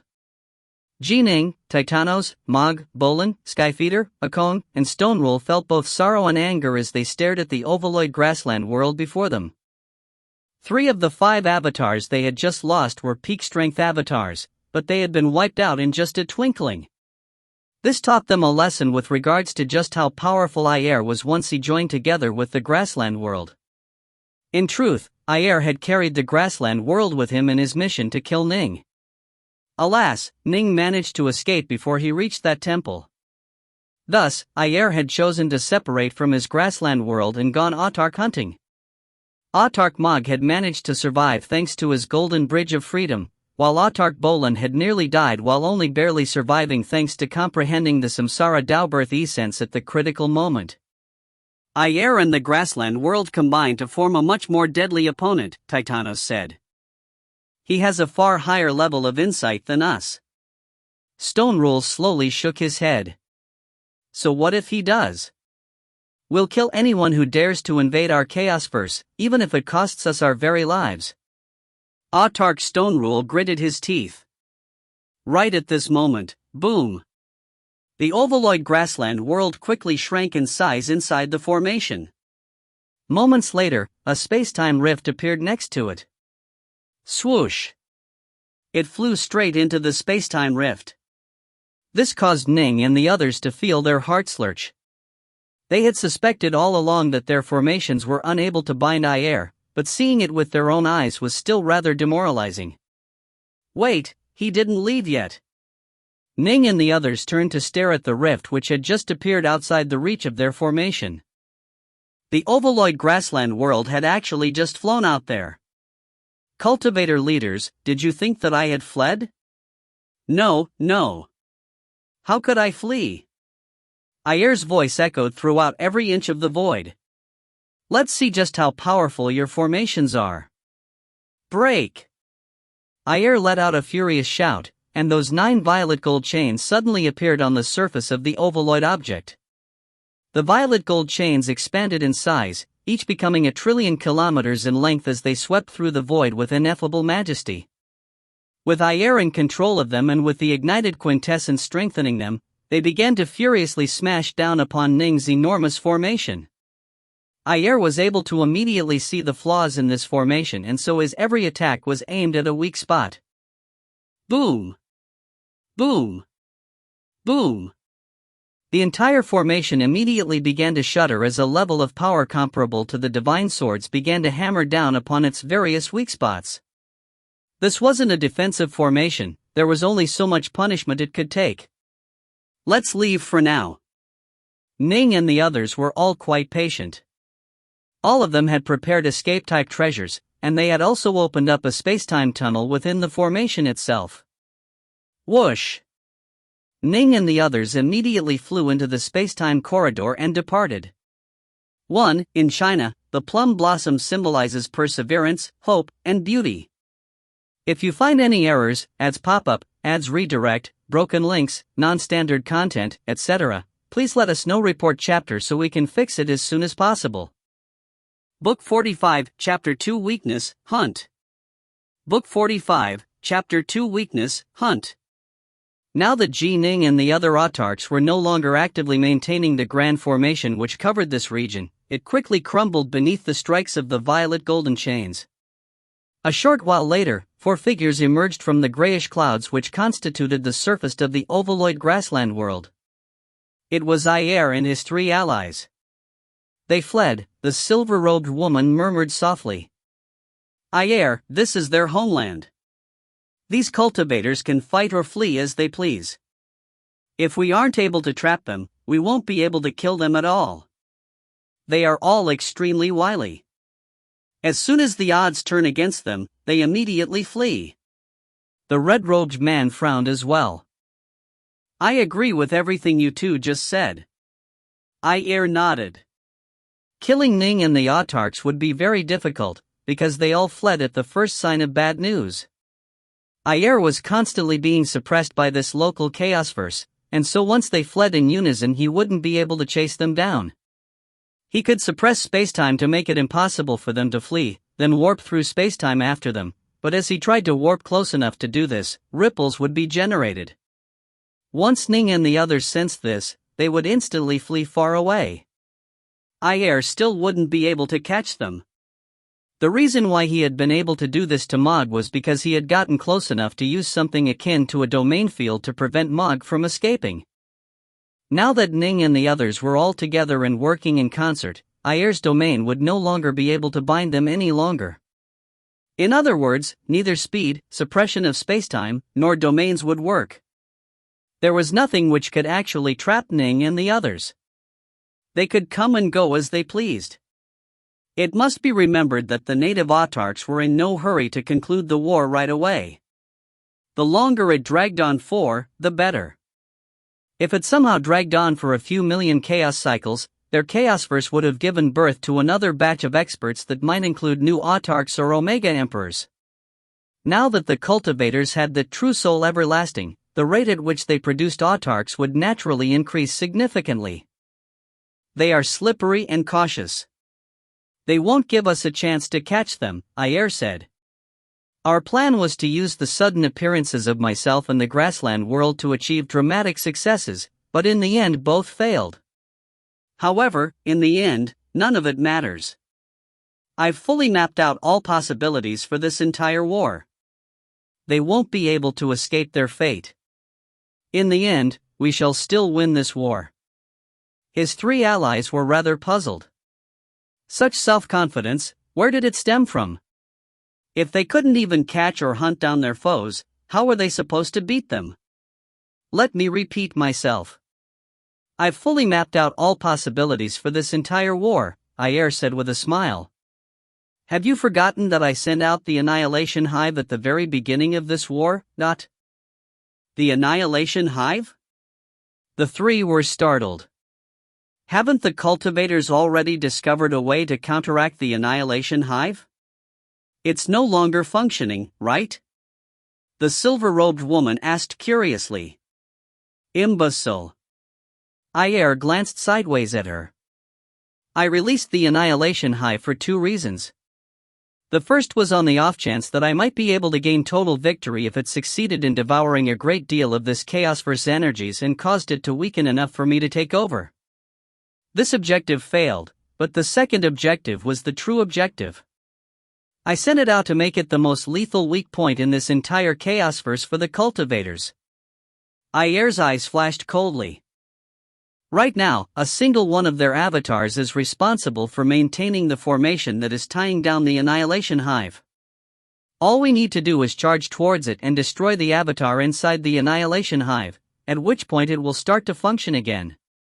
The Annihilation Hive will once more begin to devour the energies from the chaosverse, causing it to weaken. The cultivator leaders will be forced to try and stop us. They can't just sit back and watch as their chaosverse wastes away, which means that so long as we wait for them at the Annihilation Hive, they'll be forced to come to us. They'll obediently step into the battlefield we have prepared. Ayer smiled. The silver-robed woman and the other two revealed looks of delight. They had thought that the Annihilation Hive was of no further use now that it had been counteracted. They hadn't fully thought through all the other implications. Impressive. So long as the Annihilation Hive continues to function, the cultivators will be forced to come and assault it no matter how reluctant they may be. We don't need to do anything at all. They'll come to us. The red-robed man chuckled. Let's go wipe them out on the battlefield of our choosing, the black-robed man said grimly. No rush. Ayer smiled. A war must be carried out step by step. You might see an occasional setback, but if you fully plan for all possibilities then you'll still end up the ultimate victor. But right now, what we need to do is strengthen our forces. Let's go rescue those trapped exalts first, Ayer said. Slash. Violet gold chains began to fly out towards the still-trapped Nine Cicadas temple. The ceiling formation surrounding it was nothing more than a joke to Ayer. A mere heartbeat later the seemingly complicated formation had been completely undone, granting the 9 Sith Exalts freedom once more. The 9 Exalts immediately flew over. When they saw Ayer standing atop the distant gray clouds, they hurriedly bowed, Almighty Ayer. Come here. We shall head to the next location. Ayer nodded. The Sith Exalts immediately put away the 9 Cicadas temple and flew into the grassland world. Moments later, the grassland world once more tore through spacetime and vanished. As soon as it did, a group of figures suddenly appeared off in the distance. It was Ning, Autarch Titanos, and the others. The 7 of them hadn't fled too far through spacetime. They had quickly warped back in secret to scry this place from nearby. Their movements didn't cause any disturbances, because they were protected rather than rejected by the Chaosverse. In fact, they were even able to borrow the Chaosverse energies to watch their opponents from afar. It was Ning's primary responsibility to watch them, as he was extremely skilled in spacetime and well-rounded in many other areas. Given that he was within his own Chaosverse, simply keeping watch on someone from afar was quite simple. We were ambushed by them previously. There's no way we're going to let them just disappear again. We have to keep tabs on their location at all times, Autarch Titanos said. All of our avatars have been destroyed, which means we have no choice but to simply send our true bodies to carry out this task. Dark North, for now we'll have to trouble you to carry this out as the rest of us work on remaking our avatars. All right. Ning nodded. The others had all lost their avatars, while his was still in the Annihilation Hive and in peak condition. Ning could still sense them from afar. He could follow the ripples generated by the grassland world warping through spacetime and see where it was heading. Whoosh! Ning began to warp through spacetime with the other 6 in tow, maintaining a distance of roughly a realmverse from the grassland world. To Ning, a realmverse of distance was nothing at all.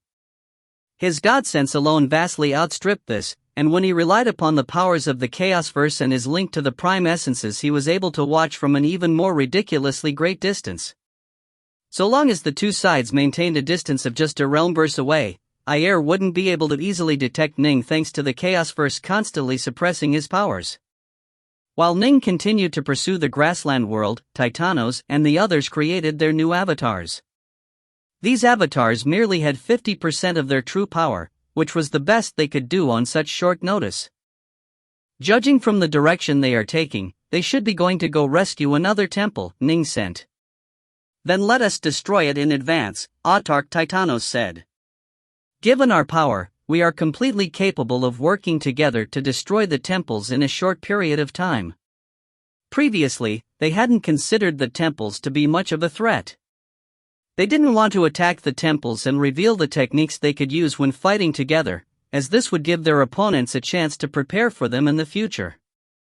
The reveal had to be reserved for the grassland world, and in the end, they had successfully destroyed one of the conduit formations and forced the ignition of its quintessence core.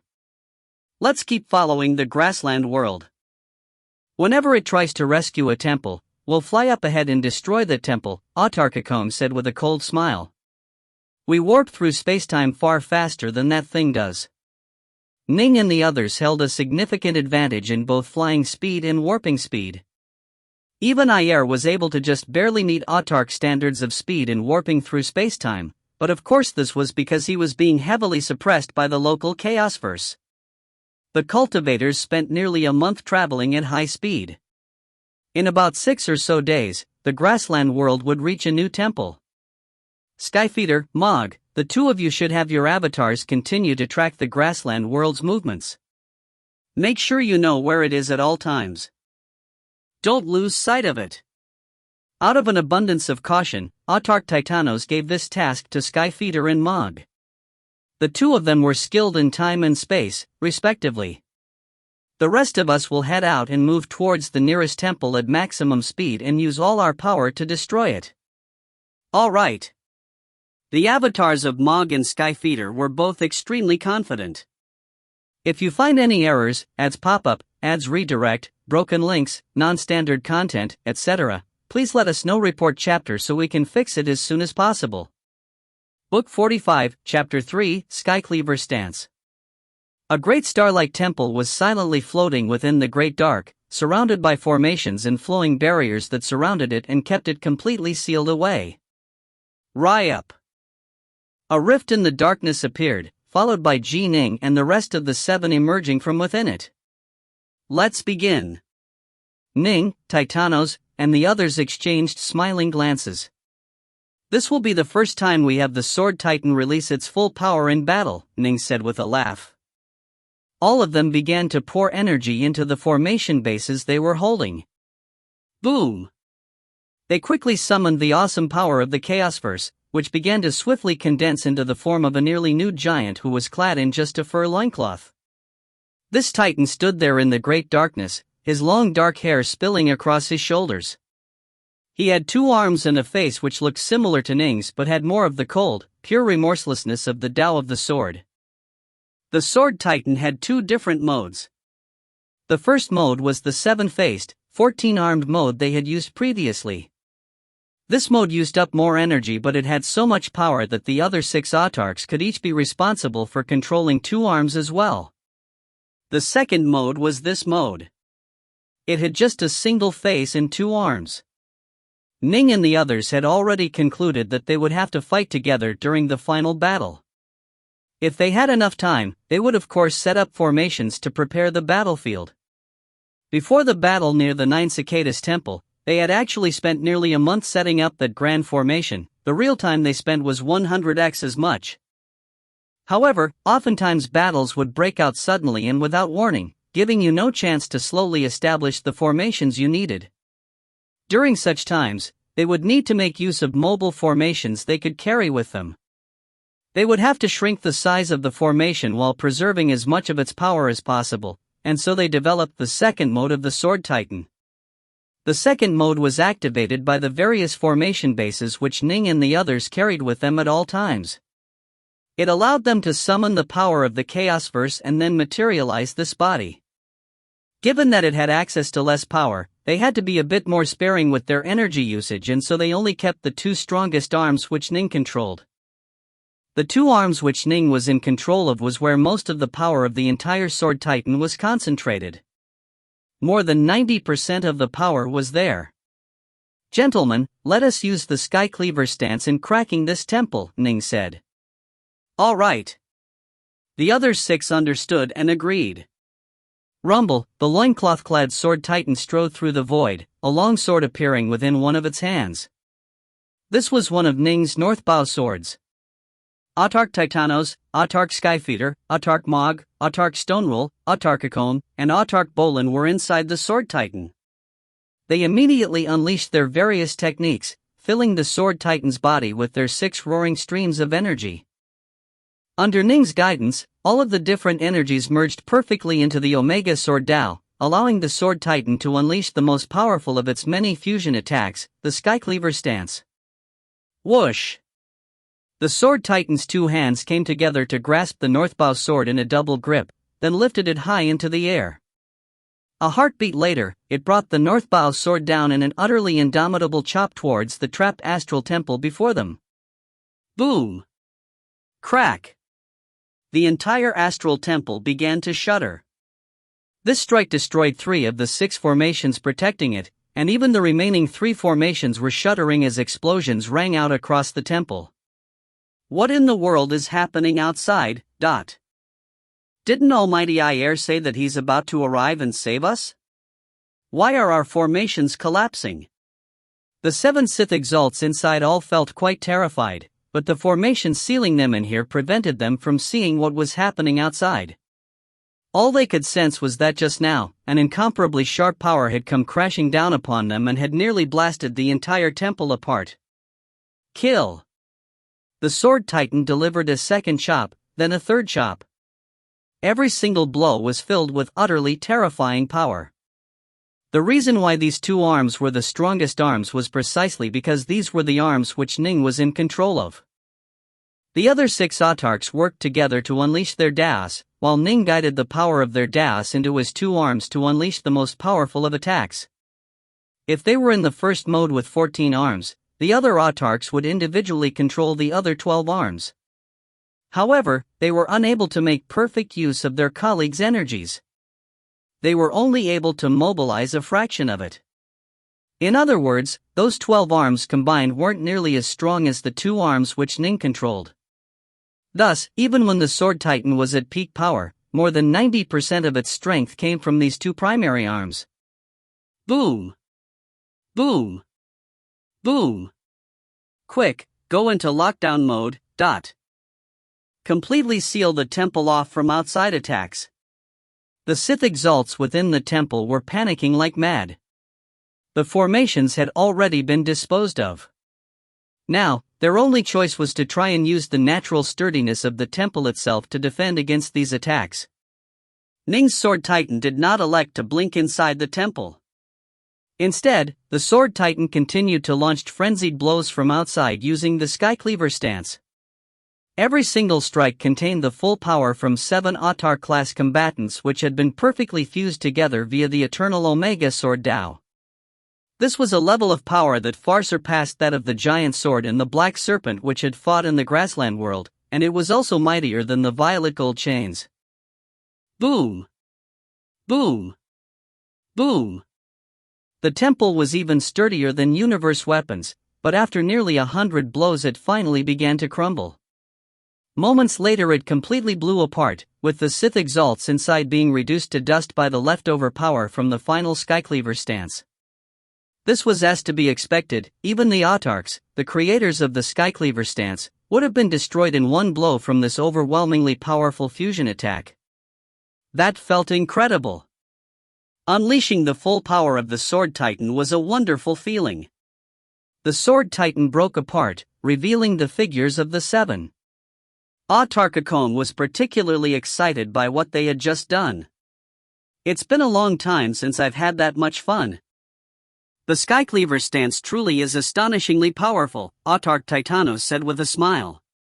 In my opinion, all the various techniques and trump cards we have accumulated over the eons should make it so that we are entirely capable of fighting the grassland world head-on, Autarchicon said. Last time, we retreated before we really had a chance to test ourselves. That was irritating. I think we were entirely capable of winning if we fought them head-on. Ning shook his head. Don't underestimate the Sith. Dark North is right. There's no need for us to risk ourselves like that. The longer we can delay the final battle, the greater our advantage shall be. We need to slowly bide our time and allow our natural advantage to accumulate into an overwhelming one. You need patience to win a war, Autarch Titanos said. We don't need to be anxious. It is the Sith, it is Ayer, who need to be anxious. Both sides were led by wily old bastards who had been alive for unfathomable ages. Both had plenty of patience. Ayer, for example, had made preparations for all possibilities. Even though he had encountered repeated setbacks, he felt certain that it wouldn't impact the grand scheme of things. He knew that victory would be his. The cultivators, in turn, knew what their own advantages and disadvantages were. If they could make maximum use of their advantages, they'll gain victory in the end. Ayer was seated in the lotus position on the grass within the grassland world, which was hurtling through spacetime. Suddenly, his face tightened. He could sense that the auras of the 7 Sith exalts he had been planning to rescue had suddenly vanished. Dead? Ayer frowned. Did the cultivators somehow predict that we were going to go rescue them and so moved ahead of us to destroy the temple and kill the exalts? He began to feel rather suspicious. Let's head in another direction. Ayer immediately sent the grassland world to move towards a different temple, the Six Seals Temple. Half a month went past. Ayer had yet to reach the Six Seals Temple, but he could sense that it had also been destroyed. This caused his face to darken. After another half-month, the final remaining temple was also destroyed, with the 6 Sith exalts within being slaughtered. Damn! This chaosverse continues to suppress us, making it so that we cannot warp through spacetime as fast as those weak natives. In fact, are they perhaps following us in secret?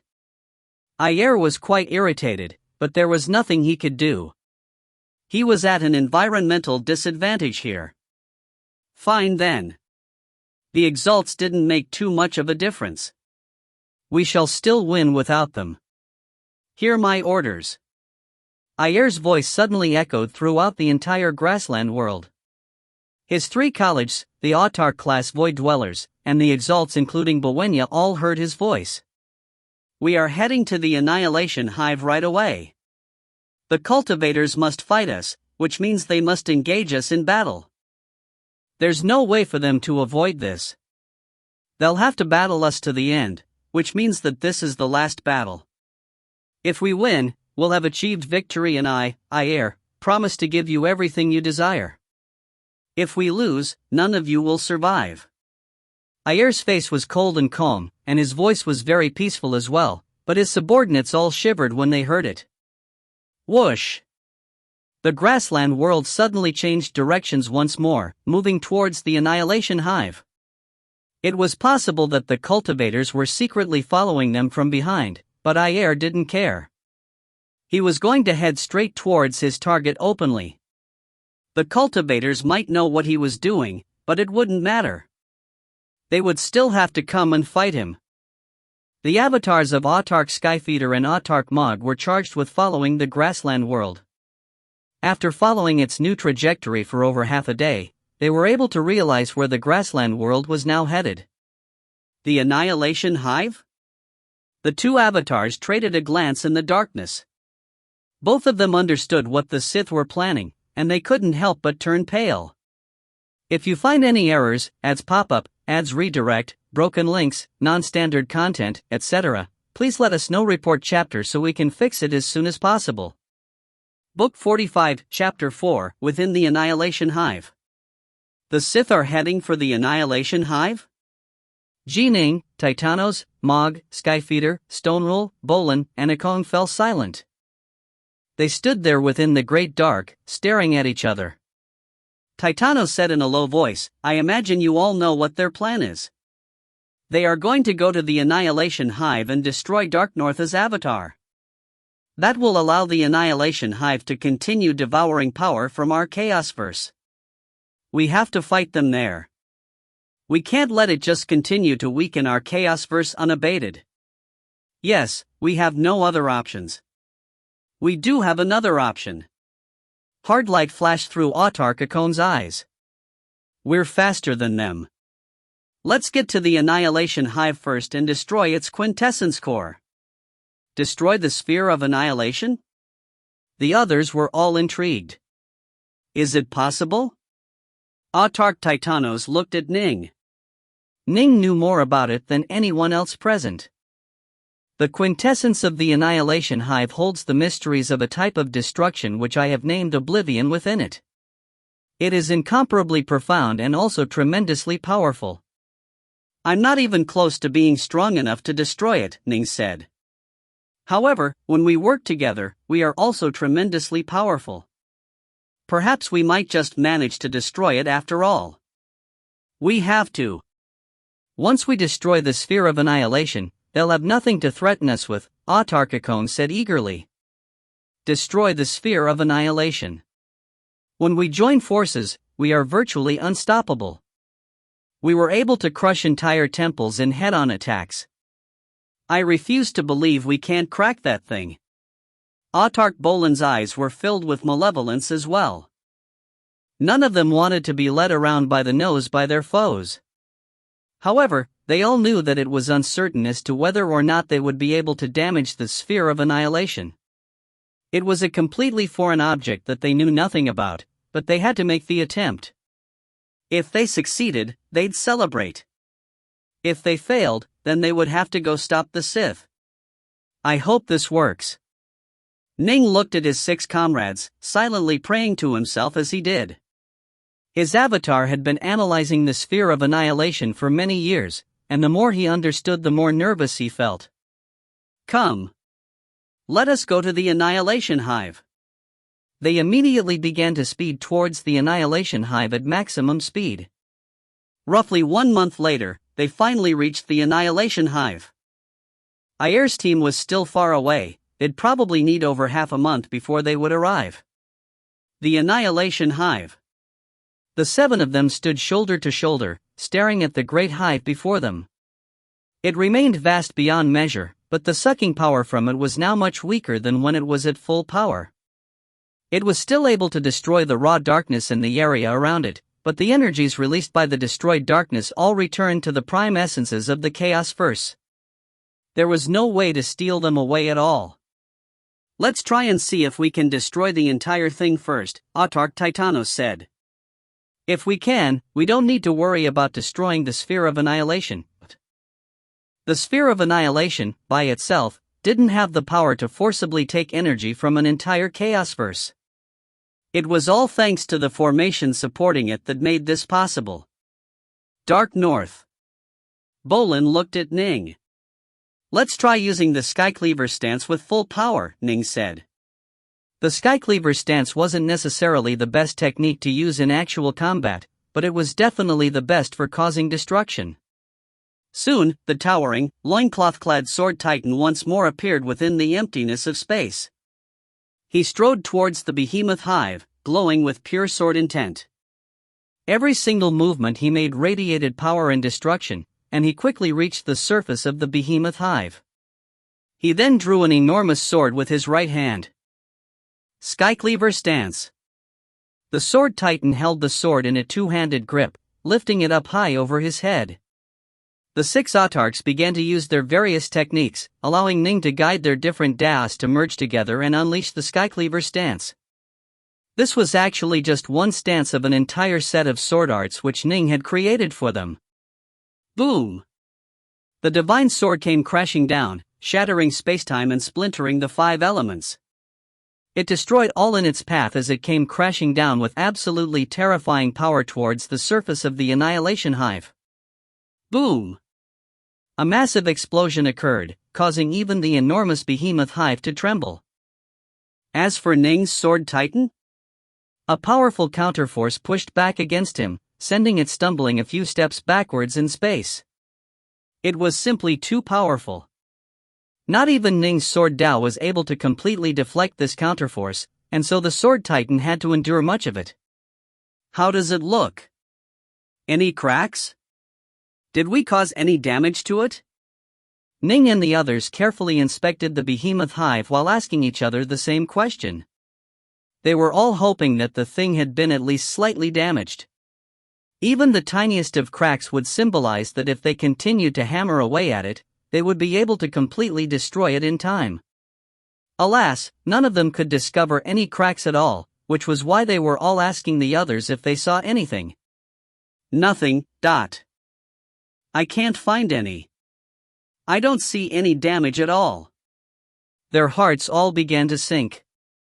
Let's try a few more attacks and see if that does anything, Autarch Titanos said. All right. Ning and the others nodded. They once more joined forces, having the sword titan raise its sword up high for the Skycleaver stance once more. Boom! Boom! Boom! Boom! The sword titan delivered the terrifying Skycleaver stance again and again, furiously smoting the annihilation hive and causing it to shudder and even fly backwards. Deep within a 300-meter hidden space inside the annihilation hive, there was a formation base with a long-haired man seated in the lotus position atop it. The long-haired man's hair was half black and half white, and he was nervously keeping track of the hive's status. Boom! Boom!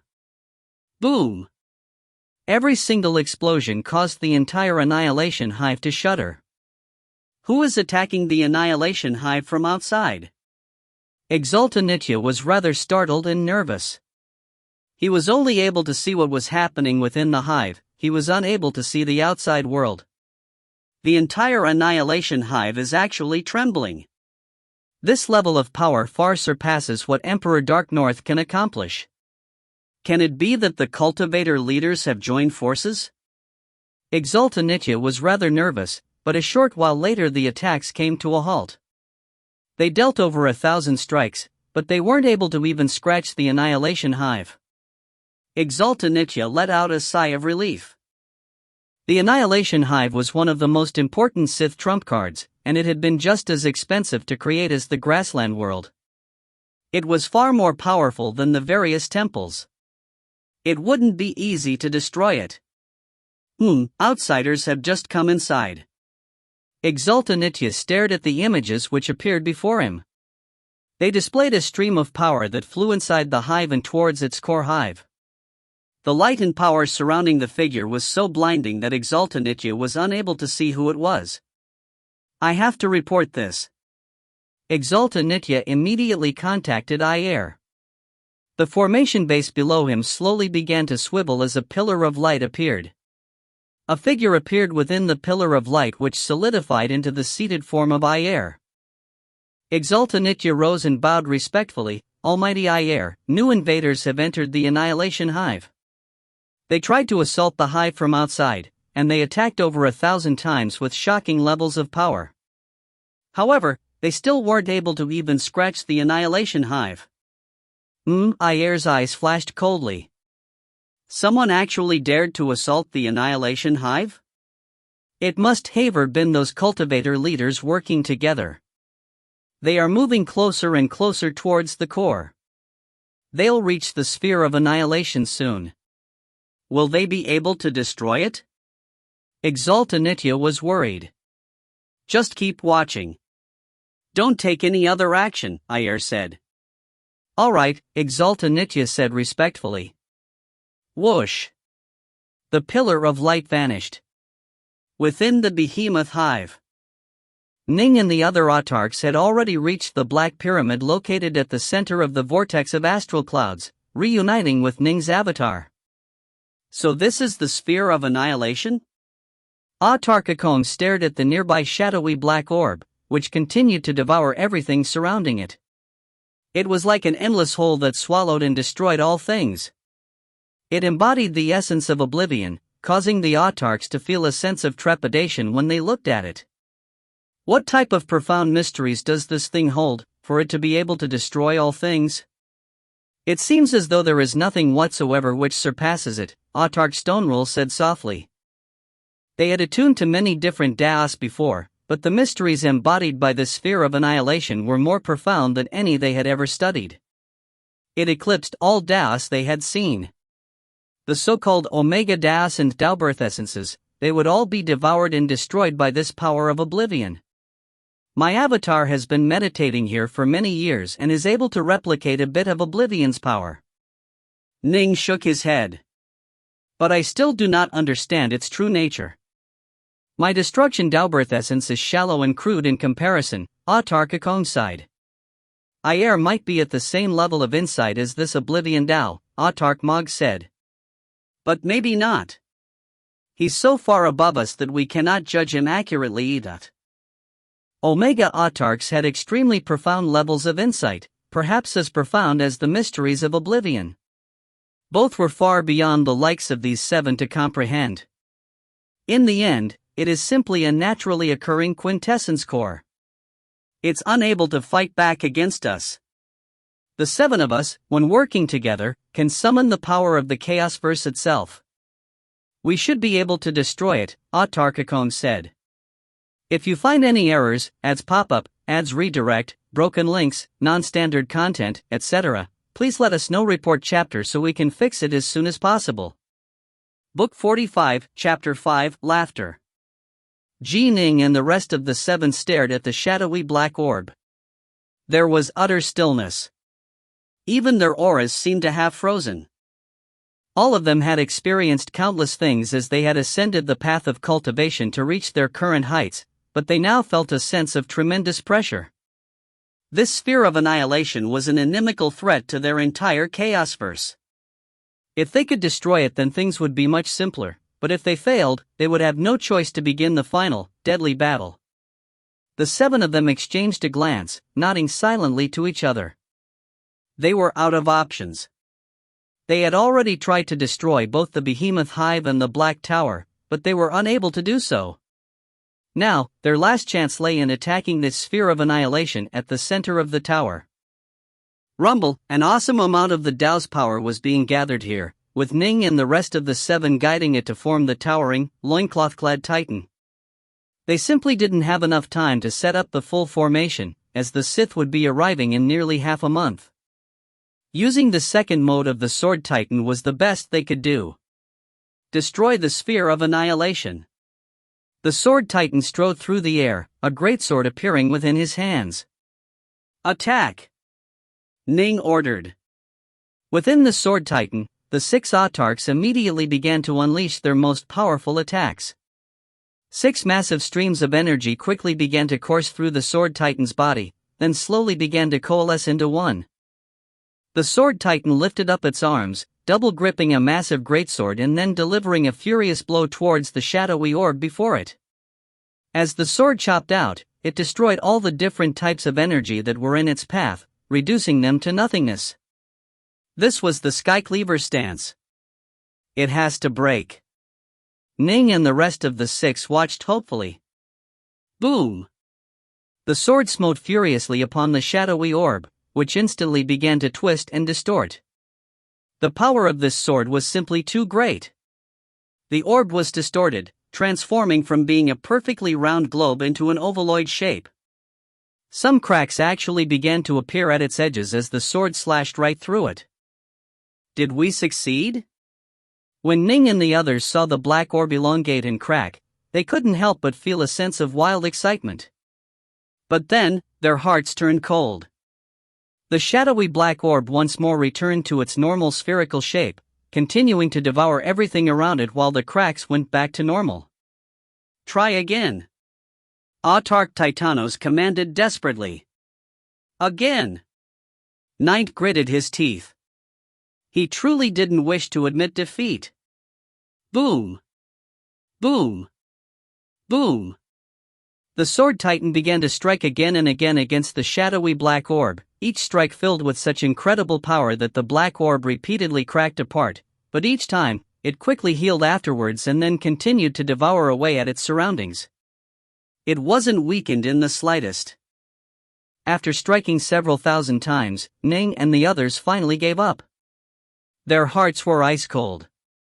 The Sword Titan vanished, revealing the bodies of Ning and the other 6. They all stared silently at the shadowy black orb. A long silence ensued.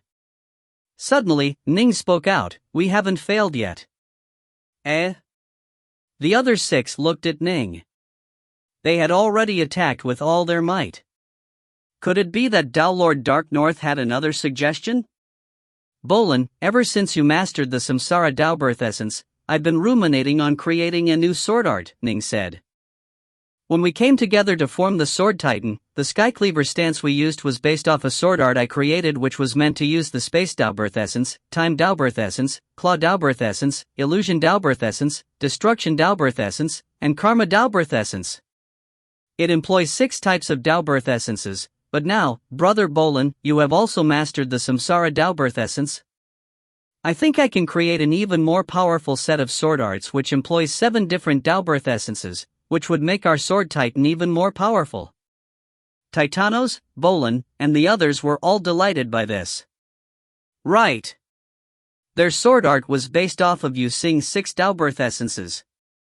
There was no reason why they couldn't upgrade it to use 7 instead, but I already have the rough outline of this sword art in my mind, Ning said, but I've still be in the process of perfecting it. Give me enough time to finish it and make it even more powerful. All right. I'll accelerate time for you. Take it at your own pace, Dark North. Don't try to rush. We still have more than half a month. Titanos and the others instantly worked to assist him. If he was able to create a new sword art, even if it wasn't enough to destroy the Sphere of Annihilation, it would still strengthen their Sword Titan and make it more formidable during the battle to come. Autarch Skyfeeder took over the responsibility for accelerating time, letting Ning calmly set his mind upon perfecting this sword art. Ning himself had long ago mastered the Samsara Sword Tao. All he had to do was to link it to Bolin's Tao Birth Essence, which was fairly easy. However, what Ning was trying to do was to perfect this technique and make it even more powerful. He actually had Titanos and the others try the new stance out, then went back to continue working at it. Time flowed on, one day after another. The power of this new fusion sword art grew increasingly mighty.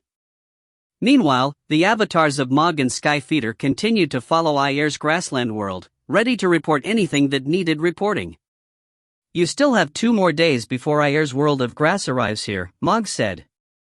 I've already completed the sword art. Nin nodded. I won't be able to make any improvements unless I'm given another 10,000 years, but there were a total of 4 stances to this fusion sword art. Their names renamed unchanged: Skycleaver Stance, Bright Cave Stance, Dawn Moon Stance, and World Stance. Now that my Omega Sword Dao is guiding 7 different types of Dao birth essences when using this sword art, the power has increased by nearly 30% compared to before, Ning said. Titanos and the others were delighted to hear this. Given how powerful the Sword Titan was, increasing its power by even a tiny bit was extremely difficult. A 30% increase was absolutely incredible. This was primarily due to the fact that the Samsara Dao Birth Essence was an extremely powerful Dao Birth Essence to begin with, one which empowered the new sword art tremendously. Let us begin. The 7 exchanged glances, then stared at the distant shadowy orb. They activated the various formation bases they were carrying, summoning the power of the Chaos Verse and converting it to form the loincloth-clad Sword Titan. The Sword Titan hefted a greatsword, once more preparing to unleash its supremely powerful Skycleaver stance. This time, of course, it was the new version of the Skycleaver stance. 7 different streams of Dao Birth Essence power coursed through the Sword Titan. Ning was able to easily unite the 7 streams into a single whole, forming his Omega Sword Dao with their powers. Skycleaver stance. The Sword Titan once more chopped down at the shadowy orb, but this time it was noticeably more powerful than before. Boom! Boom! Boom! The divine sword plunged deep into the shadowy orb, causing a series of explosions to ring out. The black orb began to crack and shatter in many different places as the sword went into the orb and out the other side. The black orb looked heavily damaged, but some invisible law once more pulled it back together. It quickly returned to its normal shape and began to once more calmly devour everything around it. Still no permanent damage? Ning could hardly believe his eyes. They launched another 100 strikes, but the result was the same. Each time, the black orb looked as though it was so heavily damaged that it would most assuredly break apart, but instead it would quickly heal. It was like a globe of water. No matter how much damage they caused to it, it would easily reform into a globe once more. The Sword Titan vanished. Ning and the other 6 stared at the black orb in disbelief. Damn, Ning muttered, gritting his teeth. Ha ha ha. Oh well. Autarkakong actually began to laugh loudly, a frenzied look in his eyes. I've wanted to have a good fight against the Sith for ages now. We have so many tools at our disposal, but we've never dared to take on the risk of actually using them because we're afraid to lose. Now, we have no way out. They've forced us to stand and fight. Good. Let's fight then. We'll risk it all in this battle. I want to see who will be the survivors, the Sith or us. Akon's right. Discard all your fears and all your worries and pour everything you have into the next battle. The wily old Autark Titanos began to laugh loudly as well. I'd been alive for far too long. I've almost forgotten what life used to be like when I was a weak young cultivator who had to experience one life-threatening challenge after another. It has been a long time since I've had this sort of feeling where my very true soul is shivering in anticipation. Let's do our best and fight them to the bitter end. Ning joined in their laughter, as did Skyfeeder, Bolin, Mog, and Stonerule. Ha! If there was no way out, they would fight. They'd literally fight the Sith to the death in this next battle. Gentlemen, it is my honor to be able to battle with you to the bitter end, the only female Autark Skyfeeder, said with a smile. If you find any errors, ads pop up, ads redirect, broken links, non-standard content, etc., please let us know. Report chapter so we can fix it as soon as possible. Book 45, Chapter 6, The Final Battle. My friends, I can't even describe how happy I am to be able to fight alongside all of you in this battle, Autark Bolin said with a smile. We'll fight to the bitter end together. Ha ha. Come. I think we need to share some wine before this battle begins. Autarkakong waved his hand, causing an estate to appear before him which was filled with stone tables and chairs. Ning and the others all smiled as they sat down. Ning picked up his wine cup, then glanced at his 6 friends. He felt as though this was almost a dream. He could still clearly remember how he had been reborn from the Netherworld Kingdom into the G-clan of the Grand Xia, and how he had slowly trained step by step until he had reached the apex of the cultivator world. Now, he would stand alongside his 6 friends and peers, entering into a lethal battle by their sides. This was a battle which would determine the fate of all cultivators. If they lost, it would all be for nothing. His friends, his family, and all of civilization would be destined to die. You know, I was thinking. Dark North, should we have your true body stay out of this final battle? Autarch Titanos suddenly said. All of the other autarchs nearby were stunned. Not take part? Ning was stunned as well. Titanos, are you saying the rest of you would fight but I wouldn't? Your avatar could, Autarch Titanos said slowly. Here's what I'm thinking. We could have your avatar form the Sword Titan with us. Your avatar has 80% of your true power. You are already the strongest of us 7. Your avatar is more than strong enough to merge our powers together. I wager it'll still be able to keep the Sword Titan at 90% of its full strength. If we lose, at least your true body would still be alive. So long as you are alive, our civilizations will have a chance to eventually recover. Autarch Titanos looked at Ning. The other 5 began to hesitate, considering his words. If my true body doesn't get involved in this fight, it'll have a major impact on our combat prowess, Ning said. Both my avatar and myself will take part in this fight, guiding the 6 of you in forming the Sword Titan. If my avatar guides your avatars in forming a giant, it'll have roughly 50% to 60% of the strength of the main one. We'll have 1 Sword Titan and 1 Avatar Titan. That way, we'll be able to unleash the maximum amount of power possible. If my true body doesn't take part, we'll only have a single weakened Sword Titan, Ning said. The Avatar Titan would be using the same type of formation. The other 6 avatars were only at half power while Ning's avatar was at 80% power, but the Avatar Titan would remain a powerful tool in this fight. It would be even stronger than the giant sword they had used in the grassland world. But if we lose, we'll have lost all hope, Titanos said hesitantly. Brother Titanos. Ning said sharply, are you still thinking about a backup plan at a time like this? Do you really think that I can reverse the situation all by myself if I'm the only one to survive? Even if I do eventually become an Omega Autarch, by then I would have had to watch as the Sid bound our Chaosverse and I Air became a Chaos Lord. In the end, I would still die. We should put everything we have into this fight instead. We'll use both the Sword Titan and the Avatar Titan to maximize our chances. Ning stared at Autarch Titanos. Titanos, I agree with Dark North. This time, screw the backup plans, Autarch Akong said. Let's fight. Autarch Skyfeeder was by nature a fearless woman. She had previously been planning to attempt to bind the Chaosverse, even though the others who had tried all died. I agree that we should do everything we can to win this battle.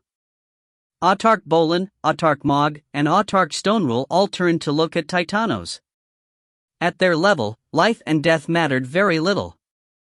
They actually approved of Ning throwing himself into danger, because they had to consider what was good for the whole of civilization. They wanted to live, but they didn't want to a life that was worth of death. They didn't fear death, so long as their deaths were meaningful. Autarch Titanos hesitated a moment, swayed by the rebukes of his 6 colleagues.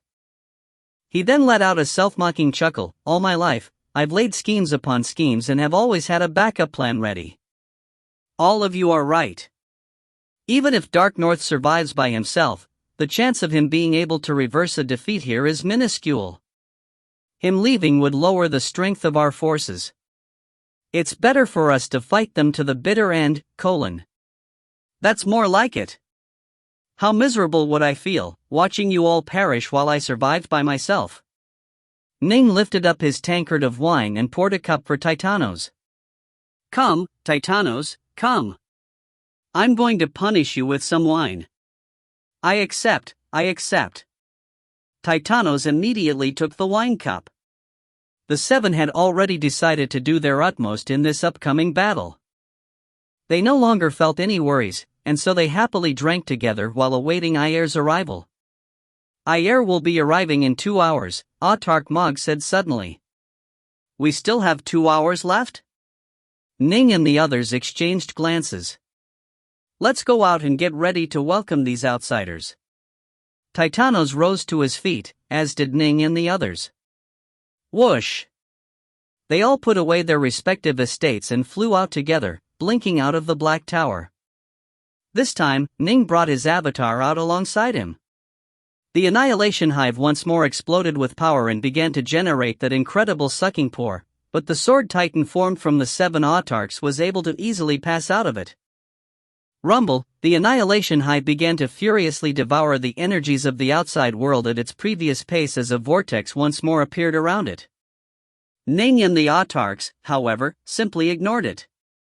Although it was a formidable weapon, it needed to devour energy for an extremely long period of time to do real damage. A few weeks wouldn't make much of a difference. Not even a century would have a real impact. Thus, for now they would ignore the Annihilation Hive and focus their efforts on the Sith. Neither side was going to shirk away from this battle. Victory or defeat would be determined very soon. The winner would rule this chaos-verse. The loser would never be able to rise again. Whoosh! Whoosh! 2 figures suddenly warped over to them. It was the avatars of Autarch Mog and Autarch Skyfeeder. All our avatars are here. We're ready to fight now. A pity that we lost one of the golden bridges of freedom. Otherwise, we'd be at absolute maximum power, Autarch Titanos said with a chuckle. They quickly separated into 2 squads, both led by Ning. The 7 true bodies stood together on one side, while the 7 avatars stood next to each other on the other side. 14 Autarch-class combatants were ready to do battle. It's all my fault for losing that golden bridge.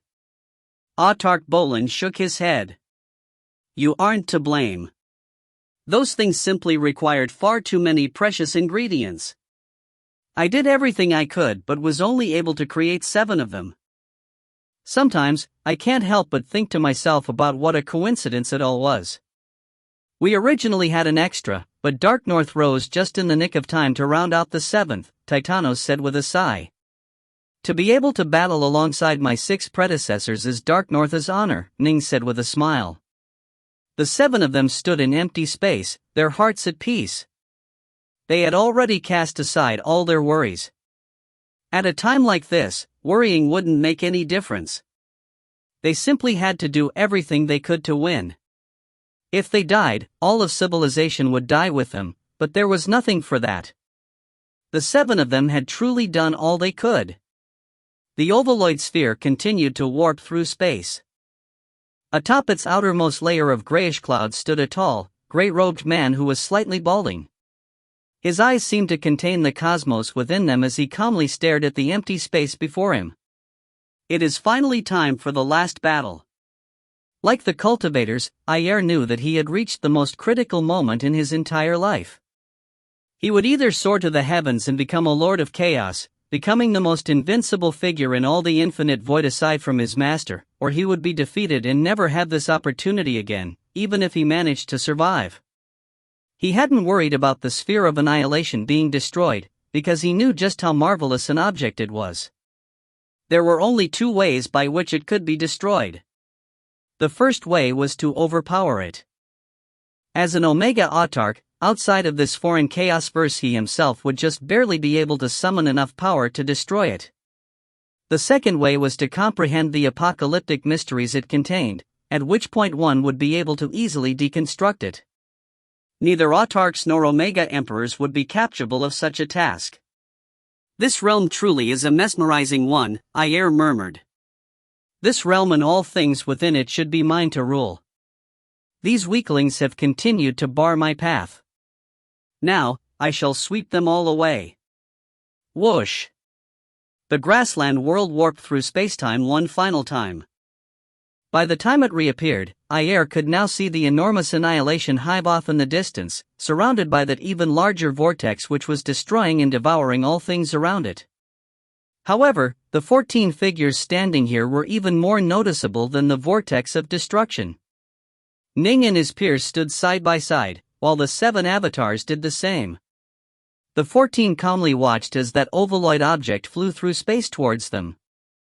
The only person standing on the surface of the ovaloid object was Ayer, and he smiled thinly when he saw the 14. He swept his gaze across them, then let out a chuckle which echoed throughout spacetime. No more running? No more hiding? There's nowhere to run, Autarch Titanos said. We'll give you what you want. We're going to fight you to the death. Ning smiled. Ayer, I hope you don't piss yourself when you see our real power, Autarchicon said with a laugh. I think he probably will piss himself, Autarch Bolin smirked. Ning and the others all smiled or laughed as they spoke. Ayer wasn't angered by this.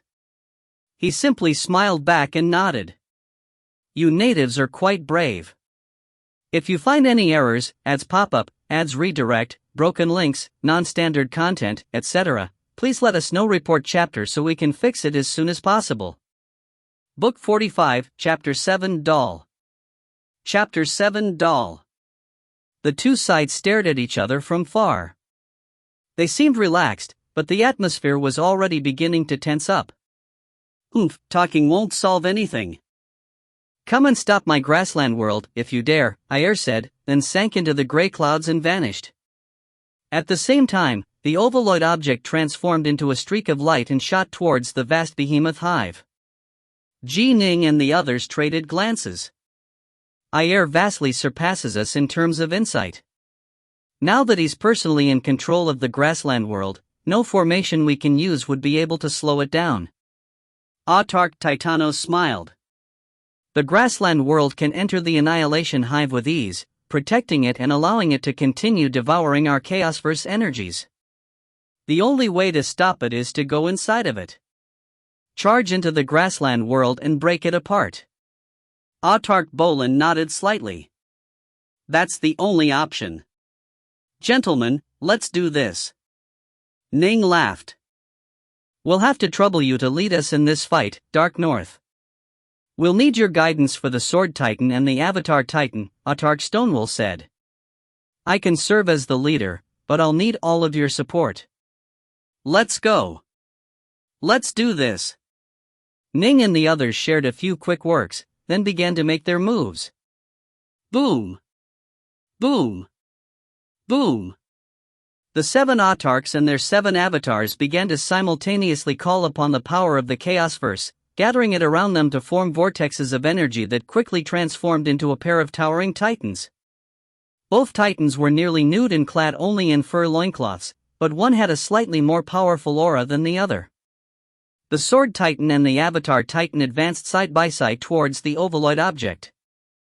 Ayer appeared out of nowhere within the palace hidden deep within the grassland world. Flanking him was the silver-robed woman and the 2 men, while below him stood the Sith Exalts and the 3 Autarch-class Void Dwellers. Vile Sky, you 3 come over here to the center, Ayer instructed. The 3 Autarch-class Void Dwellers exchanged puzzled glances, then nervously advanced to the center of the palace. The Cyclopean Bear, the red-eyed white-furred humanoid, and the tentacled Stormcloud harbored distrust towards the Sith, but unfortunately they were much weaker than Ayer. There was nothing they could do. In the infinite void they were weaker than Ayer, and even here in the grassland world they were still weaker than Ayer. Those native cultivators are about to attack. This shall be the final battle. Ayer glanced down at the 3 Void Dwellers, then smiled. I'll need you 3 to be prepared to make sacrifices for our victory. Just tell us what you need us to do. We'll do everything in our power, the 3 responded respectfully. Excellent. Ayer nodded. What I need is for the 3 of you to offer me your lives. Surprise appeared in the eyes of the Cyclopean Bear and the other 2, only to be quickly replaced by utter terror. Suddenly, 9 violet gold chains appeared in the area around them. Each chain moved in an abstruse and profound manner, and they howled through the air as they lashed out at the 3 Autarch-class void dwellers. Ayer, what the hell are you doing? Didn't you promise to give us our freedom if we helped you? Why are you attacking us? The 3 void dwellers tried to fight back, but now that Ayer was personally controlling the violet gold chains, the void dwellers were vastly outclassed in both power and technique. The violet gold chains immediately began to land brutal blows on them, causing their bodies to explode. The chains then quickly wrapped around their life cores. The nearby Sith exalts all watched in shocked silence. None of them dared to say a word. They knew how ruthless Ayer was. To him, anyone and everyone was but a pawn to further his goals. The promises those 3 Autarch-class void dwellers had believed in were nothing more than jokes. Give you your freedom? Ayer stared down at them, his eyes flickering coldly. Did you 3 idiots really think you were qualified to negotiate terms with me? If it wasn't for the fact that I had a use for you, I never would have let you remain alive for this long. Ayer then reached out with his right hand, producing 3 adorably shaped black dolls. The 3 black dolls flew out to hover directly above the center of the palace. Hiss! Hiss! Hiss! The shattered remnants of the void dwellers' bodies began to fly towards the black dolls. Even their life cores, still entangled by those chains, began to fly towards them. No! No, but no! The 3 Autarch-class void dwellers suddenly felt a sensation of infinite terror. Those ordinary-looking dolls were exerting lethal amounts of gravitation attraction, causing their life cores to uncontrollably fly towards them. Their splattered bits of blood and flesh were also flying towards the black dolls, and as soon as they touched the dolls they were swallowed up with a hiss. Ayer, you'll definitely fail. You'll fail. A life core with the illusion of a cyclopean bear inside screamed frantically. You'll die. The cultivators will kill you all. The life core, which was filled with an illusion of a tentacled stormcloud, was struggling and braying as well. Damn you, Ayer. You are shameless. The phantom of the red-eyed, white-furred beast bellowed. The 3 life cores flew towards the 3 black dolls, which effortlessly devoured them as well as the flesh and blood from their corpses. Ayer couldn't help but secretly feel amazed by this. Master's skills in artifice are simply incredible. Those Autarch-class void dwellers might be foolish, but their bodies are incredibly sturdy. It is their bodies which gave them Autarch levels of power, but the dolls were able to devour them with ease. I may also be an Omega Autarch, but I'm far from being Master's equal when it comes to artifice. His master was a lord of chaos. Although they were both Omega Autarchs, Ayer felt that his master remained superior to him in many different areas. It was much like how Bolin, Titanos, Mog, and the others were all Autarchs but shared different insights and were at different levels of power. There was indeed a great difference in power between Ayer and his master. The creation of the Annihilation Hive and the Grassland world had only been possible because his master had provided him guidance from behind the scenes. As for the black dolls, his master had personally created these things. Whoosh! The 3 black dolls floating in midair suddenly began to dramatically expand in size, transforming into a trio of towering black-scaled beasts which now lay on the ground.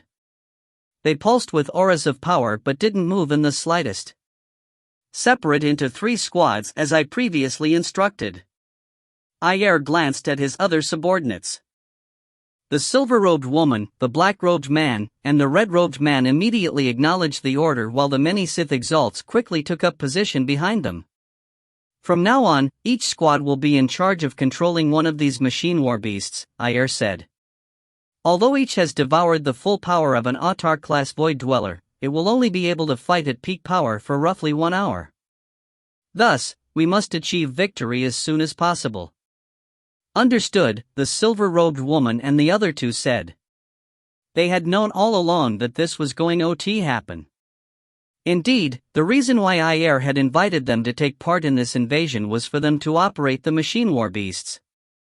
Ordinary exalts were a bit too weak to truly unleash the potential of these things in battle. Each of the three would control one, with the other exalts providing assistance. Now go, Ayer commanded. Swoosh. Swoosh. Swoosh. The silver-robed woman and the others quickly flew inside the enormous machine war beasts and took control of them. This was a major trump card which their Lord of Chaos had bestowed upon Ayer. Huarar! The three black war beasts raised their heads and howled. Their auras were actually stronger than those of the Autar-class Void Dwellers, because the machine war beasts were burning up all of their power at a rapid pace while holding nothing back. They could also attack with marvelous techniques. They weren't nearly as clumsy as those Void Dwellers were, but they are coming. Ayer raised his head to stare towards the skies. He could see two towering giants wielding divine swords chop through the grayish clouds as though the clouds were nothing more than rotted wood. The two titans charged downwards, easily piercing through the layers of clouds. Follow my orders. A savage look appeared on Ayer's face. Each of you can only fight for an hour, so we need to do everything we can to annihilate them during that period of time. This is the grassland world, a battlefield of our choosing. We're definitely going to win. Now go. Kill these cultivators. Kill. Whoosh. Whoosh. Whoosh. The three black war beasts quickly warped through space and disappeared from the temple. As for Ayer, his eyes were blazing as he barked, "Quintessence, ignite!" Instantly, the quintessence core located deep within the grassland world once more began to erupt with power, filling every inch of the entire world with tremendous might.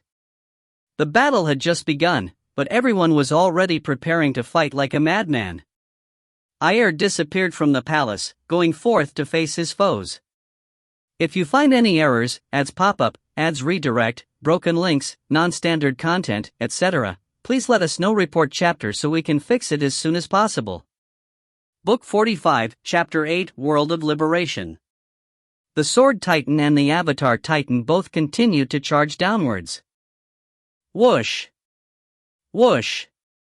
The clouds had become much sturdier now that the quintessence had been ignited, but before the might of Ning's Sword Titan and Avatar Titan they remained unspeakably fragile. Swordlight flashed as they pierced straight through the clouds, charging all the way down to the second layer of clouds. Right at this moment, they all suddenly sensed danger. Ning was the leader of this formation and was constantly on guard for any possible movements. Suddenly, three enormous black war beasts appeared from the clouds nearby. They looked much like armor-clad apes, but they each had a pair of curved horns on their heads. Their knees were bent into a half-stooped position, and they stared intently at the Sword Titan and the Avatar Titan. Where the hell did these three come from? Autar sent mentally. All of them seemed dangerous. This is probably one of the trump cards the Sith have been hiding the entire time. Now that the last battle has begun, they no longer see a need to hide themselves, Titanos sent back. These three beasts have odd auras. Be careful, Dark North. All right. Ning nodded. Attack. Die, cultivators. The three war beasts attacked simultaneously, first surrounding the nearby Avatar Titan. The Avatar Titan lifted up his twin swords, ready to meet their attacks. The furious claw strikes of the war beasts caused the very heavens to darken as they lashed out with overwhelming towards the Avatar Titan. In turn, the Avatar Titan swept out with his right hand, generating an ephemeral streak of swordlight in the air which struck out at the war beast. Whoosh! The swordlight immediately retracted, while the war beast simply howled and continued to press the attack. These three machine war beasts are extremely powerful. Ning and the others were all shocked. They're actually able to fight our Avatar Titan to a standstill. Our sword arts will only be enough to hold off two of them at most. Die! The three war beasts fought with uncommon ferocity. Clearly, they wanted to destroy this weaker-looking Titan as soon as they could. Whoosh! The nearby Sword Titan had already charged over, sending an awesome stream of swordlight slashing through the air with unstoppable force.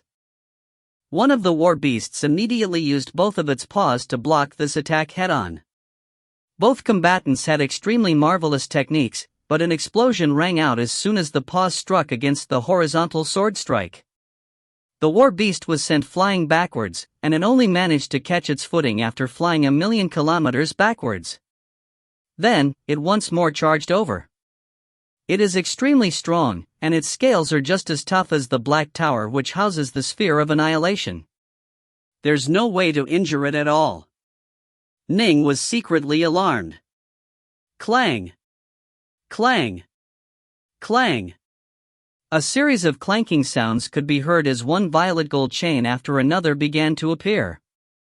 They were like great serpents which blotted out the skies, emanating auras of awesome power as they swept out towards the weaker Avatar Titan and sought to destroy it.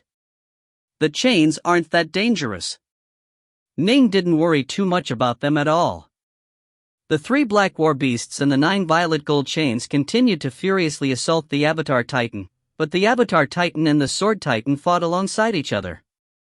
The Sword Titan was especially mighty, with each of its blows sending the black war beasts flying with ease and making it impossible for them to gain a true advantage over the Avatar Titan. The war beasts truly were rather troublesome, as their techniques were brilliant and they were completely impervious to damage. Ning, Titanos, and the others suddenly sensed a new threat approaching. They hurriedly turned to look towards the skies, only to see the figure of Ayer appear. Ayer's robes were fluttering around him, and his body was covered by an awesome aura of power formed from the energies released by the ignited quintessence core. He was currently diving downwards head first, his hands folded in a prayer position before him. An absolutely dazzling stream of golden light was emanating from between his hands, preparing to spread outwards. Omnipresent light. It almost instantly illuminated the entire grassland world. The light was blinding, and it weighed down heavily upon both the Sword Titan and the Avatar Titan. Die! Ayer changed his stance, pulling back his left hand while pushing out with his right. He had once used this technique against Mog, but now that he was using the ignited quintessence core's power, the strike was now much stronger than before. When fighting Mog, he had to spend quite a bit of time to accumulate the amount of energy necessary. This time, he was quite fast.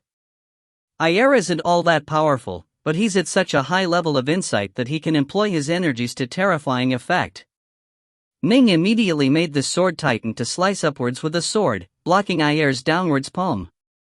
Boom! This unfathomably powerful palm crashed head-on against the all-encompassing sword. Ayer staggered a few steps backwards, a frown on his face. This formation giant is incredibly strong. Dark North is making perfect use of these native cultivators' powers. The Sword Titan had been able to block Ayer with ease. Even when Ayer was using his most powerful strike, he was only 30% more powerful than the machine war beasts. It wasn't enough to threaten the Sword Titan. Light. Boom. Ayer began to glow with even more dazzling light. The light was everywhere, filling the entire world with an iridescent glow. What worried Ning the most was that he could no longer find Ayer. After releasing that blast of infinite light, Ayer had actually vanished into the light itself. Ning could neither see him physically nor track him via Godsense. Suddenly, an alabaster arm reached out to grab at the Avatar Titan. That's Ayer. The Avatar Titan hurriedly moved to block. Since Ning was controlling both Titans, he was able to make them work in perfect concert. The Sword Titan immediately went over to help out as well. The dazzling light continued to suppress both the Titans, while Ayer launched one sneak attack after another with incomparably profound techniques. Blocking his attacks was very taxing, and eventually one would get through. Everyone, prepare the world of liberation, Ning sent. All right. Titanos, Mog, and the others all knew that the moment had come. They had been planning to save this trump card for use at a critical moment, but they were now at such a disadvantage that they were finding it hard to even maintain their defenses. It was too hard for the Sword Titan to defend against the war beasts, the chains, and Ayer at the same time. The Avatar Titan was in tremendous danger right now, and once it was destroyed their foes would be free to focus their attacks against the Sword Titan. When that happened, the situation would become even grimmer. Boom! Boom! Boom! Boom! Boom! Boom! Suddenly, 6 surges of power shot out simultaneously. Golden bridges began to appear directly beneath the feet of the Sword Titan and the Avatar Titan. It was the Golden Bridges of Freedom. The 6 golden bridges of freedom joined together into a hexagonal shape, forming a single complete edifice. They began to accumulate awesome amounts of power from the Chaosverse that surpassed even the power of the ignited grassland world. It must be remembered that the golden bridges of freedom were modeled off the Daugard Towers. They were able to accumulate and make use of large amounts of the Chaosverse energies. Once they linked together, they were able to use even more. World Stance! Ning roared. This was the only domain-type stance he had created for the fusion sword arts, the World Stance. Rumble! Ning, Titanos, Bolin, Skyfeeder, Mog, Stonewool, and Akong began to simultaneously unleash their respective domains. Autark Bolin actually unleashed 2 domains, one for the Claw Daubirth Essence and one for the Samsara Daubirth Essence. As for Ning, he was responsible for controlling and unleashing the Eternal Omega Sword Dao domain. All 8 domains came together, drawing upon the power of the Chaosverse as well as the power of the Golden Bridges themselves. Ning's Omega Sword Dao domain was able to perfectly connect together all of these different domains, allowing the different types of power to merge together into dazzling streams of swordlight. The entire world became filled with countless streams of swordlight, each of which was formed from a different type of domain energy. The power of this domain vastly surpassed Ayer's domain of light. Ayer and the war beasts felt as though countless streams of swordlight had enveloped them and were pressing down at them, forcing them to resist it with every single movement they made. These 8 different types of domain energy and the power from the golden bridges of freedom have been perfectly joined together to form this domain, the world of liberation. Ning and the others were all excited. As soon as the world of liberation domain was released, Ayer and others were dramatically weakened. Even the 9 violet gold chains were weakened significantly, and as a result Ning and the others immediately gained the upper hand. Join forces to kill Ayer.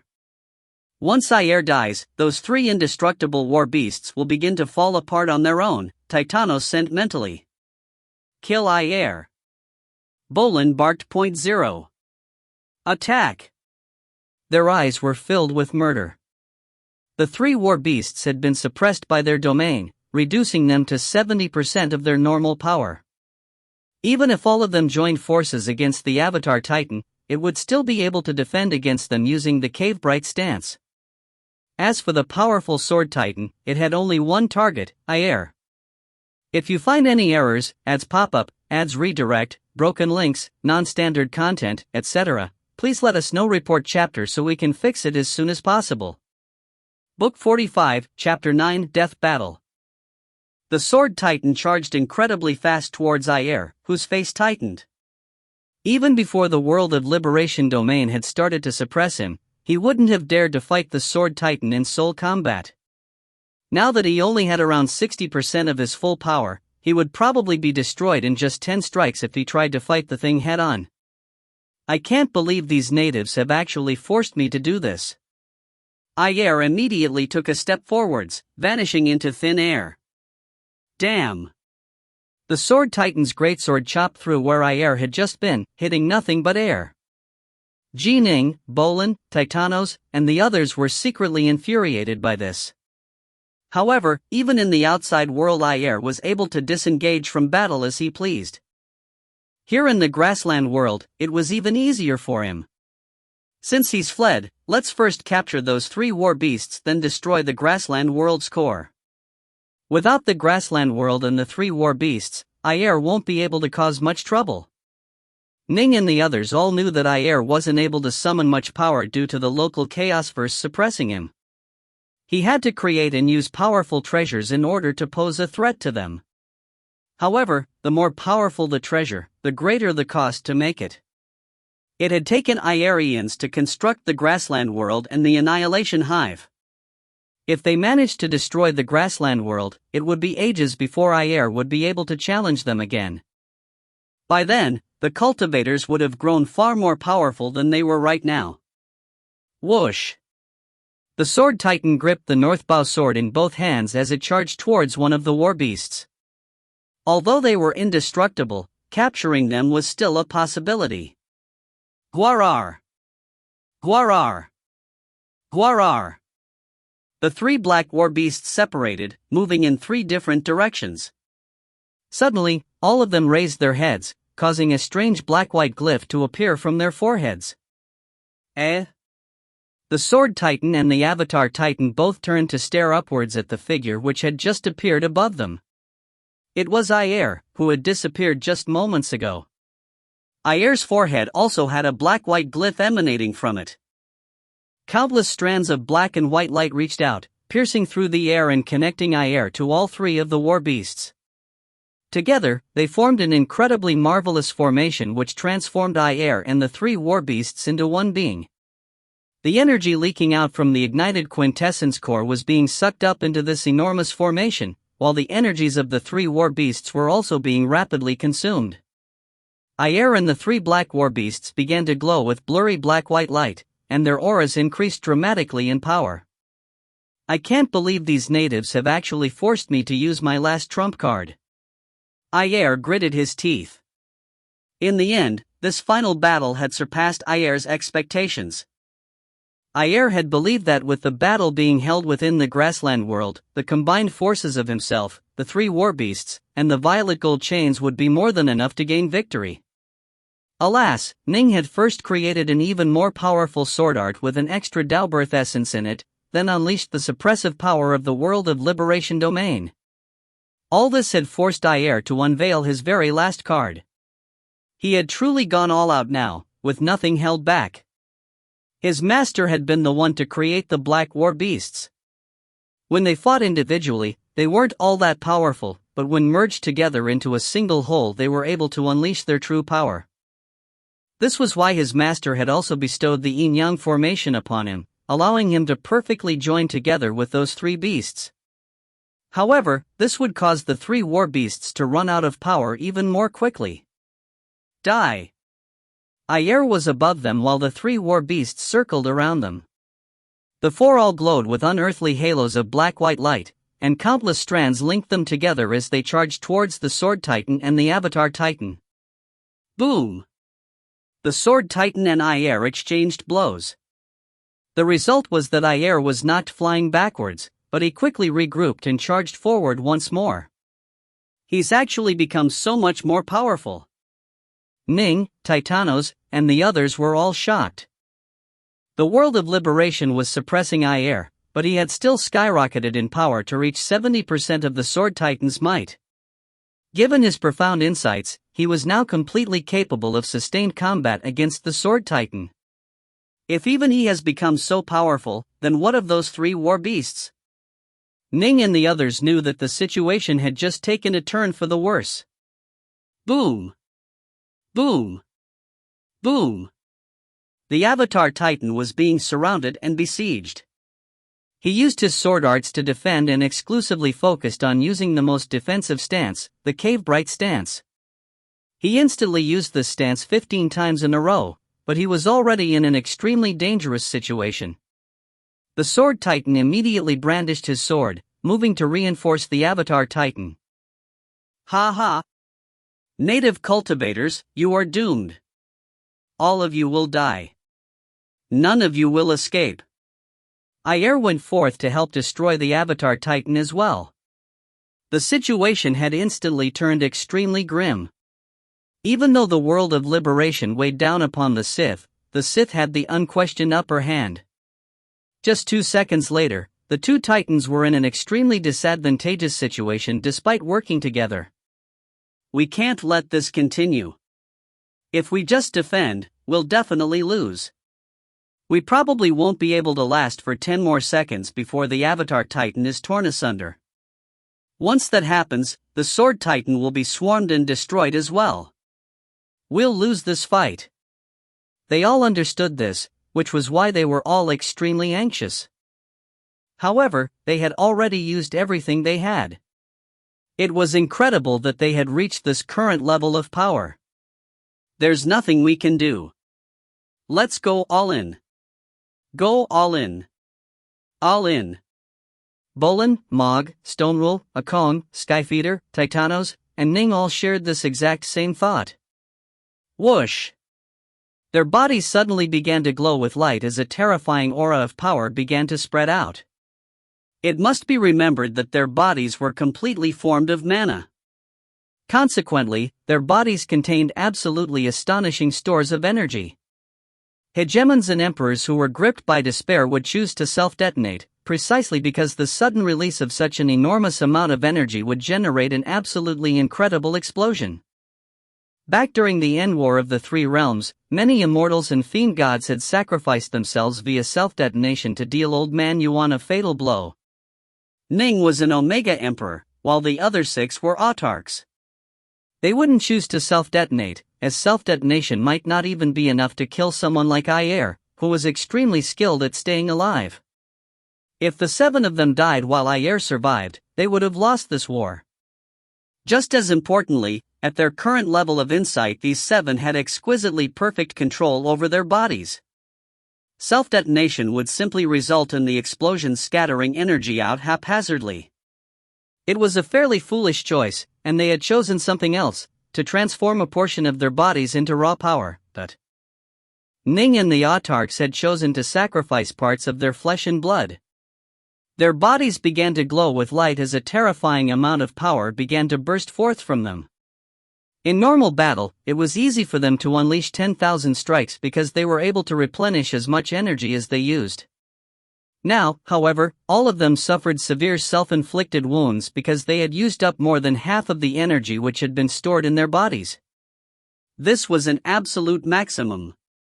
If they burned away even more energy, their damaged true souls would no longer be able to maintain perfect control over this level of power. Every single speck of mana was infused with their souls and true souls, after all. If they lost too much, their true souls would weaken to the point where they could no longer maintain control. Only by maintaining perfect control would they be able to unleash truly awesome levels of power. This was the most ideal, suitable time for taking such a risk, but they could only do so a single time. This was because they would all be so heavily wounded after this strike that they would have merely 40% of their strength remaining. There was no way they could duplicate this attack, and so it truly was their final, last gasp attack. We have to win. Kill. Autarch Bolin's entire body glowed with light as his severed flesh and blood transformed into raw power. He was able to maintain control over it, causing it to swirl around him instead of exploding. Prepare to die, Autarch Akong roared, his body surrounded by the awesome energies of the destruction Daobirth essence. Skyfeeder, Mog, Stonerule, Titanos, and the others all controlled their own energies as well. As for Ning, he drew upon the incredible power of his sword Dao. All of you, die. The sword titan's aura suddenly skyrocketed in might, causing the entire grassland world to quiver. The amount of energy generated by 7 autarchs sacrificing more than half of their bodies was simply too enormous.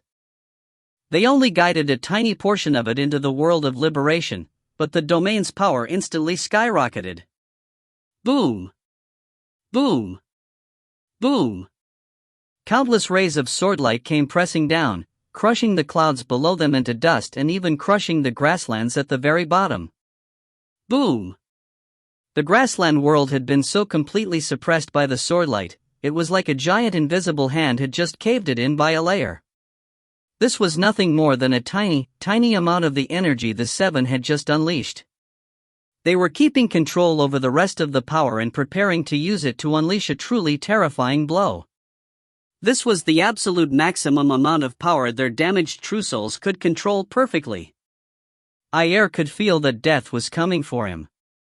When he saw how terrifying this explosive aura before him was, he didn't even think about trying to defend against it head-on. This is probably the final desperation strike these cultivators have up their sleeves.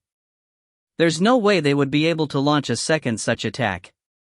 If I can avoid this one, I'll have one. Withdraw. Ayer commanded. Whoosh. Whoosh. Whoosh. Whoosh. Ayer and the three war beasts retreated simultaneously, vanishing within the void. Foolish cultivators, this is the grassland world. This is our chosen battlefield. Ayer's voice rang out within the world. You are the fools. Imbeciles. Ning and Ikon let out furious retorts in succession, their voices echoing within the heavens. Boom. Boom.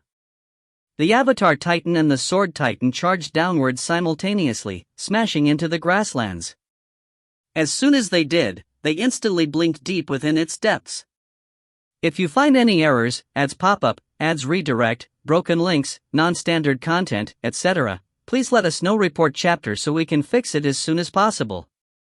Book 45, Chapter 10, Tit for Tat. When they entered the depths of the grassland world, they quickly saw a spiderweb of countless passageways. Boom! An awesome domain filled every single passageway with countless streams of swordlight. The world of liberation's power blew through every single formation like rotting wood, crushing all barriers in its path. It must be remembered that even before Ning and the others had gone all out, they had been able to reduce Ayer and the others by 30% to 40% of their maximum power. Now that the autarchs had gone all out, the world of liberation was so incredibly powerful that it was able to almost instantly crush ordinary autarchs to death. Even the 9 layers of clouds were completely unable to block this intensity of energy, much less the barrier formations deep inside the grasslands. I've found it. The quintessence core for this world lies in that palace over there. Thanks to the world of liberation, Ning and the others were able to sense a completely sealed castle located at the very bottom of the grassland world. The castle was roughly 10,000 kilometers in size, and all of the energy emanating from the grassland world actually stemmed from this castle.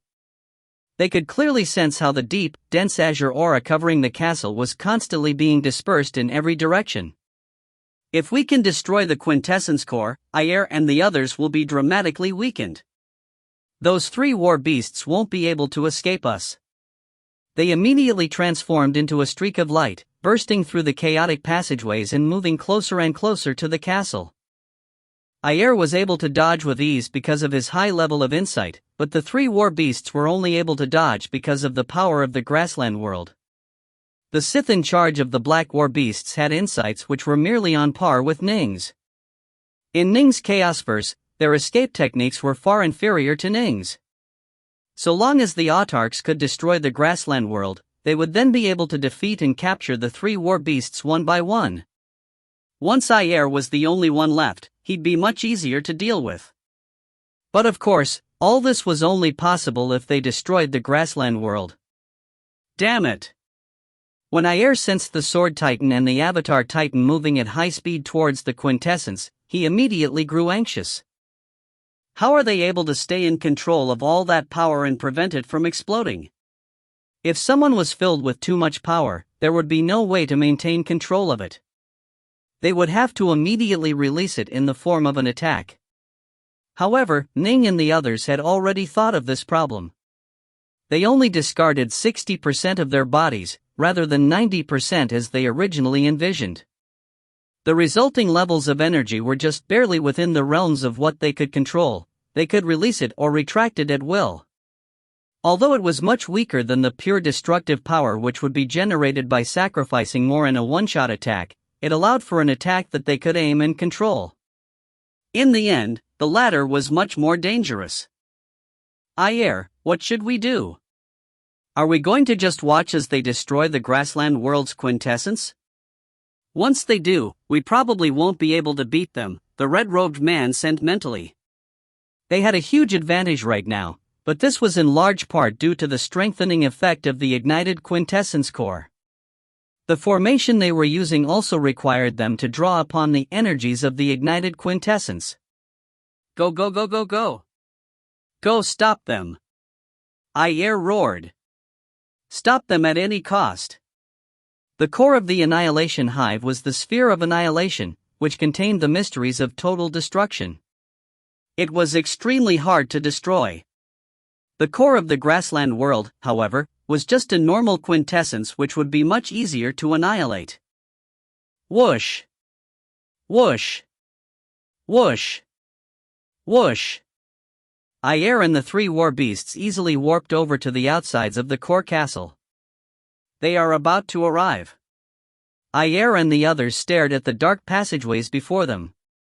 A terrifying aura was beginning to approach those dark passageways. The area had long ago been filled with the power of countless streams of swordlight, but the swordlight wasn't strong enough to claim their lives. This is way too much power. Way too much. Can we possibly stop them? The silver-robed woman, her two colleagues, and the many Sith exalts all felt their hearts tremble. You can and you must. If we lose, the cultivators will not spare you. All of you will die. Iyer gritted his teeth, his eyes savage. The most critical moments had arrived. And these three war beasts were personally fashioned by my master. Not even I have the power to destroy them, much less these cultivators. The others calmed down slightly upon hearing this. They were filled with absolute, blind faith in Iyer's master. Here they are. Iyer and the others all felt their hearts clench as those two towering figures emerged from the dark passageways. The Sword Titan and the Avatar Titan flew out right next to each other. It's Iyer and his lackeys. I knew they wouldn't just watch as we destroyed the quintessence. Ning and the others knew that the moment of truth had arrived. Charge! Break into that castle at all costs. Ning and the others didn't hesitate at all. The Avatar Titan took the lead while the Sword Titan brought up the rear as they charged towards the castle. As long as they were able to touch it, they would be able to blink inside it. Stop them! Iyer roared ferociously. One violet gold chain after another began to dance defensively in front of the castle, while all three black war beasts charged in unison to block the Sword Titan and the Avatar Titan. Fuck off! The Avatar Titan's job was to clear the way, but the violet gold chains were being controlled in an absolutely marvelous fashion by Iyer. They all parted before the Avatar Titan, coiling behind it to strike at the Sword Titan. Iyer and the others all knew that the Avatar Titan wasn't that great of a threat. The true threat remained the Sword Titan, which was in command of an enormous amount of power. Grow, grow, grow! The three black war beasts suddenly expanded dramatically in size. The tunnels weren't that large, and their sudden increase in size resulted in them filling up much of the tunnel with their bulk. If Ning and the others wanted to reach the castle, they would have to first defeat these clawed terrors. If we have to fight them, we'll go ahead and destroy all three of them. The Sword Titan wielded a long sword in each hand, lifting them up while the seven inside of it began to unleash the prodigious power which they had been keeping in abeyance. Whoosh!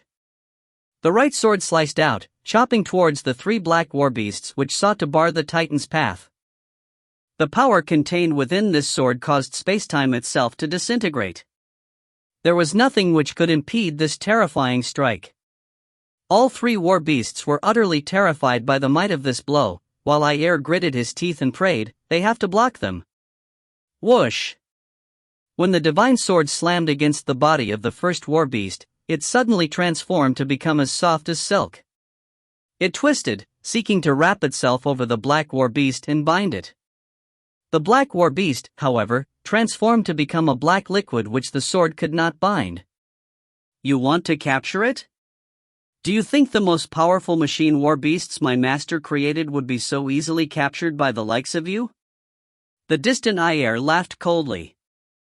The autarchs instantly understood that there was no way to capture them, and so they immediately changed strategies. Destroy them! Whoosh! Whoosh! The two divine swords were filled with ineffable power as they came crashing down towards the three beasts. It must be remembered that even an invulnerable form would be destroyed if the amount of power facing it surpassed the limits of its tolerance. These three black war beasts were currently forced to face the full, absolute might of this twin attack from the dominating Sword Titan. The black war beasts were extremely tough.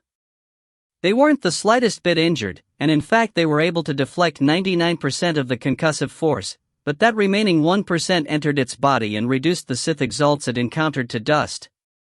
No.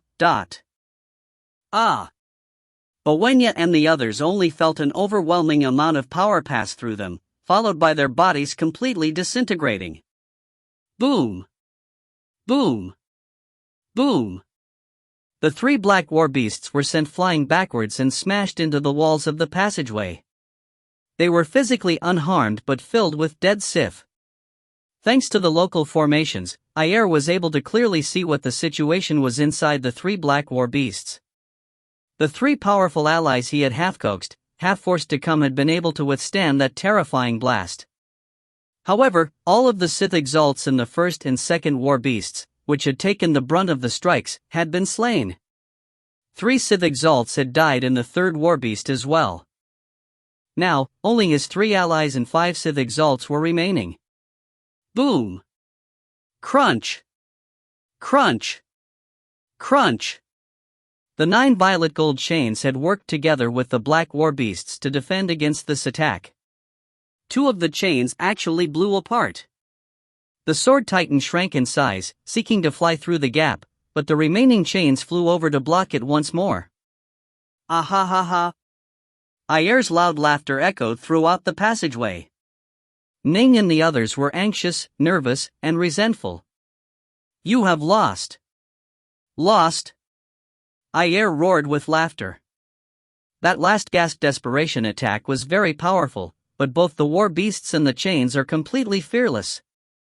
You weren't able to destroy them and blast open a route to the castle. It was true. That final, frenzied strike had not done what they needed it to do, clear a path to the castle. Ning and the others gritted their teeth. Those war beasts were simply too difficult to deal with. Those 3 war beasts are finished. You are the only one left. You are the one who has lost, Sith. The Sword Titan and the Avatar Titan charged straight towards Ayer. Who said they are finished? Ayer let out a loud laugh. Whoosh! Whoosh! Whoosh! The 3 black war beasts once more flew over to block in front of Ayer. The black war beasts were under the control of Ayer's 3 powerful allies. The Sith exalts merely provided additional support. Ning and the others stared at the untouched Ayer as well as the 3 enormous black war beasts. Their hearts grew cold. As soon as they had witnessed the black war beasts rise up once more, they had already begun to feel a sense of despair. Those things were still battle-worthy? How was this even possible? If you find any errors, ads pop up, ads redirect, broken links, non-standard content, etc., please let us know. Report chapter so we can fix it as soon as possible. Book 45, Chapter 11, Truly Unbearable. The 7 dancing violet gold chains and the 3 war beasts were charging towards them once more. Ning and the other autarchs had already used up the massive energy they had gained from sacrificing parts of their bodies. Even the power of the world of liberation had dropped back down to its normal level. Boom! Bang! The Sword Titan used its sword arts to defend against the 3 black war beasts simultaneously. One of the war beasts is just as strong as it was previously, while the other 2 still have 80% power. Ning quickly came to this conclusion after clashing against them once more, and it turned their hearts cold. Ayer smiled coldly as he watched from behind, launching attacks towards the weaker Avatar Titan. Flee! Ning and the others didn't hesitate at all, quickly coming to this decision. Ayer and the 3 war beasts were as one thanks to the formation, and all 4 were incredibly strong. This was why Ning and the others had been forced to sacrifice parts of their bodies to launch a final desperation attack, but it had failed. If they were truly forced to fight, the Avatar Titan would probably be defeated in short order, at which point the Sword Titan wouldn't be far off from defeat either. As of right now, they had only one chance to survive: escape. Escape the grassland world, run far away, and recover. Once they did so, they could come back here to fight again. Swoosh! Swoosh! The Sword Titan and the Avatar Titan both began to flee. Running? After all that's happened, you still think you can escape? Ayer grinned coldly. He was effortlessly dominating the Avatar Titan with the help of the 7 violet gold chains, while the 3 black war beasts continued to chase down the Sword Titan. Stop struggling. Struggling won't help you. Ayer's body began to emit tremendous amounts of dazzling light which filled every single passageway. He himself vanished without a trace, hiding within the light while he continued to furiously assault the Avatar Titan. The Avatar Titan was just barely able to hold on, thanks to his defensive sword arts, but alas, Ayer outstripped the Avatar Titan in terms of power, and he had a higher level of insight as well. Given that he also had 7 violet gold chains helping him while he launched sneak attacks from hiding, it only took 6 seconds before Ayer managed to land a knife-hand blow on the Avatar Titan, plunging it into the Titan's body and causing the avatars inside to feel a sense of despair. Re-up. The towering Ayer used his 2 hands to physically rip the Avatar Titan in half. Ning and the other avatars shared a glance, then simultaneously made the same decision without any hesitation at all: self-detonation. Boom! Boom! Boom! All 7 avatars exploded simultaneously. Their worry was that when Ayer killed them, he would use karma to route the attacks against their true bodies as well. Autarch Bolin and Autarch Titanos were able to completely themselves off from all karmic ties, but what of the others? If Ayer wasn't reinforced by this formation, his karmic attacks probably wouldn't be a threat to them, but he was currently strengthened by both the ignited quintessence core and his link to the 3 war beasts. Ning and the others didn't dare to take this risk. A clean end. Ayer turned to glance upwards. But it won't matter. Struggle all you want. You are doomed. Whoosh. He took a step forwards, warping through space before appearing in front of the Sword Titan. The Sword Titan was frantically trying to flee, but the 3 black war beasts continued to slow him down, preventing him from traveling at maximum speed. These war beasts are indestructible and can warp through spacetime to block us. Ning and the others felt anxious. We're almost there. Whoosh! They finally reached the grassy surface once more, at which the Sword Titan blinked out to the clouds above. Ha ha ha! Ayer's loud laughter rang out. The Sword Titan raised his head, the 7 all watching as Ayer emerged out of nowhere and appeared in the skies. Ayer said with a laugh, "There are 9 layers of clouds here. It will take you so very, very long to fly through all these layers that I'm afraid you won't be able to escape." Damn! Ning and the others all knew that Ayer was far more difficult to deal with than those 3 black war beasts, because of how high his level of insight was. Escaping is our only chance. Let's give it our all. Do everything we can to escape. Titanos, Mog, Ning, Bolin, Akon, Stonerule, and Skyfeeder all knew that they had to get out of here. Boom! Twin swords in hand, the Sword Titan began to soar toward the clouds. Do you really think you can escape? Ayer charged downwards, surrounded by 7 violet gold chains that stretched out 1,000,000 kilometers. Space rippled behind him, followed by the 3 black war beasts appearing. Swoosh! The Sword Titan immediately arced sideways in a bid to avoid them, but the seemingly omnipresent violet gold chains still managed to appear in front of them, as did Ayer and the 3 war beasts. Clang! Clang! Clang! Boom! The Sword Titan used its sword arts to battle against Ayer and the 3 black war beasts while continuing to soar towards the clouds in the skies. Although the 3 black war beasts were extremely strong, they didn't pose too much of a threat because they were merely on par with Ning and the others in terms of insight. Ning was able to use his self-created fusion sword arts to block all 3 of them, but Ayer was much more dangerous. Ayer's attacks caught Ning flat-footed time and time again. Blocking his attacks was a much more difficult proposition. Ayer didn't even need to fear the Sword Titan in solo combat, much less now when he had the 3 black war beasts helping to slow the Titan down. If we just keep defending, we're going to lose. We have to escape. Ning and the autarchs couldn't see any chance of winning this battle. Their only chance lay in escape. If they got out of here, they just might end up the victors after all. Boom! Boom! Boom! Spacetime was shattered throughout the grassland world, with the 5 elements thrown into a state of chaos as the Sword Titan continued to charge upwards while being surrounded and bombarded with attacks by the Sith. Boom! The power of the world of liberation, by itself, was enough to tear through the clouds. The Sword Titan charged upwards through the opening, but Ayer and the Black War Beasts continued to press the attack against him. Ayer was like a patient hunter, continuing to harass his prey while searching for the perfect opportunity. Ning and the others felt as though they had daggers pressed against their backs. Every single attack Ayer launched was incredibly dangerous. We have to hold until we get out. We have to. Keep holding. Titanos and the rest quietly prayed. It was now up to Ning. Ning was in control of the entire Sword Titan, and he used it to execute his sword arts. This was an extremely taxing fight.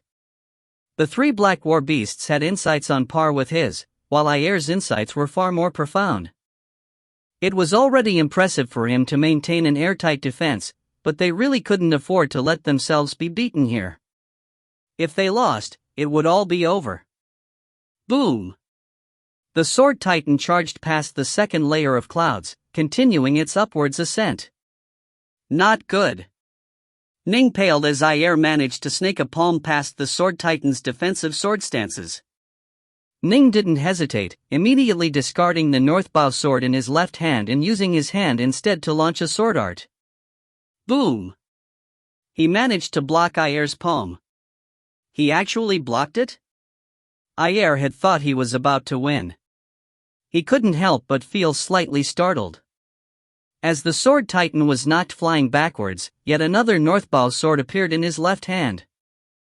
Ning had a total of 6 Northbow swords, after all.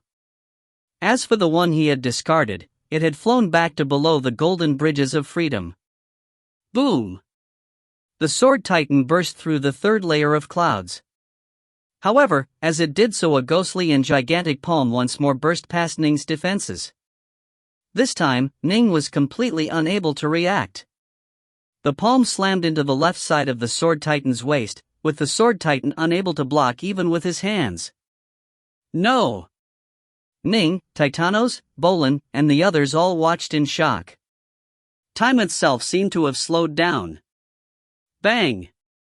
The alabaster fingers pierced deep into the Sword Titan's flank, stabbing straight through it. Then, as though it could sense the autarchs, it reached out towards the nearest person inside, Autarch Mog. Autarch Mog wanted to block, but how could he? No. We can't lose. Tears appeared in Autarch Mog's face. Bang! The giant alabaster hand stabbed into him, filling every inch of his body with a burst of such overwhelming power that every last speck of mana within it began to crumble from the force of the strike. Boom! He was completely obliterated. Not even a scrap of his true soul fragments was able to return to this chaos verse. Everything had been devoured. Up. With Mog's death, the entire Sword Titan began to destabilize. Ayer tore at the insides of the Sword Titan with his alabaster hand, ripping a gaping wound through the Sword Titan's chest and to its shoulders, nearly cleaving the Titan in half. Kill them! Ayer's voice was filled with intoxicated glee as well as a boundless desire for his foes to die. Kill! The 3 Black War Beasts grew excited as well. They were about to win. They all pounced down towards the already crumbling Sword Titan, while Ayer himself began to launch an attack as well. We can't lose. Ning desperately tried to make the Sword Titan wield the Northbow sword and block, but without Mog the power of their sword arts dropped dramatically.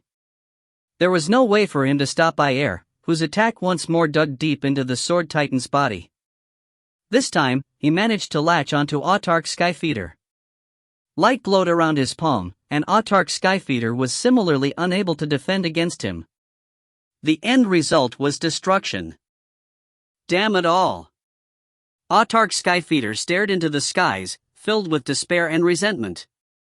Boom! Upon her death, the Sword Titan's body crumbled apart as well. Now that they had lost 2 Autarchs, the Sword Titan was no longer able to stay intact. Ning, Titanos, and the others began to instinctively flee despite their despair. Ha ha ha! A black war beast pounced forwards, clawing at Autarch Stonerul's back. Autarch Stonerul was absolutely agonized. Why? Why? Why? Boom! Autarch Stonerul was annihilated as well, his true soul fragments completely devoured. Ning continued to flee, his heart feeling as though it was being cut apart by countless knives. All he could do was watch as one of his friends after another was killed. I can't lose. We really can't lose. Countless figures flashed through Ning's mind. This chaosverse was filled with innumerable living beings. Ning's friends, his disciples, his family members, the hard-working cultivators he knew, there were countless people in this chaosverse, part of whom he knew and part of whom he didn't. They had lost. Their entire civilization was about to be overthrown. I'm sorry. Autarch Titanos didn't struggle. He simply shut his eyes, 2 streams of tears cascading down his face as he transformed himself into a plume of light. However, the black warbeast's sharp claws reached out, still managing to capture and devour all the true soul fragments and prevent them from returning to the quintessence. Wipe them all out! Ayer roared with laughter.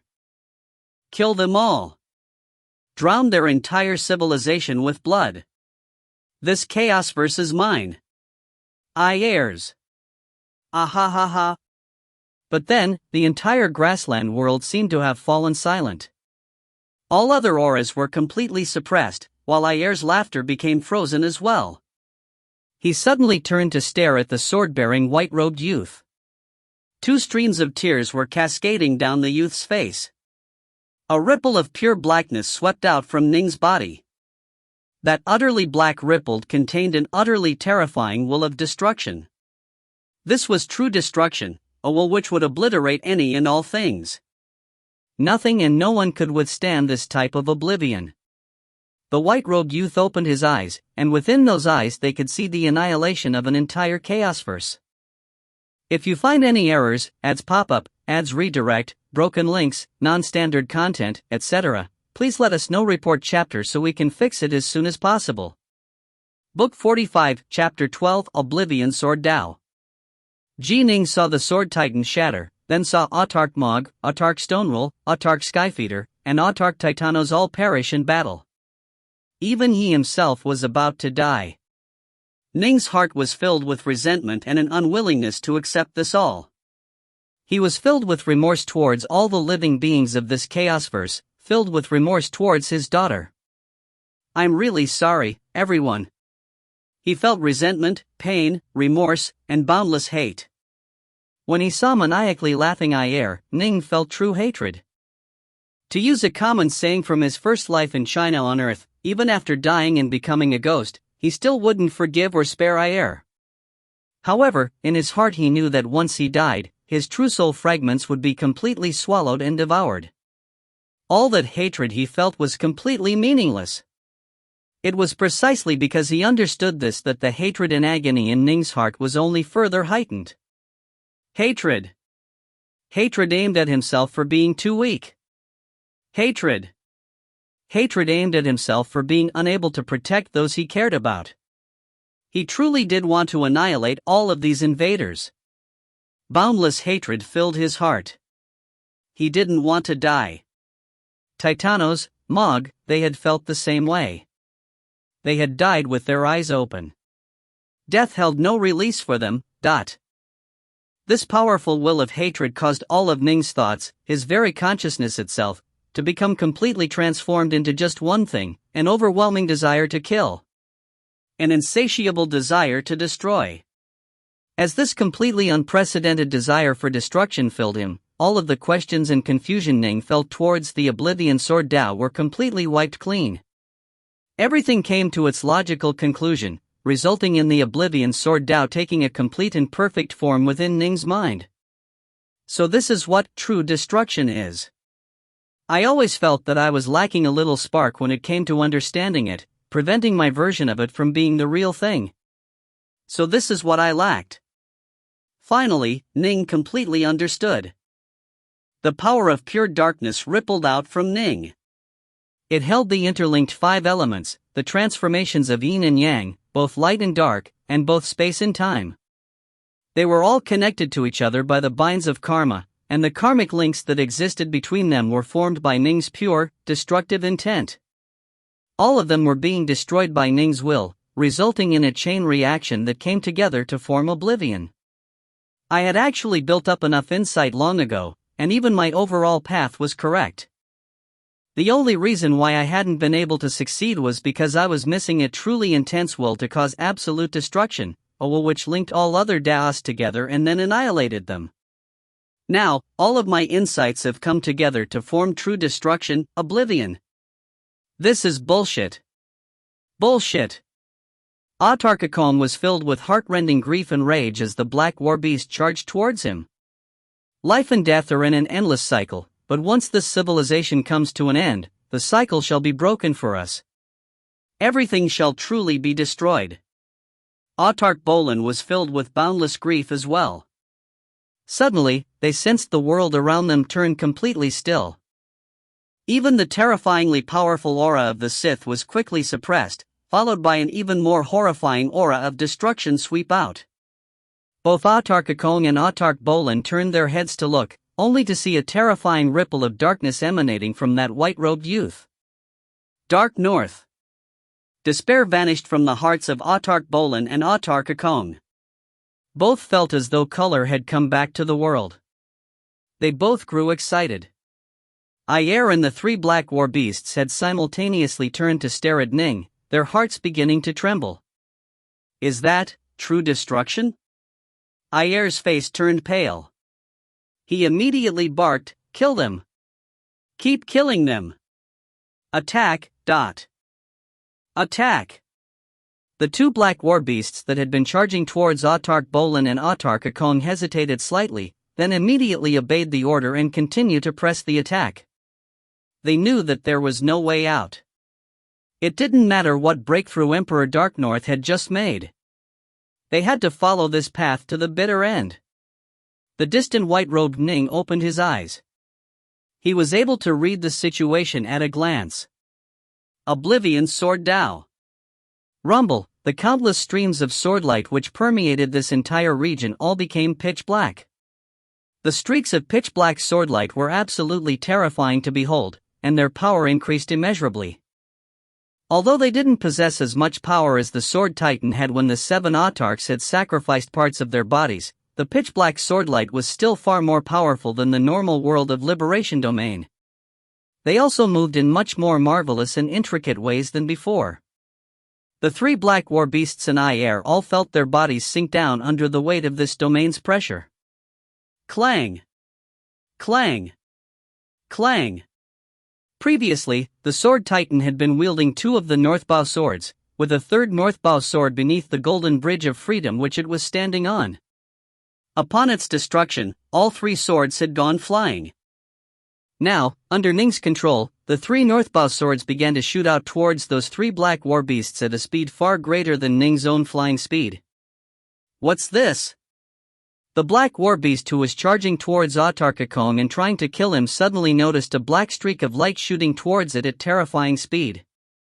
It was actually 3 times as fast as the War Beast itself. It was a Northbow sword. Beat it! The Black War Beast raked out with its claws, seeking to knock the Northbow sword aside. However, the Northbow sword dodged in an incredibly agile, almost ghostly manner. The sword easily dodged past the claws, then hacked straight at the Black War Beast's neck. This sword was filled with a pure will of destruction, and it caused the silver-robed woman inside the Black War Beast to shiver in fear. Thankfully, she was inside the Black War Beast. If she was outside, she probably would have died from the first blow.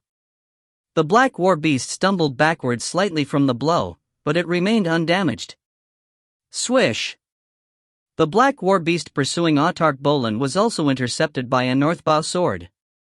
Although a single sword controlled from afar wouldn't be enough to defeat one of these black war beasts, it was enough to tie it down. Damn it! Ayer's face grew uglier and uglier. He's mastered true destruction? We have to kill him. Given enough time, he's probably going to become an Omega Autarch and bind this entire Chaosverse. When that happens, we won't even be able to fight back against him. Mastering true destruction meant that Ning had taken one step into the realm of Omega Autarchy. He was able to comprehend Oblivion, but at the very end of Oblivion was creation. This represented the true apex of all cultivation, Omega Autarchy. Ning was native to this Chaosverse, born and bred here. If he became an Omega Autarch, he'd naturally become able to take control over this Chaosverse. There was no way Ayer could permit something like this to happen. It was much like how Autarch Bolin had reached an extremely high level of insight into life and death and was extremely powerful, but hadn't been able to master the Samsara Daubirth essence no matter how hard he tried until he himself was at the brink of death. Ning had been a bit better off. He had been able to take an incomplete step into Omega Autarchy by mastering Oblivion. He had gained a much higher level of insight, and the amount of power he could summon from the Tao had dramatically increased as well.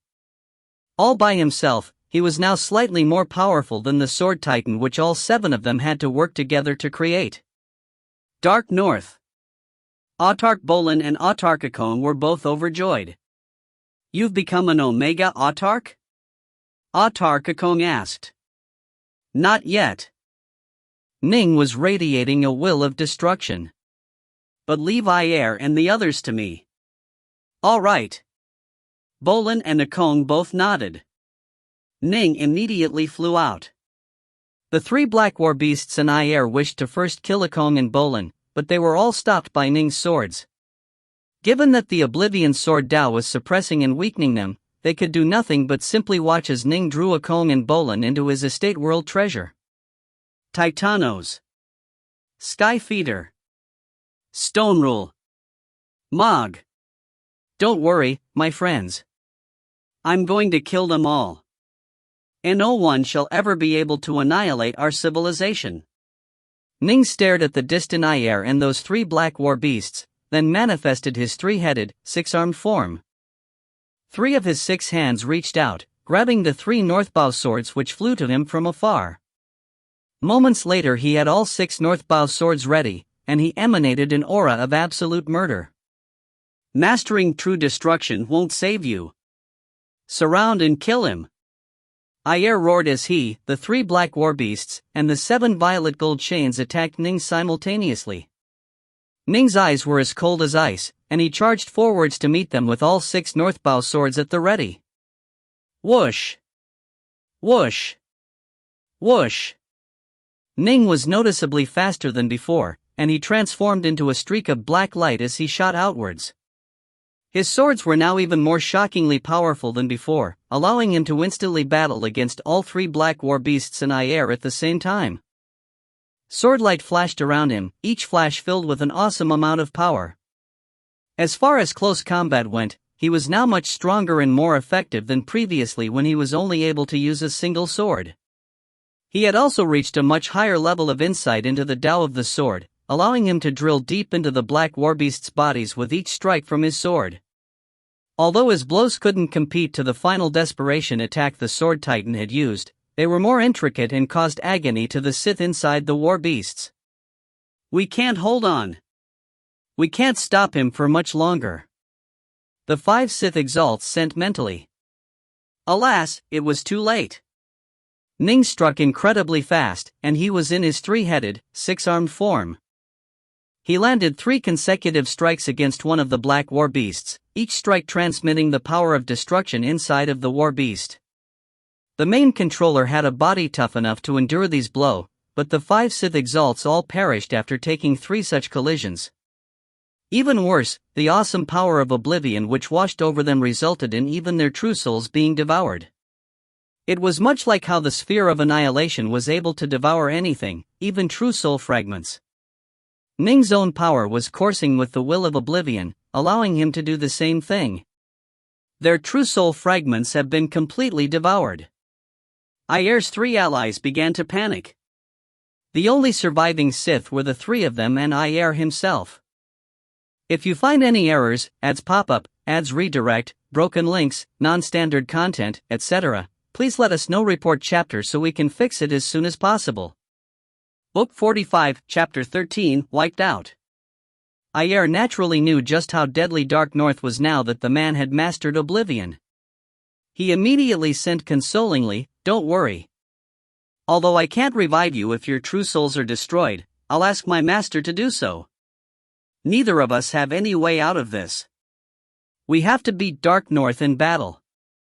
As long as we can win, any of you who do end up dying will be revived as well. But normally, in order to bring someone back to life, the process which both autarchs and Omega autarchs used involved reverse spacetime to call back the true soul fragments. However, once you became a Lord of Chaos, things were completely different. To a Chaos Lord, whether or not the true soul fragments were destroyed didn't really matter much. Alright. The silver-robed woman and the other 2 had no choice but to trust Ayer. They were going to follow this path to the bitter end. The deaths of those 5 exalts actually, as Ning slew those 5 Sith exalts, he could clearly sense that the entire Chaosverse was slightly strengthened after draining away their true souls. It actually allowed the Chaosverse to heal. In the past, when we slew Sith exalts, their true souls would return to the Sith Chaosverse. Those 5, however, could not. I completely destroyed their true souls, transforming their energies into pure life energy. Does that mean that my power over destruction is also able to nourish the quintessence of the Chaosverse? Ning was beginning to get an inkling of what this portended. However, now was not the time for training. It was the time for fighting. Slow him down. The 3 of you, slow him down while I look for an opening, Ayer barked mentally. All right. The 3 black war beasts began to circle around Ning, doing their best to impede his movements. Ning's 6 northbow swords were all filled with the aura of Oblivion, and they completely suppressed the 3 black war beasts. Each blasting strike unleashed Oblivion into the bodies of the black war beasts, causing the 3 to feel rather miserable. However, their bodies were far stronger than those of most exalts, and so they were fully capable of enduring this. This made it so that for now, Ning was unable to do anything to them. These black war beasts are completely indestructible. Ning knew how tough these things were. They weren't a match for him, but they were able to slow him down. Whoosh! Ayer unleashed a dazzling burst of light that spread everywhere, while he himself hid within the light to launch repeated sneak attacks against Ning. Ning felt a sense of pressure, as Ayer was an Omega autarch who had an even higher level of insight than Ning himself. Although he was now much more powerful than before, those 3 black war beasts made it so that he was unable to fully focus on battling Ayer. Oof. This is my homeland. My power is endless here, but the Sith? They're using up energy at a frantic rate. They won't be able to last. After realizing that there was no way for him to immediately win, Ning switched to a defensive-oriented strategy. Damn! Ayer, still seeking an opening, felt his heart sank. Ning was far more powerful than the Sword Titan had been. Ning had 3 heads and 6 arms, whereas the Sword Titan only had 2 arms. Ning was also at a higher level of enlightenment than the Sword Titan. If Ning had furiously pressed the assault, Ayer might have been able to find an opening and exploit it to achieve victory, but now that Ning focused on defense, it was going to be very, very hard to win. Rumble! This battle was raging throughout Grassland World as Ning clashed repeatedly against the Sith. He dropped from the 3rd layer of clouds to the 2nd layer, then fought all the way back to the 5th layer. In truth, Ning would have been able to leave whenever he wished, but he knew that if he did so then Ayer probably wouldn't take on the risk of pursuing him. Thus, he continued to battle them within the Grassland World. Damn! Ayer had repeatedly tried to exploit openings, but Ning was so cautious that Ayer was unable to succeed at all. Ayer, this war beast isn't going to last any longer. The black-robed man sent frantically. It is almost out of power. What? Ayer was shocked. The three black warbasts would only able to battle for 1 hour under normal circumstances. Linked up with Ayer via formation, they consumed energy even faster. The situation was worsened after the Sword Titan had unleashed that desperation blow, causing heavy damage to all of them. It must be remembered that when faced with an enormous attack, even an invulnerable form would have to consume a tremendous amount of power to survive it. The same was true for these three black war beasts. The one which the black-robed man commanded had been the one which absorbed the life core of the white-furred, red-eyed humanoid. It was comparatively weaker and so its power was the first to run dry.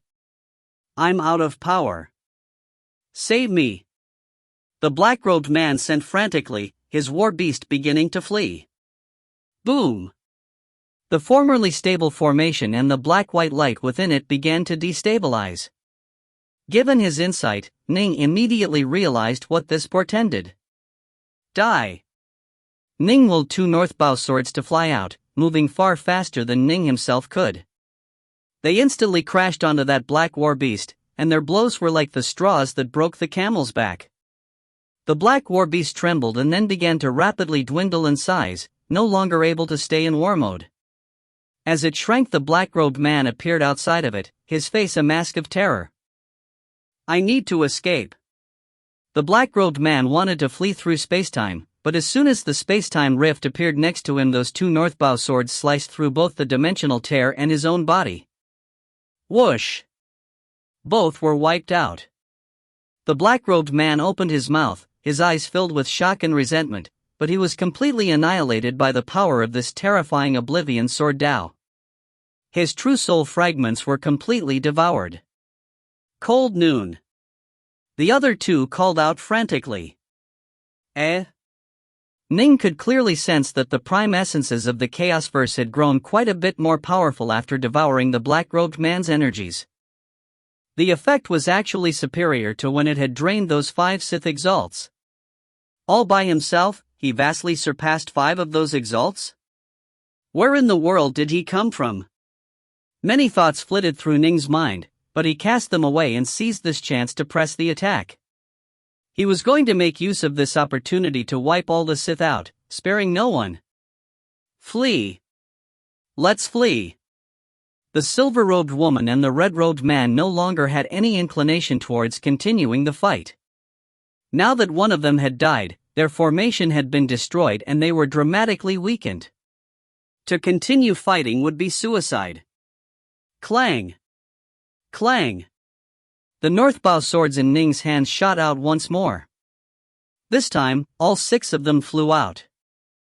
4 of them flew towards the 2 remaining black war beasts, while 2 chased after the already fleeing Ayer. It's over. It's all over. Ayer's heart was cold and gripped by despair. Although Ning had only taken a single step into the realm of Omega Autarky, this was his homeland. He was able to unleash an unlimited amount of power here. Now that Ayer no longer was being supported by that formation, his attacks were too weak even though his techniques were profound. There was simply no way for him to continue battling against Ning. I need to go. Ayer glanced at the 2 black warbeasts and the shrunken doll which had fallen down to the clouds. Although he ached at the loss, he no longer had the time to prevent it. Swoosh! Ayer instantly tore through space, warping away and disappearing. Die! The 2 northbow swords sliced through the dimensional rift and crushed it, but they were just a moment too late. Ning frowned. He's a fast runner. Ning knew that for him to kill Ayer would be extremely difficult, as Ayer's level of insight was simply too high. He vastly surpassed Ning in many areas, such as spacetime. It would be very difficult to stop him once he decided to flee. The only way to kill him would be to keep his swords circling around Ayer, destroying every single spacetime rift the man created. However, Ayer had been too fast and had perfect control over this battlefield. As soon as things had begun to go south, he had immediately fled. It doesn't matter if he escaped. I'll get rid of these 2 first. Ning charged towards the two remaining black war beasts. Emperor Dark North. Spare us, spare us. We were forced to do this. This is all because of Ayer. The two terrified and fleeing black warbeasts both began to beg for mercy. They knew that thanks to the repeated attacks by the Northbow swords, their own war beasts were about to run dry as well. They had sought to tear a spatial rift out of the grassland world and escape, but each time the two Northbow swords would prevent them from doing so. In truth, even if they did manage to escape, they would remain within the grassland world. Ayer, however, had been able to truly escape with ease. Spare you? Who spared all the cultivators who died? Ning's eyes were filled with murder. There was no way he was going to show mercy. And no. Damn that Ayer. Two black once more began to shrink and transform into dolls, having used up the last scraps of their energies. The silver-robed woman and the red-haired man were both annihilated by Ning's swordlight, and their energies were devoured by the chaos verse. Ayer had frantically warped through space-time numerous types, fearing that Ning might chase after him. Finally, he reached an empty region in space which was at one of the border areas of the entire chaosverse. This was a place where many different space-time continuums were gathered together. There were countless such gathering spots, each of which represented the borders between the chaosverse and the infinite void. Ayer waved his hand, causing the void before him to split into two halves and revealing the dazzling sight outside. This was the beautiful, stunning infinite void. Ayer stepped out, departing from this chaosverse and entering the infinite void. Only then did he finally manage to let out a sigh of relief. Ayer turned to look backwards at the awesome, endless celestial object below him. This was the homeland which Ning and his fellow natives belonged to, an enormous chaosverse. Ayer had been smitten by it and had gone crazy in an effort to conquer it. This was the chaosverse which Ayer had dreamed of controlling for so long. Damn! Damn it all! Ayer was no longer able to calm down, and his eyes were filled with resentment. He had prepared for so long, but he still ended up failing. It had been a completely defeat, and he was the only one to escape and survive. I'll go find Master. Ayer could think of no other solutions. He had to go beg his master for help. He truly didn't wish to accept this defeat. Whoosh! He began to advance through the vast infinite void, headed towards his master's residence. If you find any errors, ads pop up, ads redirect, broken links, non-standard content, etc., please let us know. Report chapter so we can fix it as soon as possible. Book 45, Chapter 14, The Other Face of Oblivion. Ning picked up the three black dolls, sending his god sense into them to inspect them. He couldn't help but feel rather shocked at the marvelous artifice used to make them. It must be remembered that not even Ayer himself was able to create these things. They were even more arcane than the grassland world or the annihilation hive. I'm actually unable to bind them. Ning tested out binding them, but much like how the autarch message talismans could only be used by specific autarchs, these black dolls could only be used by a pre-approved list of people. Ayer was able to temporarily grant usage rights to the grassland world to his three allies, but as soon he arrived he was able to take back that right. The same was true for these black dolls. Although I can't bind them, I'll still benefit from studying them. Ning waved his hand, putting them away. He stared at the vast grassland world and at the golden bridges which lay fallen within the clouds, his heart rather heavy. They had won, but the cost had been far, far too great. Ayer had managed to escape as well. Ning didn't chase after him, because he knew that engaging in a long-distance pursuit was pointless. Ayer was no fool, the man had undoubtedly fled out of this entire chaosverse. Besides, as soon as Ning closed in on Ayer, the latter would undoubtedly notice and would immediately warp through spacetime again, giving Ning no chance to attack at all. Whoosh! Ning waved a hand, causing two figures to appear next to him. It was Autarch Akon and Autarch Bolin. How did it go, Dark North? Akon and Bolin scanned the area around them. Ning said rather unhappily. The other Sith are all dead, but Ayer ended up escaping. I was so close. Ugh. If he escaped, he escaped. Bolin and Akon didn't care that much. Bolin said, his level of insight is simply too high. Killing him will be far, far too difficult. Although we paid a heavy price to just barely win this battle, we were still the victors. Ayer has already used up everything he has prepared over all these years. He'll never have the chance to overcome us again. Autarkakon said worriedly, what if he comes back and tries again? We have the advantage of time. As more time passes, our accumulated power shall increase more and more. We'll even give birth to new autarks, Bolin said. So, if he wishes to come back, he'll need to do so as soon as possible. But the very fact that he chose to flee this critical battle is proof that he's already used up everything he has. Come back? With what? Ning agreed with this assessment. If Ayer was to return, he had to do so with a new source of power. Ayer had been supported by both the grassland world and those 3 black war beasts which had joined into a formation to support him, but in the end he had still lost both the battle and his allies. What would he use to launch another attack? I grieve for Titanos and the others, Ning sighed. None of us were afraid of death. So long as we won, death holds no fear for us. Bolin sighed as well. Our only fear was of losing. Now that we have won, it is enough. Hurry up and try to bind the grassland world, Ning said. I'm worried that if Ayer comes back, he'll come straight for the grassland world first. It probably won't be easy for anyone else to bind. All right. Bolin and Akon both agreed. Swoosh. Swoosh. Swoosh. The 3 immediately flew downwards and began to surveil the entire grassland world.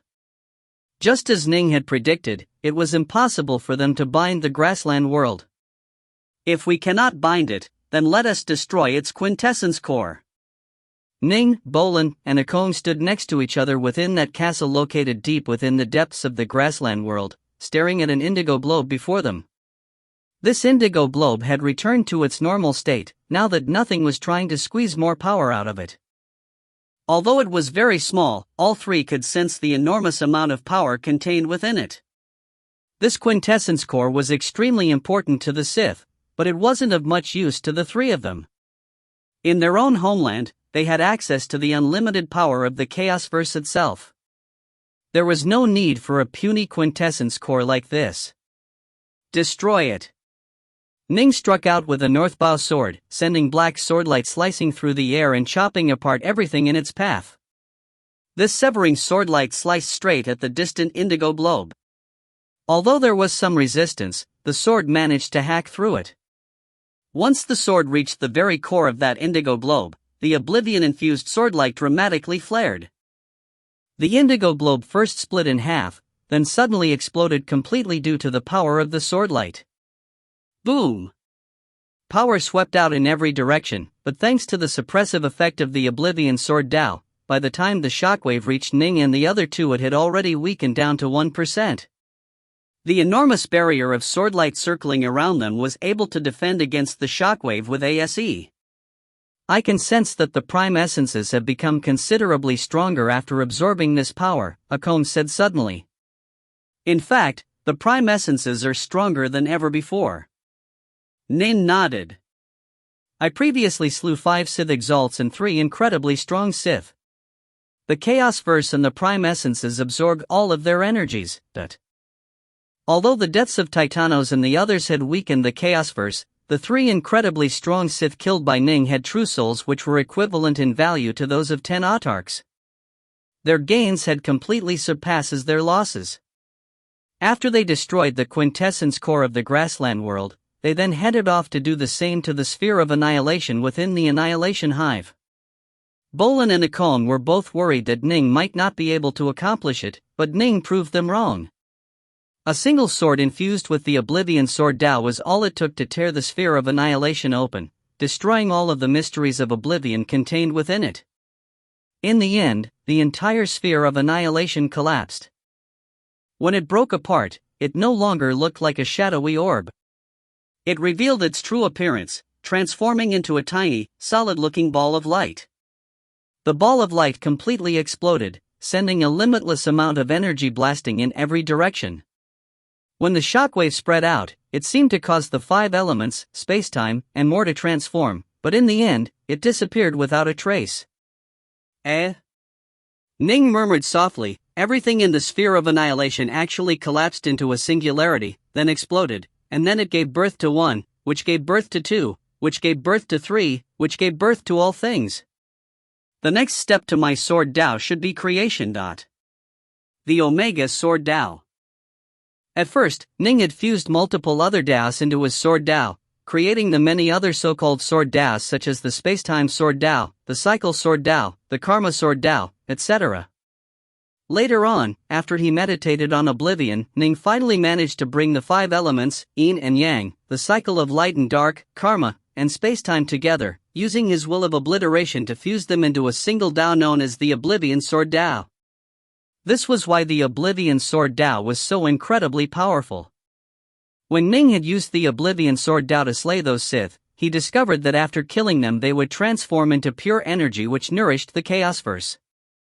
This had instantly intrigued Ning. Could it be that the purpose of destruction was actually to provide nourishment and create new life? However, during the battle Ning didn't have time to really ruminate over this. Upon seeing the sphere of annihilation collapse, Ning began to gain an even deeper understanding. The Tao is split into yin and yang. There are 2 sides to all things. In order for the Omega Sword Tao to reach autarky, simply fusing all the other sword Taos together to create oblivion isn't enough. That will only display a single facet of the true autark Omega Sword Tao. The other face of destruction is the creation of new life. 1 begots 2, 2 begats 3, and 3 begots all things. 1. The 1/2/3 thing is deeply embedded in actual Taoism and is far too complicated to explain here. Ning exited the annihilation hive, then came to the grassland world once more. The grassland world had returned to its normal appearance and no longer had a threatening aura. The 9 layers of clouds atop the grassland world had vanished. Even the grass had vanished, leaving behind a slick, black metal construct. Ning first fashioned a new avatar, then sat down in the lotus position atop the grassland world and began to meditate. He was going to wait here. If Ayer came once more, he would probably head to the grassland world first. Bolin. Akong. I need to meditate silently, Ning said. As for Ayer, if he comes, leave him to me. All right. Bolin and Nakong didn't disturb him. Ning closed his eyes, beginning to ruminate upon the profound mysteries of the Tao of the Sword. All his other sword Taos had come together to form a single whole, the Oblivion Sword Tao, but now, the Oblivion Sword Tao was changing and transforming to reveal its other face. The diametric opposite of the Oblivion Sword Tao appeared as the power of destruction slowly began to nurture life. It was as though a shell of utter destruction pervaded this entire Tao, but at its very heart life was slowly being nurtured. The Infinite Void. Here, spacetime was far more twisted and distorted than any Chaosverse could ever be. It was filled with enormous celestial objects and countless marvelous species. Ayer was hastening through this great void. The first time he had traveled to Ning's Chaosverse he had moved slowly and with great care, but now that he had made multiple round trips he had become quite familiar with the, still dangerous, path. Every so often, Ayer would turn to stare backwards. Although he had traveled a very great distance, the vast Chaosverse behind him still looked endless beyond measure. Only by taking control over it could one truly stand at the very pinnacle of existence within the infinite void.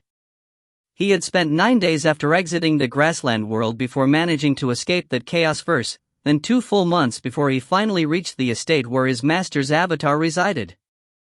If you find any errors, ads pop up, ads redirect, broken links, non-standard content, etc., please let us know. Report chapter so we can fix it as soon as possible.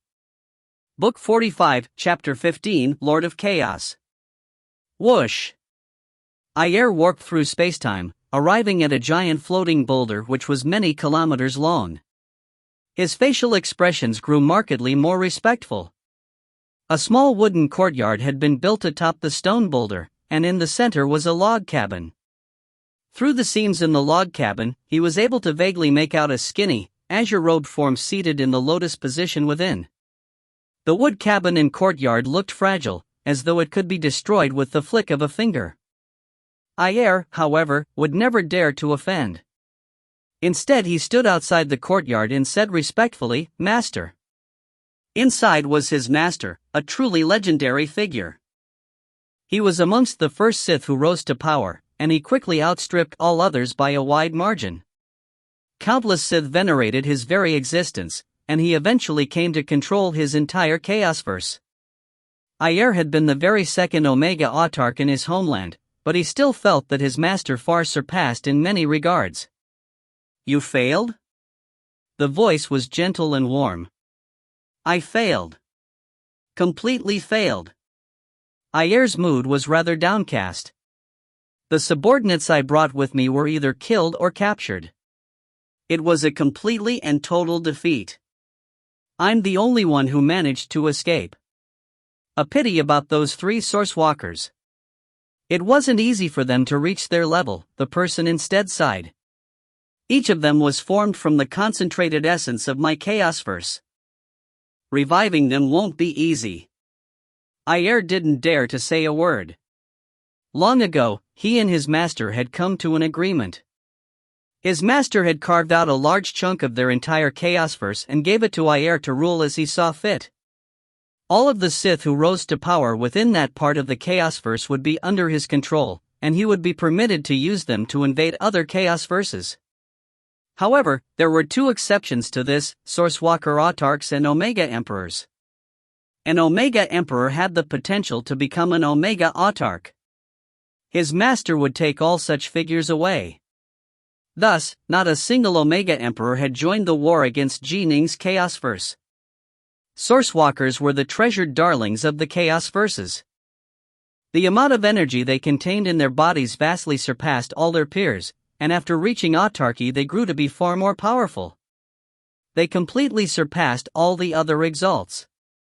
The silver-robed woman and the other 2 had been Sourcewalker Autarchs.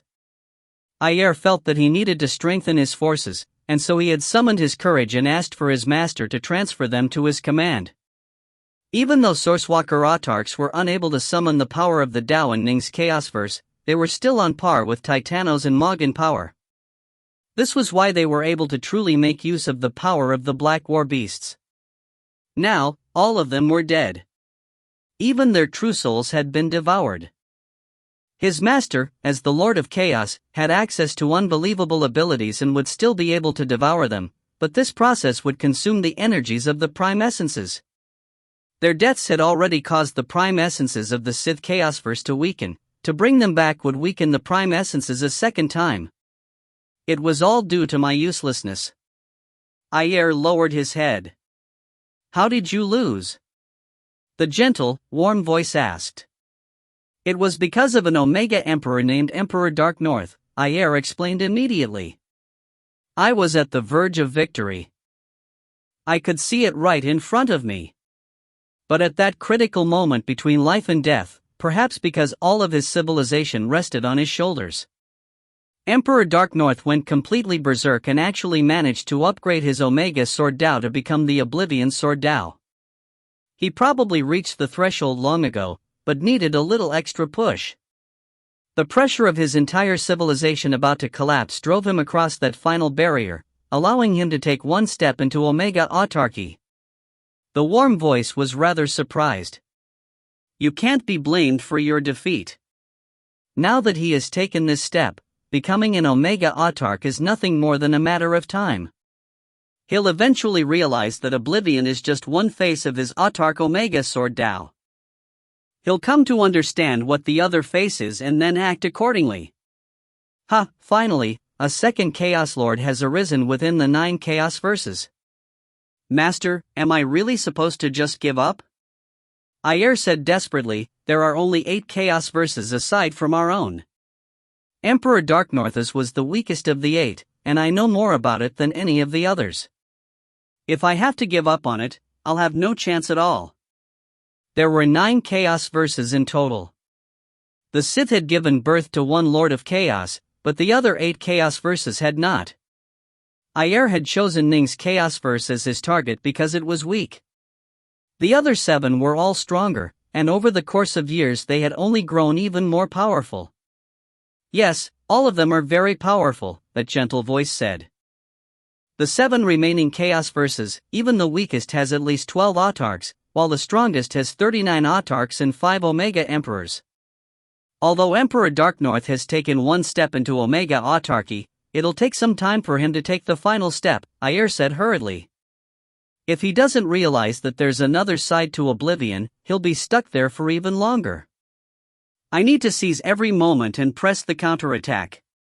His homeland only has 2 autarchs left, aside from Emperor Darknorth.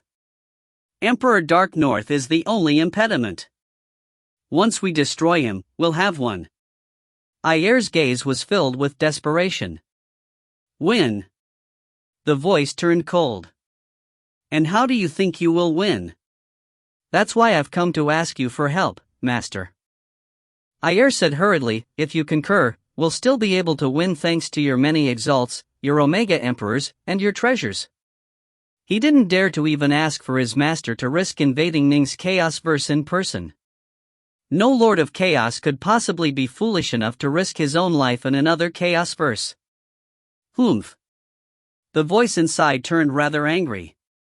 Ayer, I gave you nearly 30% of my entire Chaos Verse to administer, but you still failed.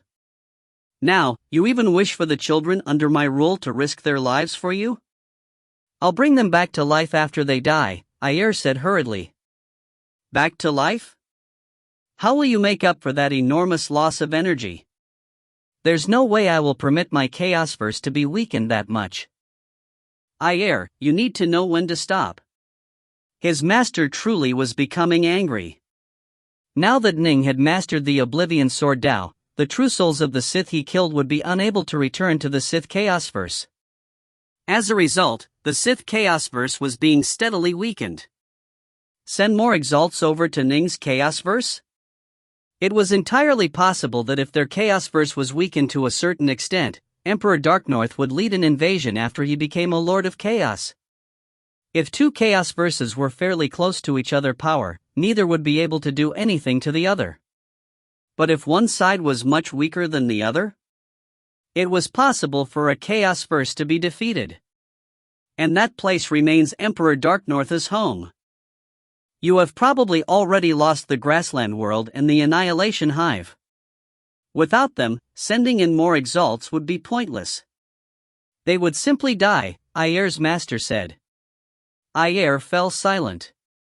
If you are truly determined to the point of risking death, there may be hope, his master said suddenly. Risking death? Ayer's eyes lit up.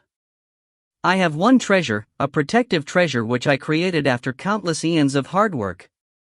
It will allow you to ignite the majority of your true soul and pour it inside to unleash a supremely powerful skill. With this treasure, you stand a chance at gaining victory, his master said. But this treasure does have a flaw. When you use it, you'll suffer from an enormous backlash. If you win the battle, you'll be able to slowly recover, but if you lose, you'll probably be killed by Emperor Darknorth on the spot. Are you willing? His master asked. I am willing. I'm willing to die in my attempts to take that final step and reach the true apex of cultivation. What's the point of living without hope? Ayer gritted his teeth. One more thing. If you fail, remember to destroy this treasure instead of letting it fall into Darknorth's hand, his master said. I imagine you lost the war beasts I gave you? I lost them. Don't worry, master. If I fail, I won't let Emperor Darknorth acquire this protective treasure, Ayer said calmly. If it fell into Ning's hands, Ning would be able to learn from it. Suddenly, a strange medallion flew over to Ayer, who caught it. This medallion was palm-sized and very heavy. Even Ayer felt some pressure from its weight, as though it was actually an entire world he was holding.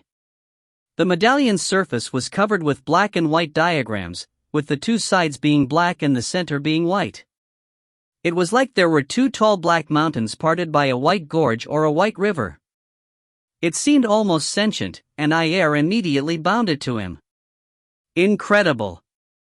As soon as he bounded, he understood just how formidable and valuable this treasure was.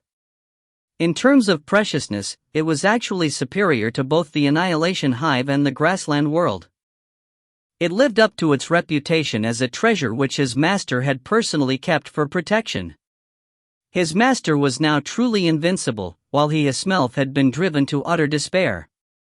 This was the only reason why his master had been willing to gift him even a protective treasure of such value. It represented the crystallized essence of his master's boundless wisdom, which was why his master had instructed him to destroy it if he failed the battle. "Thank you, master," Ayer said excitedly. He couldn't help but ask, "What is it called?" The voice inside fell silent for a moment, then said slowly, "It is called the Steel of Mountains and Rivers." The Steel of Mountains and Rivers? Ayer stared at the tablet in his palm, then nodded slowly. "Be off, then." Shoo. Ayer immediately bowed respectfully and gratefully once more, then turned to leave. He needed to seize every moment. Although he felt that it was likely that Ning wouldn't be able to quickly understand the opposite side of oblivion and thus would be stuck there for a long period of time, he wanted to give himself the best chance possible and launch his counterattack quickly. After spending 2 more months in travel, he reached Ning's Chaosverse once more. After entering it, he began to warp through spacetime to the location of the Grassland World, which is where they had fought earlier. "He's going to die, and I'm going to win." Ayer hurried forth. The only thing left in the Grassland World was that black metallic tower.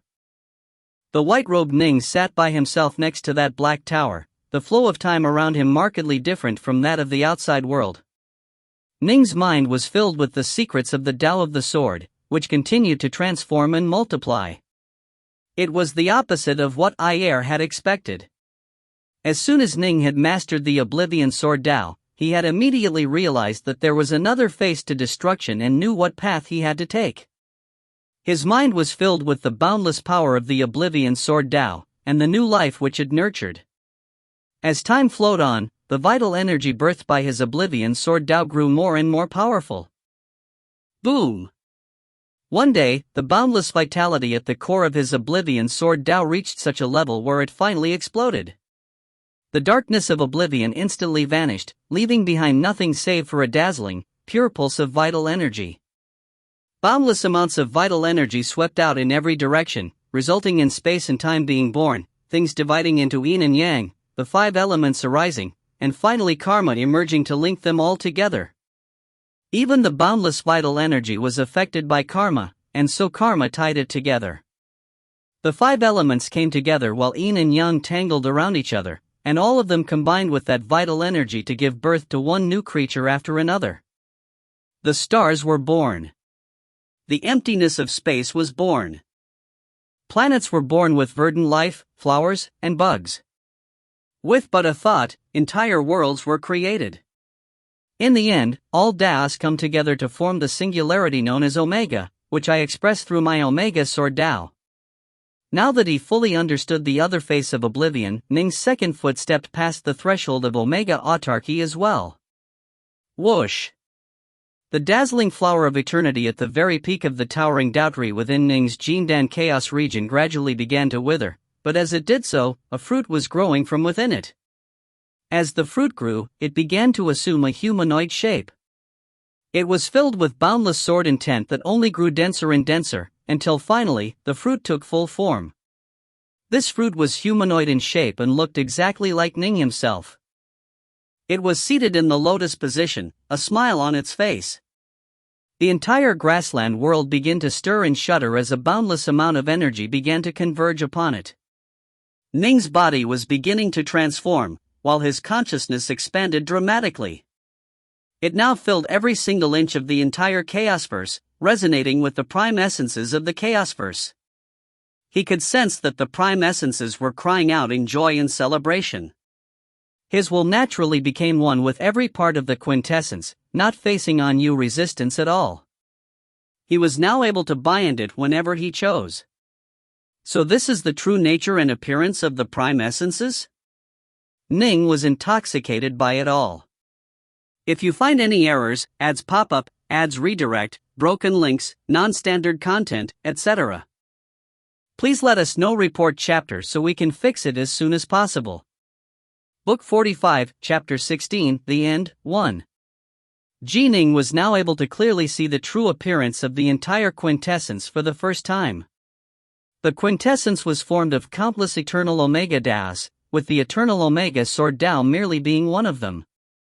The other eternal Omega Daos included the eternal Omega Karma Dao, the eternal Omega Time Dao, the eternal Omega Space Dao, the eternal Omega Space-Time Dao, the eternal Omega Metal Dao, the eternal Omega Water Dao, the eternal Omega Samsara Dao, the eternal Omega 5 Elements Dao. All of them were eternal Omega Daos. They were all the same level, but some were stronger than the others.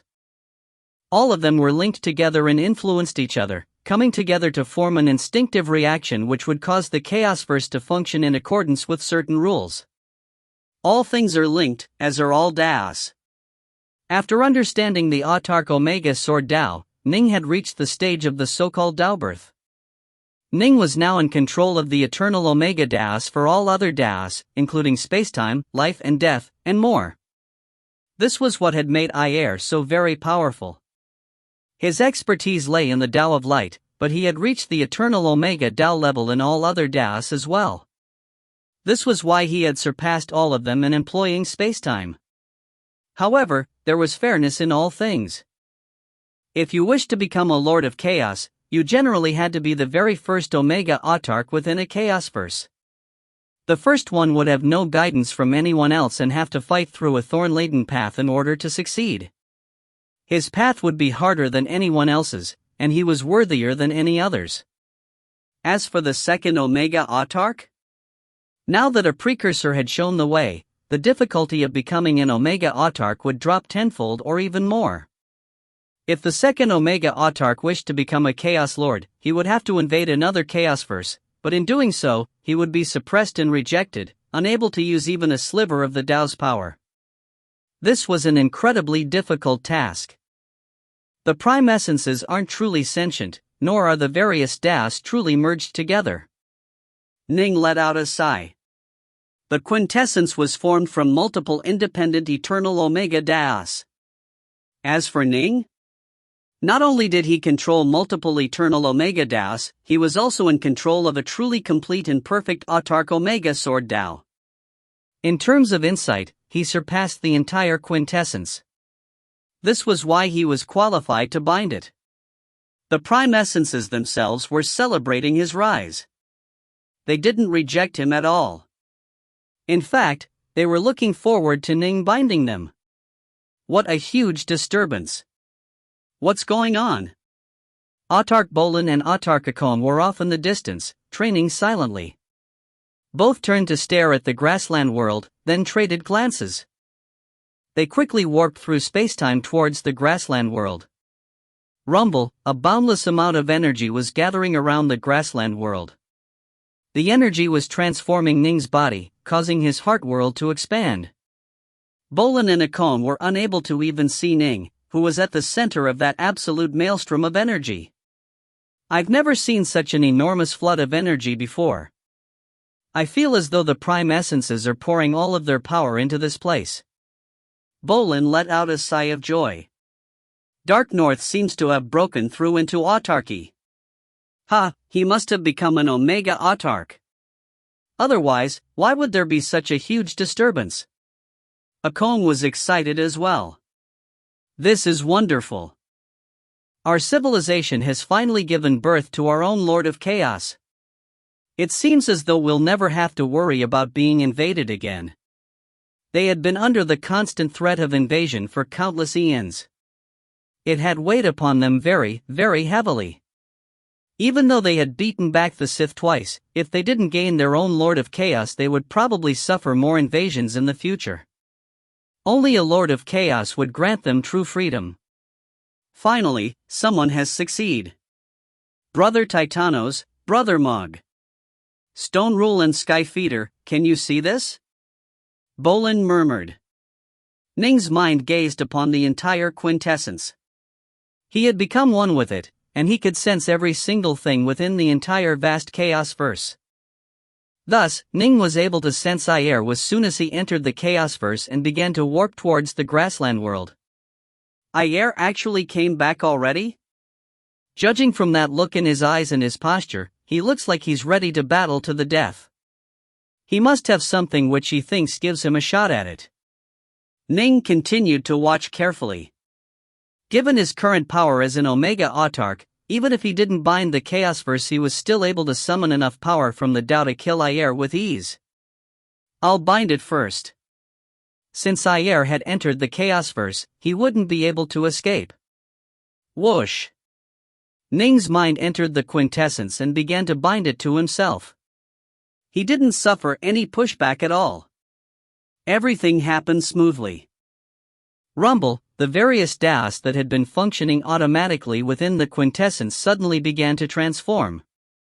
Previously, they had functioned in accordance with how the other Daos influenced them.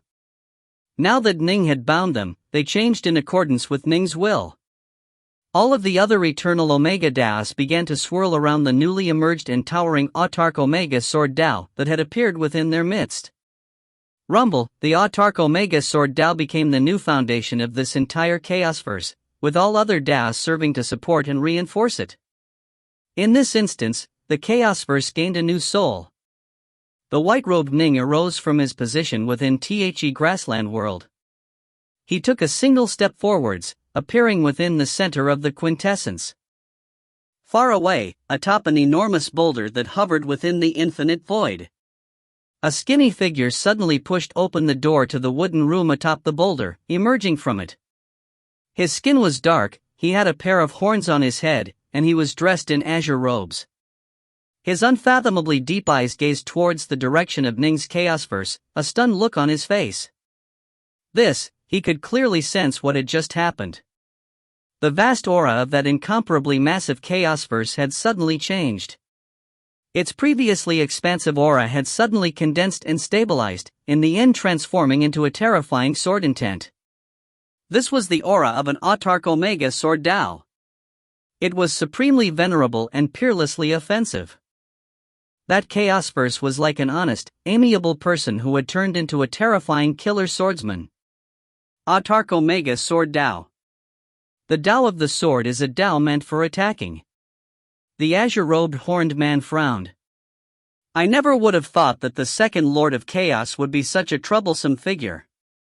Ayer truly is a fool. There were differences amongst eternal Omega Daos. The same was true for Autarch Omega Daos.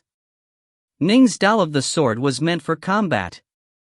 It was not a Dao to be taken lightly. This was why the azure-robed man had immediately bestowed his own protective treasure, the steel of mountains and rivers, to Ayer upon learning that Ning had already mastered the power of oblivion. He himself knew that he had been the one who had aided Ayer in forging the Annihilation Hive in the Grassland World. Given that so many exalts had perished, with even the Sourcewalker Autarchs dying, he knew that sending in more forces would be useless. In the end, we weren't able to forestall his rise. The horned, azure-robed figure shook his head. And Dark North truly is crafty. He only began the binding process after Ayer entered his Chaosverse. The horned figure stared at the towering Chaosverse, now emanating an awesome aura of the Dao of the sword. He felt a headache coming. Ning had been able to easily bind the quintessence of the Chaosverse without encountering any resistance at all. After becoming an Omega Autarch, Ning had restructured his mana in accordance with his Autarch Omega Sword Dao, while his soul had undergone a qualitative transformation. There had been a bit of pressure when he began to bind the Chaosverse, but Ning was able to endure that pressure with ease. After he completed the binding, the pressure disappeared. The vast Chaosverse was now like his own body, with all of its Daos available for him to command. Everything within the Chaosverse was under his control, including all of space and time. Ning turned to gaze off into the distance. His gaze pierced through space and time, allowing him to see every single creature who had ever lived within this chaosverse, including recently deceased figures like Autarch Titanos and Autarch Mog, and even long-dead figures like Autarch Awakener and Autarch Entropos. He also saw figures from the three realms like Lord Tathagata the Buddha, Taoist Three Purities, Shinong, Swerin, Fushi, and also his beloved Yue. Some of their true souls had been shattered, while others had even their true soul fragments destroyed. Ning, however, was capable of reviving them all. When he gazed into the past, he was able to see their true souls with clarity, even if their true souls were shattered. He would be able to reform them from the void itself, recreating them. I'm even able to revive those whose true soul fragments were destroyed? Ning was absolutely delighted. I'm virtually omnipotent in my own chaosverse. Previously, Ning and the others had all believed that those who had lost their true soul could not be revived, but that was because none of them had any experience actually being a Lord of Chaos. They had no idea as to just how truly incredible a Chaos Lord was. Within their own Chaos verses, Lords of Chaos were able to connect past, present, and future together. There was almost nothing they could not do. Oh. I'm not truly omnipotent. Ning suddenly came to this realization. I still can't see through Ayer's soul and true soul, but he was able to see through the souls and true souls of all other living beings, which meant he was able to understand and replicate them, but Ayer's true soul was constructed based on the Autarch Omega Light Tao. Ning didn't understand the Autarch Omega Light Tao, and so he wouldn't be able to create a soul based off of it. By the same principle, the Civ Lord of Chaos was also incapable of recreating Ayer's true soul. If I killed Ayer, the Sith Chaos Lord wouldn't be able to bring him back? A cold, murderous look flashed through Ning's eyes. Whoosh! Ning took a step forwards, immediately appearing within Ayer's region. Ayer was still in the process of warping through spacetime at maximum speed, his heart burning with impatience. If I win, I'll be the master of this chaosverse. Ayer was filled with eagerness. Suddenly. What's going on? Why can't I warp through spacetime any longer? Ayer turned pale. Spacetime had suddenly turned incredibly stable around him, making it impossible for him to tear through it. A white-robed youth with a black sheath on his back suddenly appeared out of nowhere. He said in a cold voice, Ayer? A terrifying aura of might descended, completely surrounding and freezing Ayer in his tracks. Ayer could no longer even move a finger. He stared at the distant Ning in horror. Why, you already? Yes. I've already bound my homeland to myself. From this day forward, I shall be the one to protect it, Ning said coldly. Fellow Taoist. A voice suddenly rang out from afar, traversing past spacetime and reaching out all the way to Ning's chaosverse. Now that Ning had already bound this chaosverse, he was able to sense this voice. He turned to stare off into the distance, the membrane surrounding the chaosverse no longer able to bar his gaze. He stared through spacetime and deep into the infinite void, following the reverberations of the voice to find its source. He saw a skinny, horned, azure-robed figure standing atop a giant boulder. The horned figure had a warm gaze and a smile on his face. Fellow Taoist, please spare my disciple's life. Within Ning's chaosverse. Ning turned his cold gaze back to Ayer, his endless aura of might having completely suppressed the Omega Autarch. Ayer wasn't able to move so much as a finger. He couldn't even blink or speak. Die, Ning said coldly. Whoosh! Ayer was still staring fixedly at Ning, but his body began to completely break apart. Even his soul was completely disintegrated, transforming into pure energy which was absorbed by the chaosverse. This surge of energy was so tremendous that it surpassed the combined energies of 100 ordinary autarchs. The entire chaosverse aura strengthened noticeably. Omega Autarch Ayer. Dead. Fellow Taoist. The distant horned man atop the giant boulder in the infinite void could sense his chaosverse weakening dramatically. He couldn't help but let out a sigh. Was that really necessary? You are already a Lord of Chaos and can revive all those who died. Why did you have to? You wanted to save him?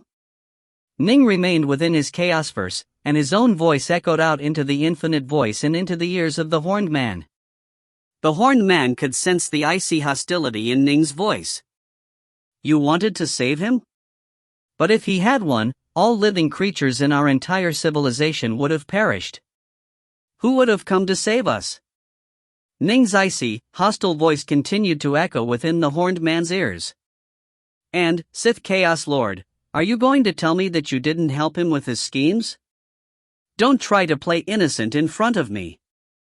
If you find any errors, ads pop up, ads redirect, broken links, non-standard content, etc., please let us know. Report chapter so we can fix it as soon as possible. Book 45, Chapter 17, The End, 2. Fellow Daoist Dark North, I admit that I did act in a rather untoward fashion, but the path of cultivation is an inherently selfish path. We fight our way to the top, do we not? Your Chaos Verse was the weakest of all Chaos Verses, so my disciple naturally chose to try and make it his own. The war is now over, and he is dead. You are now a Lord of Chaos.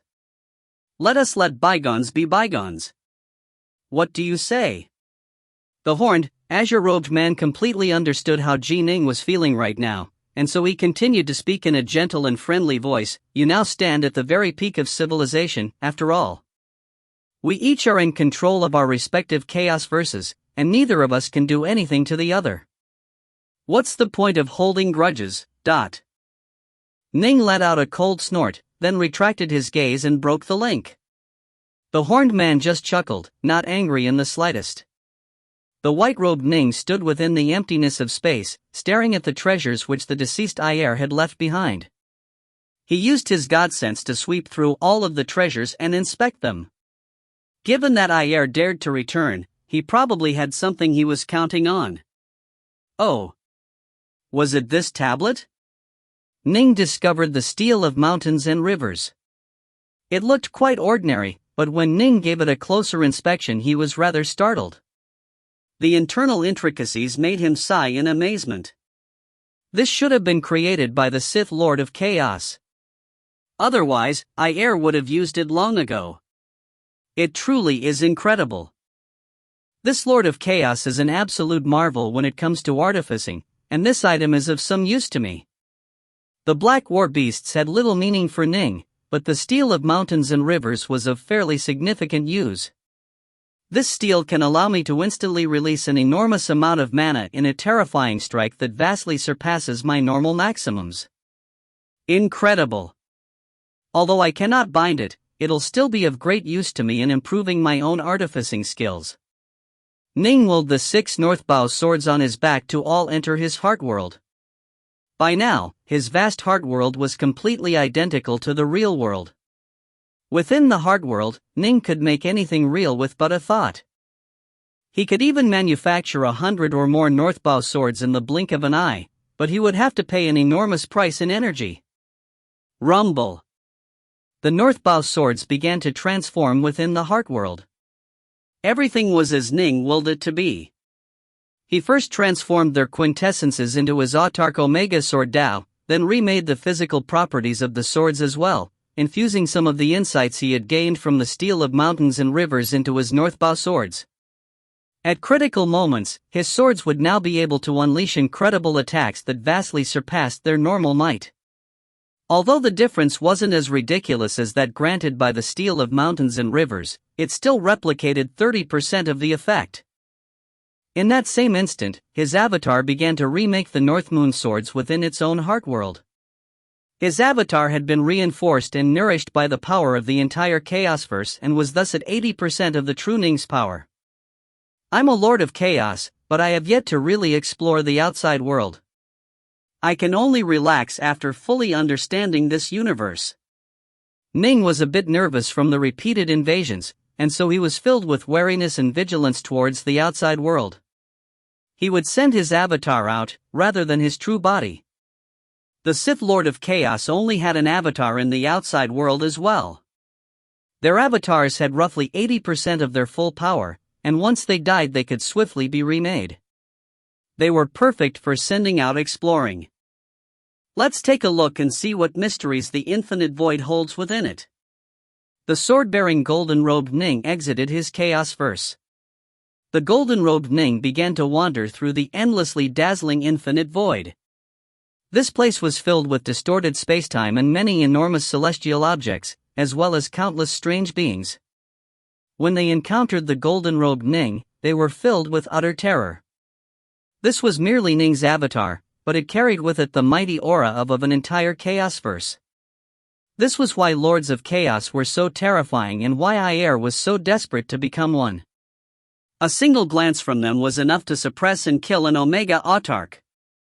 The difference in power was simply too great. There are a total of 9 chaos verses, and they are the largest of celestial objects here. The others are all much smaller. Countless celestial objects, scattered throughout the infinite void, and spacetime here is completely chaotic. The golden-robed Ning began to understand. It's just too large, and every single spacetime continuum is different.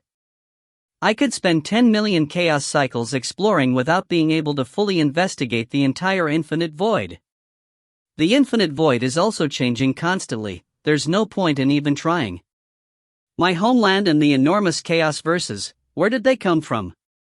If he wasn't able to investigate the entire infinite void, he wanted to at least understand his own past and the source of the chaos verses.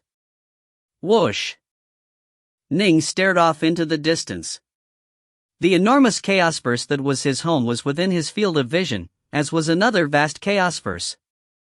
Chaos verses were so enormous that they loomed large from even incredible distances. Reverse. Ning willed time to flow backwards. Rumble, time quickly came to a halt and began to reverse, displaying the countless scenes that had occurred in the past. This sort of temporal inversion technique generally required very little energy. In the 3 realms, even weak immortals and fiend gods were capable of using such a technique. However, he was applying the technique to an absolutely enormous region which covered 2 chaos verses, resulting in a similarly tremendous expenditure of energy. His own energies were rapidly depleted, but the prime energies of his chaos verse sent more and more to him. This was another reason why Chaos Lords were so incredible. They could unleash as much power as they wanted. So long as they didn't unleash more power than their chaos verses would naturally regenerate, they essentially had access to truly unlimited energy. Their chaos verses would also draw upon energy from the infinite void at an incredible rate. Faster, faster. I want to see more. The golden-robed Ning stared towards the 2 chaos verses as time continued to reverse. Boom! Suddenly, Ning saw those 2 distant chaos verses explode. Ning immediately halted the temporal inversion. It wasn't an actual explosion. Time continued to slowly flow forwards, allowing Ning to view everything clearly. The actual scene was of countless different streams of matter and energy slowly coming together to form an enormous chaos verse. So the chaos verses were actually formed by countless amounts of matter and energy coming together? Ning nodded. This made sense. He continued the temporal inversion. Suddenly, Ning noticed something special. The matter and energy which had exploded outwards came together to form many celestial objects of various size, with the 9 chaos verses being the largest. So all matter actually came from that direction over there? Ning immediately turned his gaze to the location where all this matter had come from. Time inverted at the point where he focused his gaze, staring at the place where all this matter had come from. Once, long ago, a single absolutely enormous landmass had existed across an incredibly wide area within the infinite void. This landmass was absolutely, inconceivably sized. It vastly surpassed any chaos verse. What an enormous landmass! Is this where everything came from? The golden-robed Ning immediately began to move closer to that region. Ah! He's discovered it? The thin, horned man atop that levitating boulder watched from afar. When Ning began to move towards the location where the landmass had been, the horned man's heart clenched. He then immediately began to warp over there as well. When Ning arrived at the location of the vast landmass, time began to reverse once more. The scenes of what had once occurred within that vast landmass began to replay in front of Ning. This world had been far vaster than any chaosverse, and it also held far more living beings within it, including countless living beings and countless races. How lively! Ning watched the lives of those countless beings being replayed before him. Boom! Suddenly, the vast landmass began to crack apart. You traitors! Traitors! A towering, black-robed emperor who emanated an aura of incredible power was surrounded by over 100 figures of tremendous might. These figures all had different appearances, including both humans and beasts, and their blows were filled with incredible strength. Traitors? You enslaved us. Should all of our hard work been meant for nothing save to serve as your eternal slaves? Ha, you thought that the seal you placed on our true souls would enable you to control us unto our deaths. You fool! In the end, you are nothing more than this continent's will incarnate. You are no true cultivator. You have no idea how formidable Omega autarchs are. We escaped your control long ago. We simply put on an act and bided our time. We've been waiting for so long, while Brother Heavencloud poured all his effort into creating this grand Armageddon formation to deal with you, Although Ning didn't understand what the experts of this era were saying, through watching the battle he was able to tell what level the 100+ experts were at, as well as the black-robed emperor's level. What? Ning was shocked by the battle occurring before him. The attackers are all Omega autarchs. There were a total of 129 experts attacking the black-robed emperor, and all of them were Omega autarchs. They had joined together into an incredibly complex formation. Even though Ning was also an Omega autarch, he felt that he was incapable of truly understanding it. He had the vague feeling that it had probably been created by someone who had reached Omega autarchy via the Tao of formations.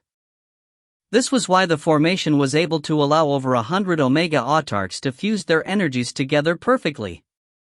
How can there be this many Omega autarchs? Ning was rather stunned. Although each blow from that black-robed emperor is filled with awesome power, he's actually at a lower level of insight than them. He doesn't seem to be an Omega autarch. He's at a lower level, yet can contend with 129 of them by himself? Whoosh! A second figure warped through spacetime and appeared next to Ning. It was the horned, azure-robed man. You? Ning glanced at him. This is our first time actually meeting, I believe. The horned man smiled. I am Elfin of the Sith Chaosverse. Ning blinked. He suddenly realized that his Chaosverse didn't have a name yet. There were 9 of them, after all. It wouldn't be appropriate to keep calling his the Chaosverse. What name should he choose for it? Ning thought back to his homeland, of the many living beings who had struggled within the Chaosverse to clamber upwards on the path of cultivation. So many forerunners had helped clear the way, cutting their way through thistles and thorns as they blazed a path through the wilderness. Their efforts had finally culminated in Ning's success, allowing their Chaosverse to enter a new stage of development. Desolate Chaosverse, G. Ning. Ning looked at the horned man. Desolate. G. Ning? The horned man murmured softly. Why have you come here? Ning felt nothing but ill will towards this horned man, and so he came straight to the point. The horned man pointed at the scene of the great battle which had occurred in the past. In this era, the vast landmass before us ended up being destroyed by the battle we are now watching. After breaking apart, its energy and its matter ended up forming many celestial objects within the infinite void, with the largest being our 9 Chaosverses. Ning simply listened.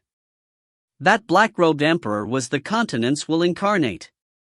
Its quintessence was far more powerful than those in our Chaosverses, and as a result it reached a level of such power that it actually gained true sentience, the horned man said.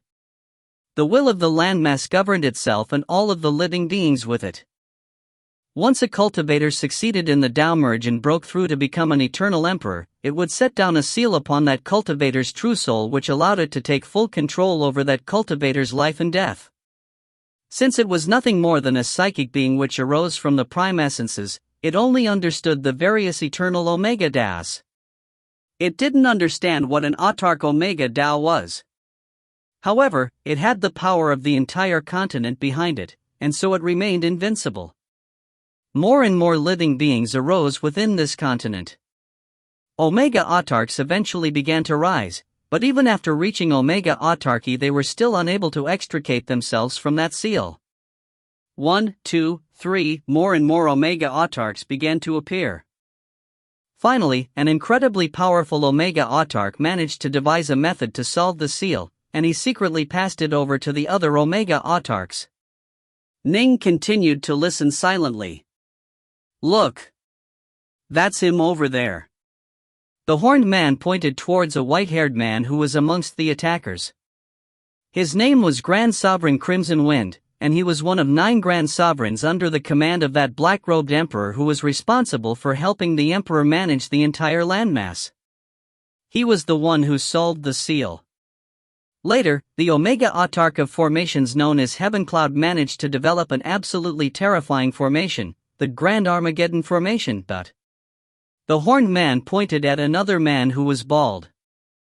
He was the black-robed Emperor's sentinel for the 7th universe. 7th universe? Ning suddenly said.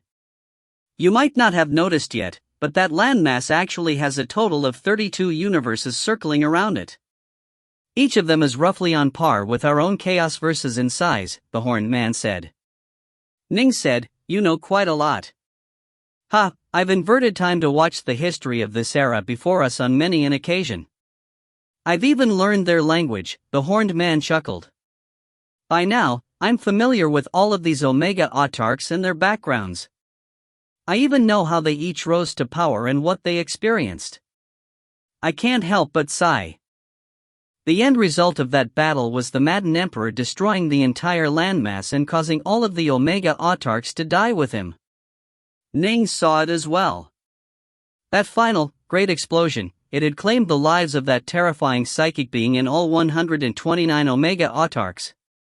In fact, all the living beings on that landmass had died, while the 32 universes orbiting it had been annihilated as well. It had been an absolutely enormous explosion. The entire infinite void had been wiped clean of all life thanks to that explosion. As Ning listened to the horned man speak, he continued to watch the temporal inversion and see the history of this land.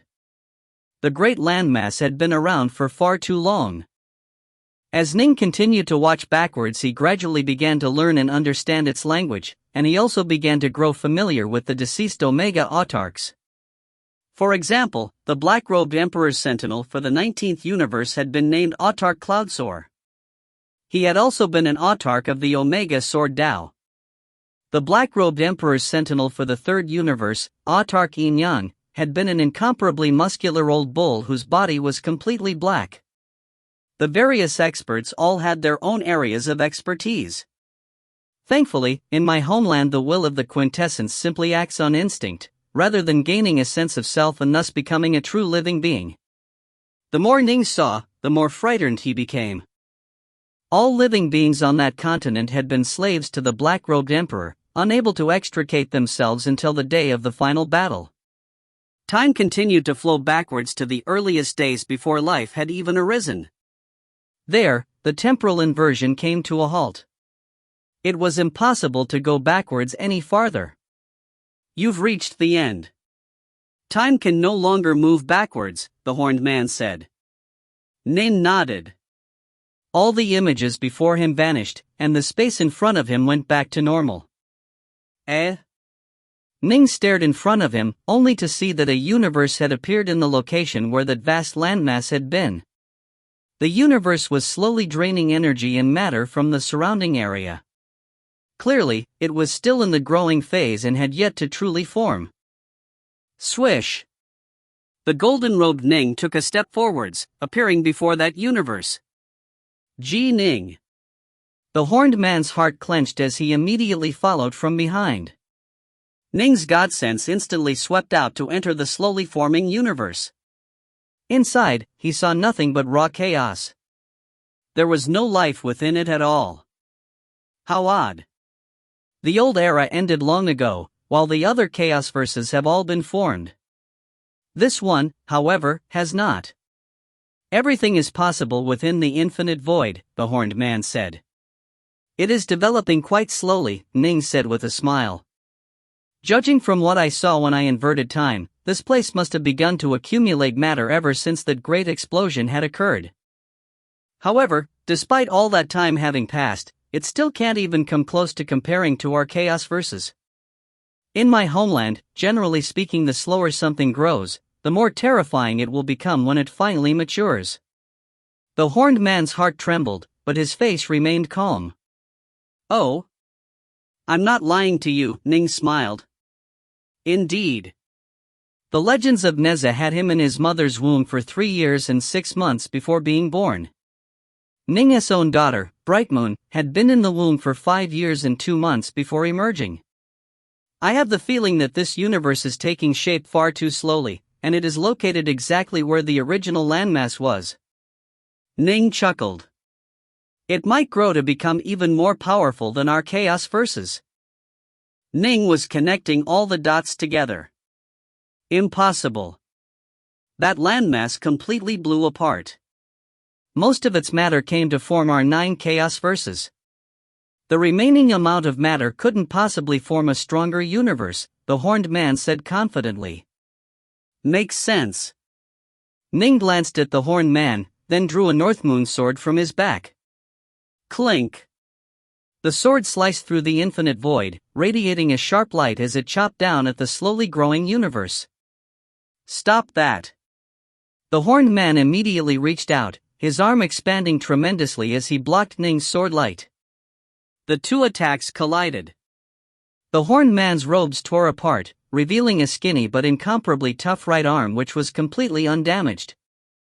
What are you doing, Ning? The horned man asked angrily. Destroying it, of course, Ning said. It is a perfectly fine universe which poses no threat to us at all. Why are you going to destroy it? The horned man asked. At first, I was just curious about it, since it was located where the original landmass was and grew very slowly. As I said, in own homeland, the slower something develops the more powerful it becomes, but when you kept on rebutting what I said, I had the feeling that something was wrong. I thought I'd give it a try, and as I thought, you moved to block me. Ning chuckled. The horned man instantly felt regret upon hearing this. He wanted Ning to feel that this was nothing more than an ordinary universe, but instead he had put Ning on his guard. It must be remembered that Ning's avatar had exited his chaos verse filled with suspicion towards anything and everything which could be a threat to it. He had the feeling that this small universe was rather unusual. Testing it out was a very normal reaction. For the horned man to stop him meant that something was afoot. If the horned man didn't stop him? Well, destroying a celestial object which held no life didn't really matter. Whoosh! The golden-robed Ning once more charged towards the chaos verse, chopping out with his divine sword. Don't! I'll tell you the secret. The horned man called out hurriedly while blocking. I discovered this by accident over many years of observation. If any other Chaos Lords arise in the future, don't tell them this secret. This universe is very unique in many ways. Although it isn't that large, it is quite marvelous. Let me explain. No amount of honeyed words could dissuade Ning. Break! Ning's eyes flickered with destructive light. He manifested 3 heads and 6 arms, each of his hands holding onto a Northmoon sword. Swordlight flashed in an utterly indomitable manner as he summoned the vast power of his entire Chaosverse. The horned man grew quite desperate. Dark North was an Omega Autarch of the sword, the most offensive type of Omega Autarch. Alphen would be able to withstand Ning's attack, but there was no way he could completely negate it and prevent any of it from harming the small universe. Gwar! The horned man suddenly changed form, becoming an incomparably vast and muscular black bull.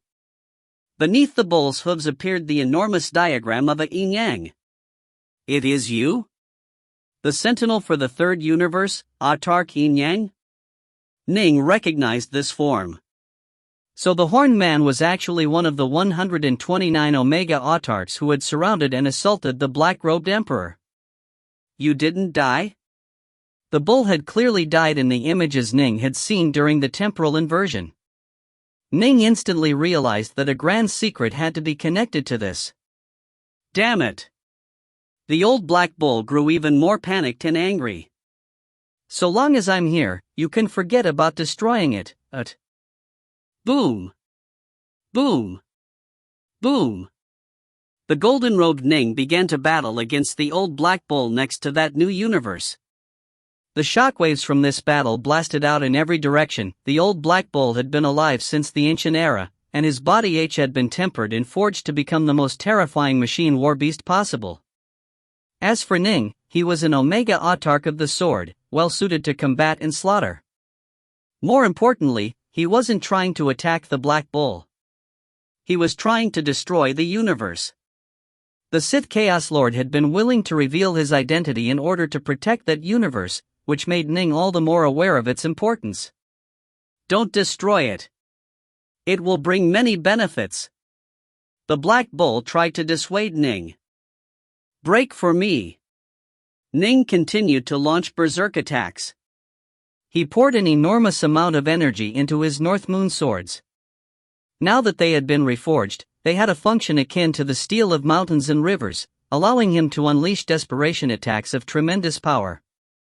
The old black bull suddenly felt a sense of danger which caused him to blanch. He had been the one to give Ayer the steel of mountains and rivers. Now, it was coming back to bite him. Boom! Boom! Boom! Boom! Boom! Boom! 6 absolutely horrifying streaks of destructive swordlight pierced through the void. The old black bull was unable to completely block them, and so he could do nothing but watch in agony. 5 streaks of swordlight tore into that universe. The universe was quite weak and not yet fully formed. This desperation attack from a Lord of Chaos caused its incomplete quintessence to be completely torn apart, resulting in the universe shuddering and beginning to crumble. And no. The old black howled angrily.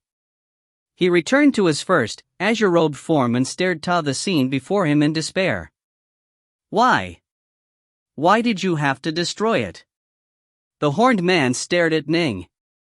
I don't care how marvelous it will become in the future. Now that I've destroyed it, it will never pose a threat, Ning said. There's no need for you to say too many things to me. I won't trust you no matter what you say.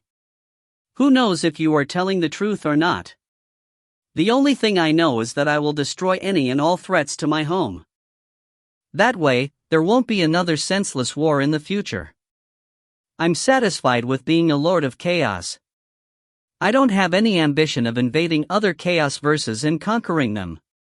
All I want to do is safeguard my own home. After speaking, Ning turned and departed. The horned man stared at the golden-robed Ning left, filled with utter agony. Back within the Sith Chaosverse, his true body was holding onto a stone tablet which had the words "World End" set on them. During the last era, we failed at the very end. The entire landmass was destroyed, but I was lucky enough to acquire the deceased Emperor's World Setter Steel. I hid a fragment of my true soul within it, and as a result I managed to survive. I was delivered into a Chaosverse and ended up becoming its Lord of Chaos. The horned bull was in a state of utter agony. Once that growing universe became truly complete, it could become one with the World Setter Steel. When that happened, I would have a chance of ascending to. It's gone. It's all gone. The horned man gradually began to calm down. What was done was done. There was no way to reverse it. Perhaps I was being too stubborn. I am a Lord of Chaos and completely invincible in the infinite void. Why do I have to become even more powerful? The horned man gradually came to his senses. He had been enslaved for so long during the previous era that he had an almost maniacal desire to become stronger, to stand at the top and rule others so that none would ever rule him again. But this was a new era, an era that was different from the previous era. When Ning destroyed that budding universe, it meant that the old landmass would never be reborn. He had lost his chance, but as a result, he was now truly free. I'm free now. There's nothing left to fight over. The horned man began to fly back towards his own chaosverse. No ambition, only wishes to safeguard his own home. Desolate. Ning? A chaos lord like him is decent company. Ning's golden-robed avatar established an estate within the infinite void. It would permanently reside here, occasionally going out and wandering about. He couldn't guarantee that no dangers would appear, but he would do his utmost to protect his home. Within the desolate chaosverse, the white-robed Ning stood there within empty space, flanked by Autarch Bolin and Autarch Akon. Come back, brother Titanos. Ning smiled. Instantly, countless specks of light began to appear. Ning was virtually omnipotent within his own chaosverse. He had been able to see everything within Autarch Titanos' true soul, and thus he was able to remake it out of the void and call it back. An old man with two fleshy antennae on his head slowly began to appear. What just happened to me? Autarch Titanos stared at Ning, Akon, and Bolin in shock. Dark North, why you, didn't I die? Wasn't my true soul devoured? Calm down, Bolin laughed. Wait a while, Akon said. Ning smiled as well. Give me just a few moments, brother Titanos. As he spoke, countless flecks of light began to assemble next to him yet again. This time, they resolved into Autarch Mog. Next came Autarch Stonerule and Autarch Skyfeeder. After that came the refined, relaxed Autarch Awakener, and last came the ancient-looking Autarch Entropos. All 8 Autarchs had been gathered together. The 8 Autarchs who had arisen within the desolate chaosverse had finally been reunited. This is Dark North. Autarch Bolin made the introductions, a smile on his face. He trained in the Omega Sword Dao and used it to reach Omega Autarchy, binding our entire chaosverse to himself. As a result, he was able to bring you all back. Brother Dark North? Autarch Entropos stared at Ning, wide-eyed. Autarch Awakener felt rather curious, as he felt a close connection between himself and Ning. Actually, it can be said that Autarch Awakener helped guide me on my path, Ning laughed. They began to chat amongst themselves. All of them were amazed at the twists and turns of fate. They had died, and yet they were now back. The guidance which Autarch Awakener has provided to Ning had been critically important. Without his guidance, Ning probably wouldn't have been able to understand the eternal Omega Sword Dao. And now, after becoming a Lord of Chaos, Ning was able to revive Autarch Awakener. It was all so interesting. Gentlemen, far too many of our hegemons and emperors have died during the 2 wars we fought. They fought to the death for the sake of our entire chaosverse. I have to bring them all back as well, Ning laughed. Boom! The entire chaosverse seemed to tremble. What just happened to me? Didn't I die? Where am I? Hegemons and emperors began to come back to life throughout the chaosverse, all of them rather stunned. Their final memories were of the moments before their deaths. Ning had viewed the past of this entire chaosverse and knew each and every hegemon and emperor. He revived everyone who had died in battle, including the ones he recognized such as his own disciple, Green Bamboo Yang Tsuting. He also revived some of the friends he had encountered when wandering the chaosverse after failing his Dao merge. Many powerful experts had all been brought back. Dark North, will such a large-scale resurrection be bad for this chaosverse? Autarch Titanos asked. Don't worry, Ning laughed.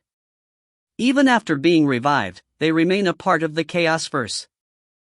The actual amount of energy which has been permanently lost due to the revival process is quite low. For example, reviving the 6 of you cost roughly the amount of energy a single autarch contains with him. Reviving all these hegemons and emperors didn't cost too much at all. I can handle it with ease. It really mattered very little. Ayer's death alone had granted their Chaosverse more than 100 autarchs worth of power. After chatting with the 8 autarchs, Ning departed and went back to the 3 realms. Ning's emotions towards the 3 realms were the deepest of all. Nuwa, Subhuti, Mithraea, Kwafu, Crazy G, all of them had received mental messages from Ning. They were his old friends, and now all of them were standing by his side. Return to us. With but a thought, Ning brought back the 3 realms of old. Countless specks of light began to gather, resulting in countless figures emerging within it. These were the Immortals and Fiend gods of the 3 realms who had died in the End War against Old Man Yuan and the Seamless Gate, as well as those who had died even earlier. Taoist 3 purities, Lord Tathagata the Buddha, Buddha Jueming, Swearin, Shinong, Fushi, Lord Everwood, Senior Apprentice Brother Hui, Gongang, Taoist 3 lives. Countless Immortals and Fiend gods were brought back to life. Many friends were reunited. Tathagata, Mithraea, Ananda, these old friends of the Buddhist Sangha all gathered together. As for the Taoist way? 3 purities, Taofather Carefree, Lu Dongbin, and the others all gathered together as well, with those who had survived the End War narrating what had happened afterwards. Too many people. Too many stories. All of them had been brought back to life. Junior Apprentice Brother. Hui held Chang'e by the hand, walking over to stand before Ning. Thank you. Ha ha. Eldest Apprentice Brother, spend some time chatting with my sister-in-law. Don't waste any time on me, Ning laughed. Master. Ning walked over to Taoist 3 lives, who looked rather hesitant even though the big yellow bear next to him nodded encouragingly. Taoist 3 lives was normally a very straightforward and heroic figure, but when he spoke to Subhuti and his other old friends he quickly learned just how incredible Ji Ning was. Ji Ning was someone completely omnipotent, capable of controlling life and death, and able to link past, present, and future together. And Ji Ning was his disciple? Although he was nominally Ning's master, this was their first time actually meeting each other. Hi there, Dark North, Taoist 3 lives said rather hesitantly. This was their first meeting, and the two didn't really share the relationship which a master and disciple should. This was something which took time. Ning didn't try to force things. He turned, staring off into the distance. All the Immortals and Fiend gods of the 3 realms had been brought back to life. They were all reunited now, sharing their stories with each other. It would be years before things calmed down. Ning immediately retreated, vanishing without a trace. Ning arrived back at the Black-White College of Stillwater Province, located within the Grand Xia major world of the 3 realms. Since Ning had remade the entire 3 realms with his will alone, the Grand Xia was currently devoid of life. Senior Apprentice Sister. Ning walked over to the Tao Debate Palace of the Black-White College. He had left her for last. She was going to be revived by herself. Come back to me, Senior Apprentice Sister. Countless specks of light began to appear. They appeared unspeakably beautiful and graceful, and they gathered together into the form of the young, black-robed Yue. As more and more true soul fragments gathered, life appeared within Yue's eyes. She stared at Ning, who looked back into the eyes of his senior apprentice sister Yue. The white-robed Ning and the black-robed Yue simply stared at each other in silence. As the final piece of her true soul fragment returned, Yue regained all of her memories and she began to emit the aura of true life. Junior Apprentice Brother? Yue couldn't believe it. Her final memories were of the war-torn 3 realms and her death at the hands of the God King. Senior Apprentice Sister. Ning stepped forward, gently taking his wife into his arms. He simply held her, inhaling into her hair and smelling her sweet fragrance. This scent had become a dusty memory that had lain dormant for many years. Ning felt intoxicated by it. He had trained and fought and bled for so long, but it was all worth it. This single instant, it surpassed all of eternity. Yue Wei hugged Ning back. She was still rather confused. Her memories had jumped from her death in the Three Realms War to the present day. She didn't know what Ning had experienced, but she knew that Ning must have made many, many sacrifices in order to bring her back to life. Finally Ning released Yue Wei, but he continued to hold her by the hand. He pointed at the area around them. "Senior apprentice sister, remember this?" "Of course I do. This is the Dao Debate Palace. We had a little competition here, and you lost," Yue Wei teased. Suddenly, she couldn't help but ask, "Junior apprentice brother, can you tell me what has happened? Let's sit down and talk it over." Ning pulled Yue Wei over to sit down atop a dais before the Dao Debate Palace, then began to explain. "During that battle, you were killed by the God King." Ning talked for a long, long time. He narrated the end of the war for the Three Realms, his journey to the Badlands territory, his abduction by Hegemon Brightshore, and even his adventure into that other verse. He explained how he came to understand the Omega Sword Dao and then used it to become a Dao Lord of the first step, second step. He told of his adventures in the Terror Star Sea, of how he fought to acquire a Void Sea Jade Seal within the Waveshift realm, of his battles against Archons of the Sacred Cities, and even him acquiring the Flame Wing God and then begging Autarch Titanos to bring her back to life. "I was heartbroken when I failed in that attempt." Ning pointed towards an area up ahead. "I got completely drunk, right over there. I fell asleep on the snow." With but a thought, Ning caused snow to flutter down around them. Ning and Yue Wei gazed at the beautiful snowscape, while Ning said with a smile, "It's actually quite odd. I was heartbroken, which is why the snow fell, but now when I see the snow, I feel very happy." Yue Wei didn't say anything. She just tightly held onto Ning's hand. She herself felt heart-aching pain ever since Ning had begun his tale. Ning continued to narrate his story. "Afterwards, I attempted the Dao merge. Unfortunately, I failed." He explained of his hunt for Nuwa, his meeting with the 5 autarchs, and how he had gone into the Sitherlands to save the Paragon of Pills.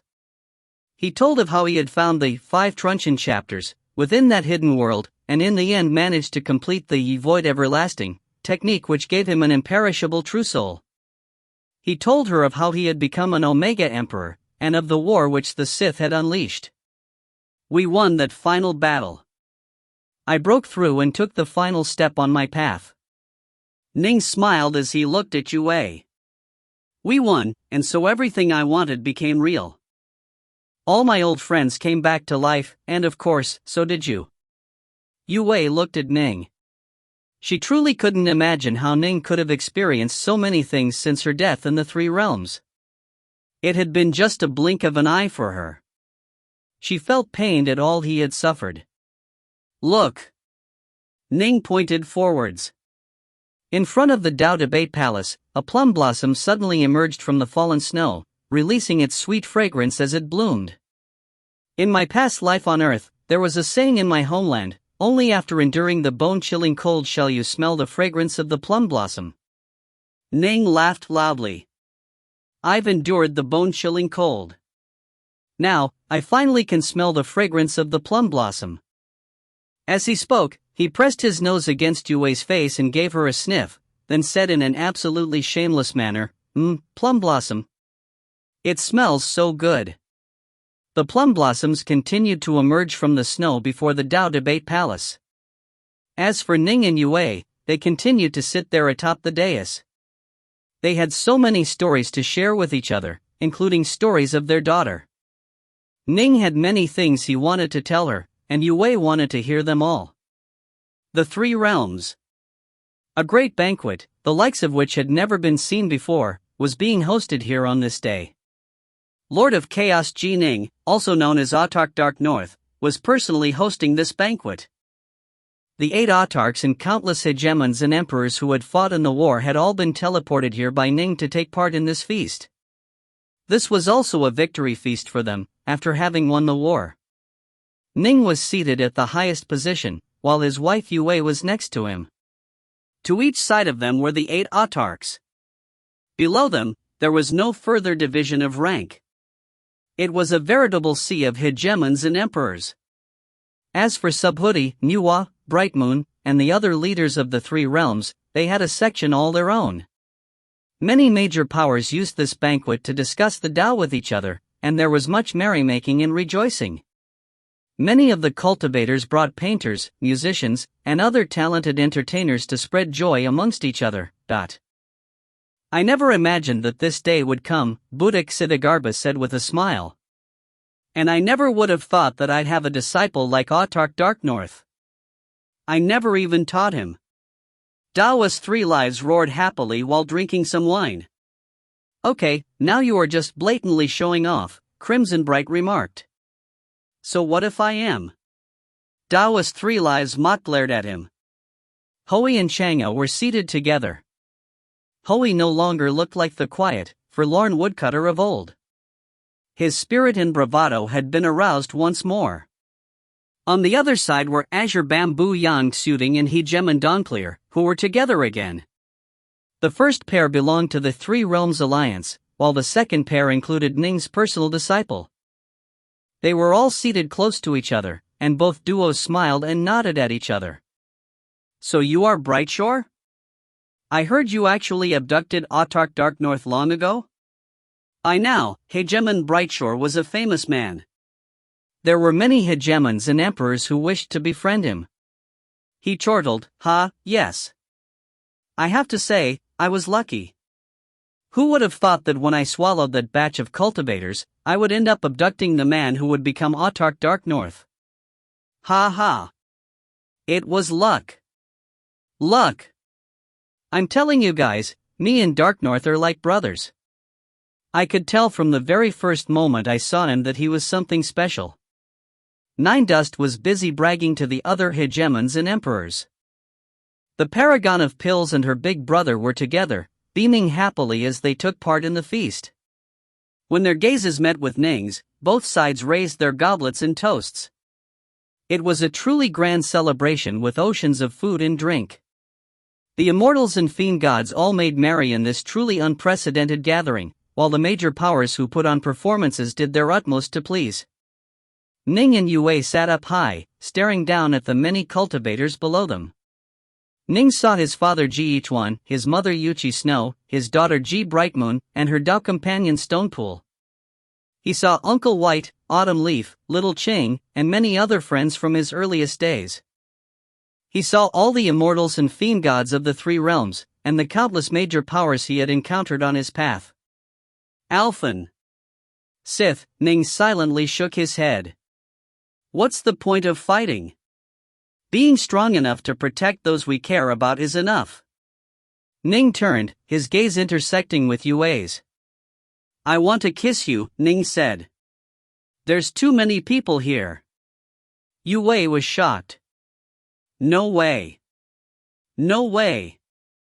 Wait for the feast to be over. Don't be afraid. Your husband is the Lord of Chaos. So long as I will it, they won't see a thing. Ning lowered his head, burying himself in Yue's lips. If you find any errors, ads pop up, ads redirect, broken links, non-standard content, etc., please let us know. Report chapter so we can fix it as soon as possible. Book 45 Era, Afterword. Authors Afterword. Phew. It's over. Nearly 2.5 years have passed, starting from December 16, 2012 until today, April 10, 2015. Our journey through the desolate era is finally over. The enormous, desolate era started with our Ji Ning stumbling through the Netherworld Kingdom into his next reincarnated life, and now we can finally put a final period on this story. This is the 7th novel which Tomatoes has written. Legend of the Astral Peaks, Inch of Radiance, Stellar Transformations, Coiling Dragon, The 9 Cauldrons, Swallowed Star, came before it. This has been the 7th. Desolate Era has had games and anime made based off of it, with the first episode of the anime already released. It was a bit slow at first due to a lack of familiarity, but starting from the third episode it should speed up quickly. It should stabilize at roughly an episode a week and will continue to be broadcast. A TV series is about to start shooting as well, and it'll go on satellite television. We're also preparing for a movie, but Desolate Era will require a large amount of investment, and so it will be a while in the coming. Phew. 2.5 years. 2.5 years is a very long period of time. My son was born, and now he can actually recite poetry. I'm speechless. As for this novel I spent 2.5 years writing? At first, everything was so smooth and easy. I was fired up and filled with energy, and the letters just kept flowing. However, towards the middle/late parts of the novel, I was just too tired, especially after I went past 2 million characters. I felt as though I was a marathon runner who had reached his limit and at the verge of collapse. I worked until very late at night, every night, burning the midnight oil and tearing my hair out to think about what to write. Sometimes I couldn't even be bothered to shower. I was a man possessed. I was most tired during the latter half of last year. The pressure was tremendous, and the need to write 2 chapters a day resulted in the plot being imperfect. I tried to force myself to think and to post new chapters, and I nearly went mad from it all. There were several times, late at night last year, where I felt my heart rate speeding up so rapidly that I thought that I might die at any moment. I managed to force myself to last until January, at which point I gritted my teeth and said screw it, slowing down to 1 chapter a day. This made things much easier for me. My mental energies quickly began to recover, and I feel as though my physical conditioning has improved by 50%. I poured my blood, sweat, and tears into Desolate Era. It feels like part of my life itself. Now that I'm done writing it, I feel relaxed. Finally, I can take a long break, but at the same time, I feel a bit reluctant to part with it. My emotions are quite complicated. No matter what, Desolate Era is over. This book is done, and I had a smile on my face as I wrote the grand finale. As for what's next? A new book, of course. The new book will be set in a strange and mysterious continent. It'll be a completely different type of book, one which I've never written before. In fact, the cultivation system within it will be unlike any other I've worked on. I've been a novel writer for nearly 10 years, after all. I need to find my breakthrough. All I want to say is that I'll use all of my emotions to write this new novel, pouring all of my ardor into it. But of course, now that I've finished Desolate Era, I'm going to completely relax and empty my mind for a time, then prepare for a new book. I'll give myself 2 months of rest, then officially start the next book on June 15th. For news on my next book as well for some super secret updates, you can all pay attention to my public WeChat account. I'll keep it updated with news. All you need to do is search for or Fonchia34 and you'll be able to add me. Alrighty then. Everything's okay now. The world of Desolate Era has come to an end. The next time we meet, it'll be in the world of my new book. See you all on June 15th. Tomatoes. The evening of June 10th, Yangzhou City. RWX's afterward. Phew. Wow. Yikes. Whoa. This is the third IET novel that I have worked on, with Coiling Dragon and Desolate Era being solely translated by myself. I agree with author IET that too. 5 years is a very long period of time. I spent just as much time translating DE as he did writing it, and in fact I've been translating his novels from 2014 to 2018. That's an even longer period of time. I want to thank each and every reader, commenter, donor, sponsor, and friend who has supported this translation. Like IET, it's been a very long and exhausting process, and I'm both filled with joy that it's over but also nostalgia and a bit of reluctance to part with it. However, there is no party that goes on forever. I've translated in sickness and in health. I was actually in the hospital just earlier today due to a severe fever, through breakups and through makeups, and all the other things that can happen over the course of such a long period of time. Now, Ning's story has finally come to an end. As IET notes in his April 2015 afterword, there is also a live-action adaptation of DE coming shortly, theoretically in the next month or so, and we'll be sure to announce it as well. We were originally going to have a short video by IET as well, but he couldn't quite fit it in his schedule. We'll post it as a separate announcement later. There have been so many memories that have built up over the years, and I've talked and interacted with so many of you that I genuinely view you as friends and family. My keenest memory is of a downlord on Patreon who deleted his pledge, or rather, his brother did.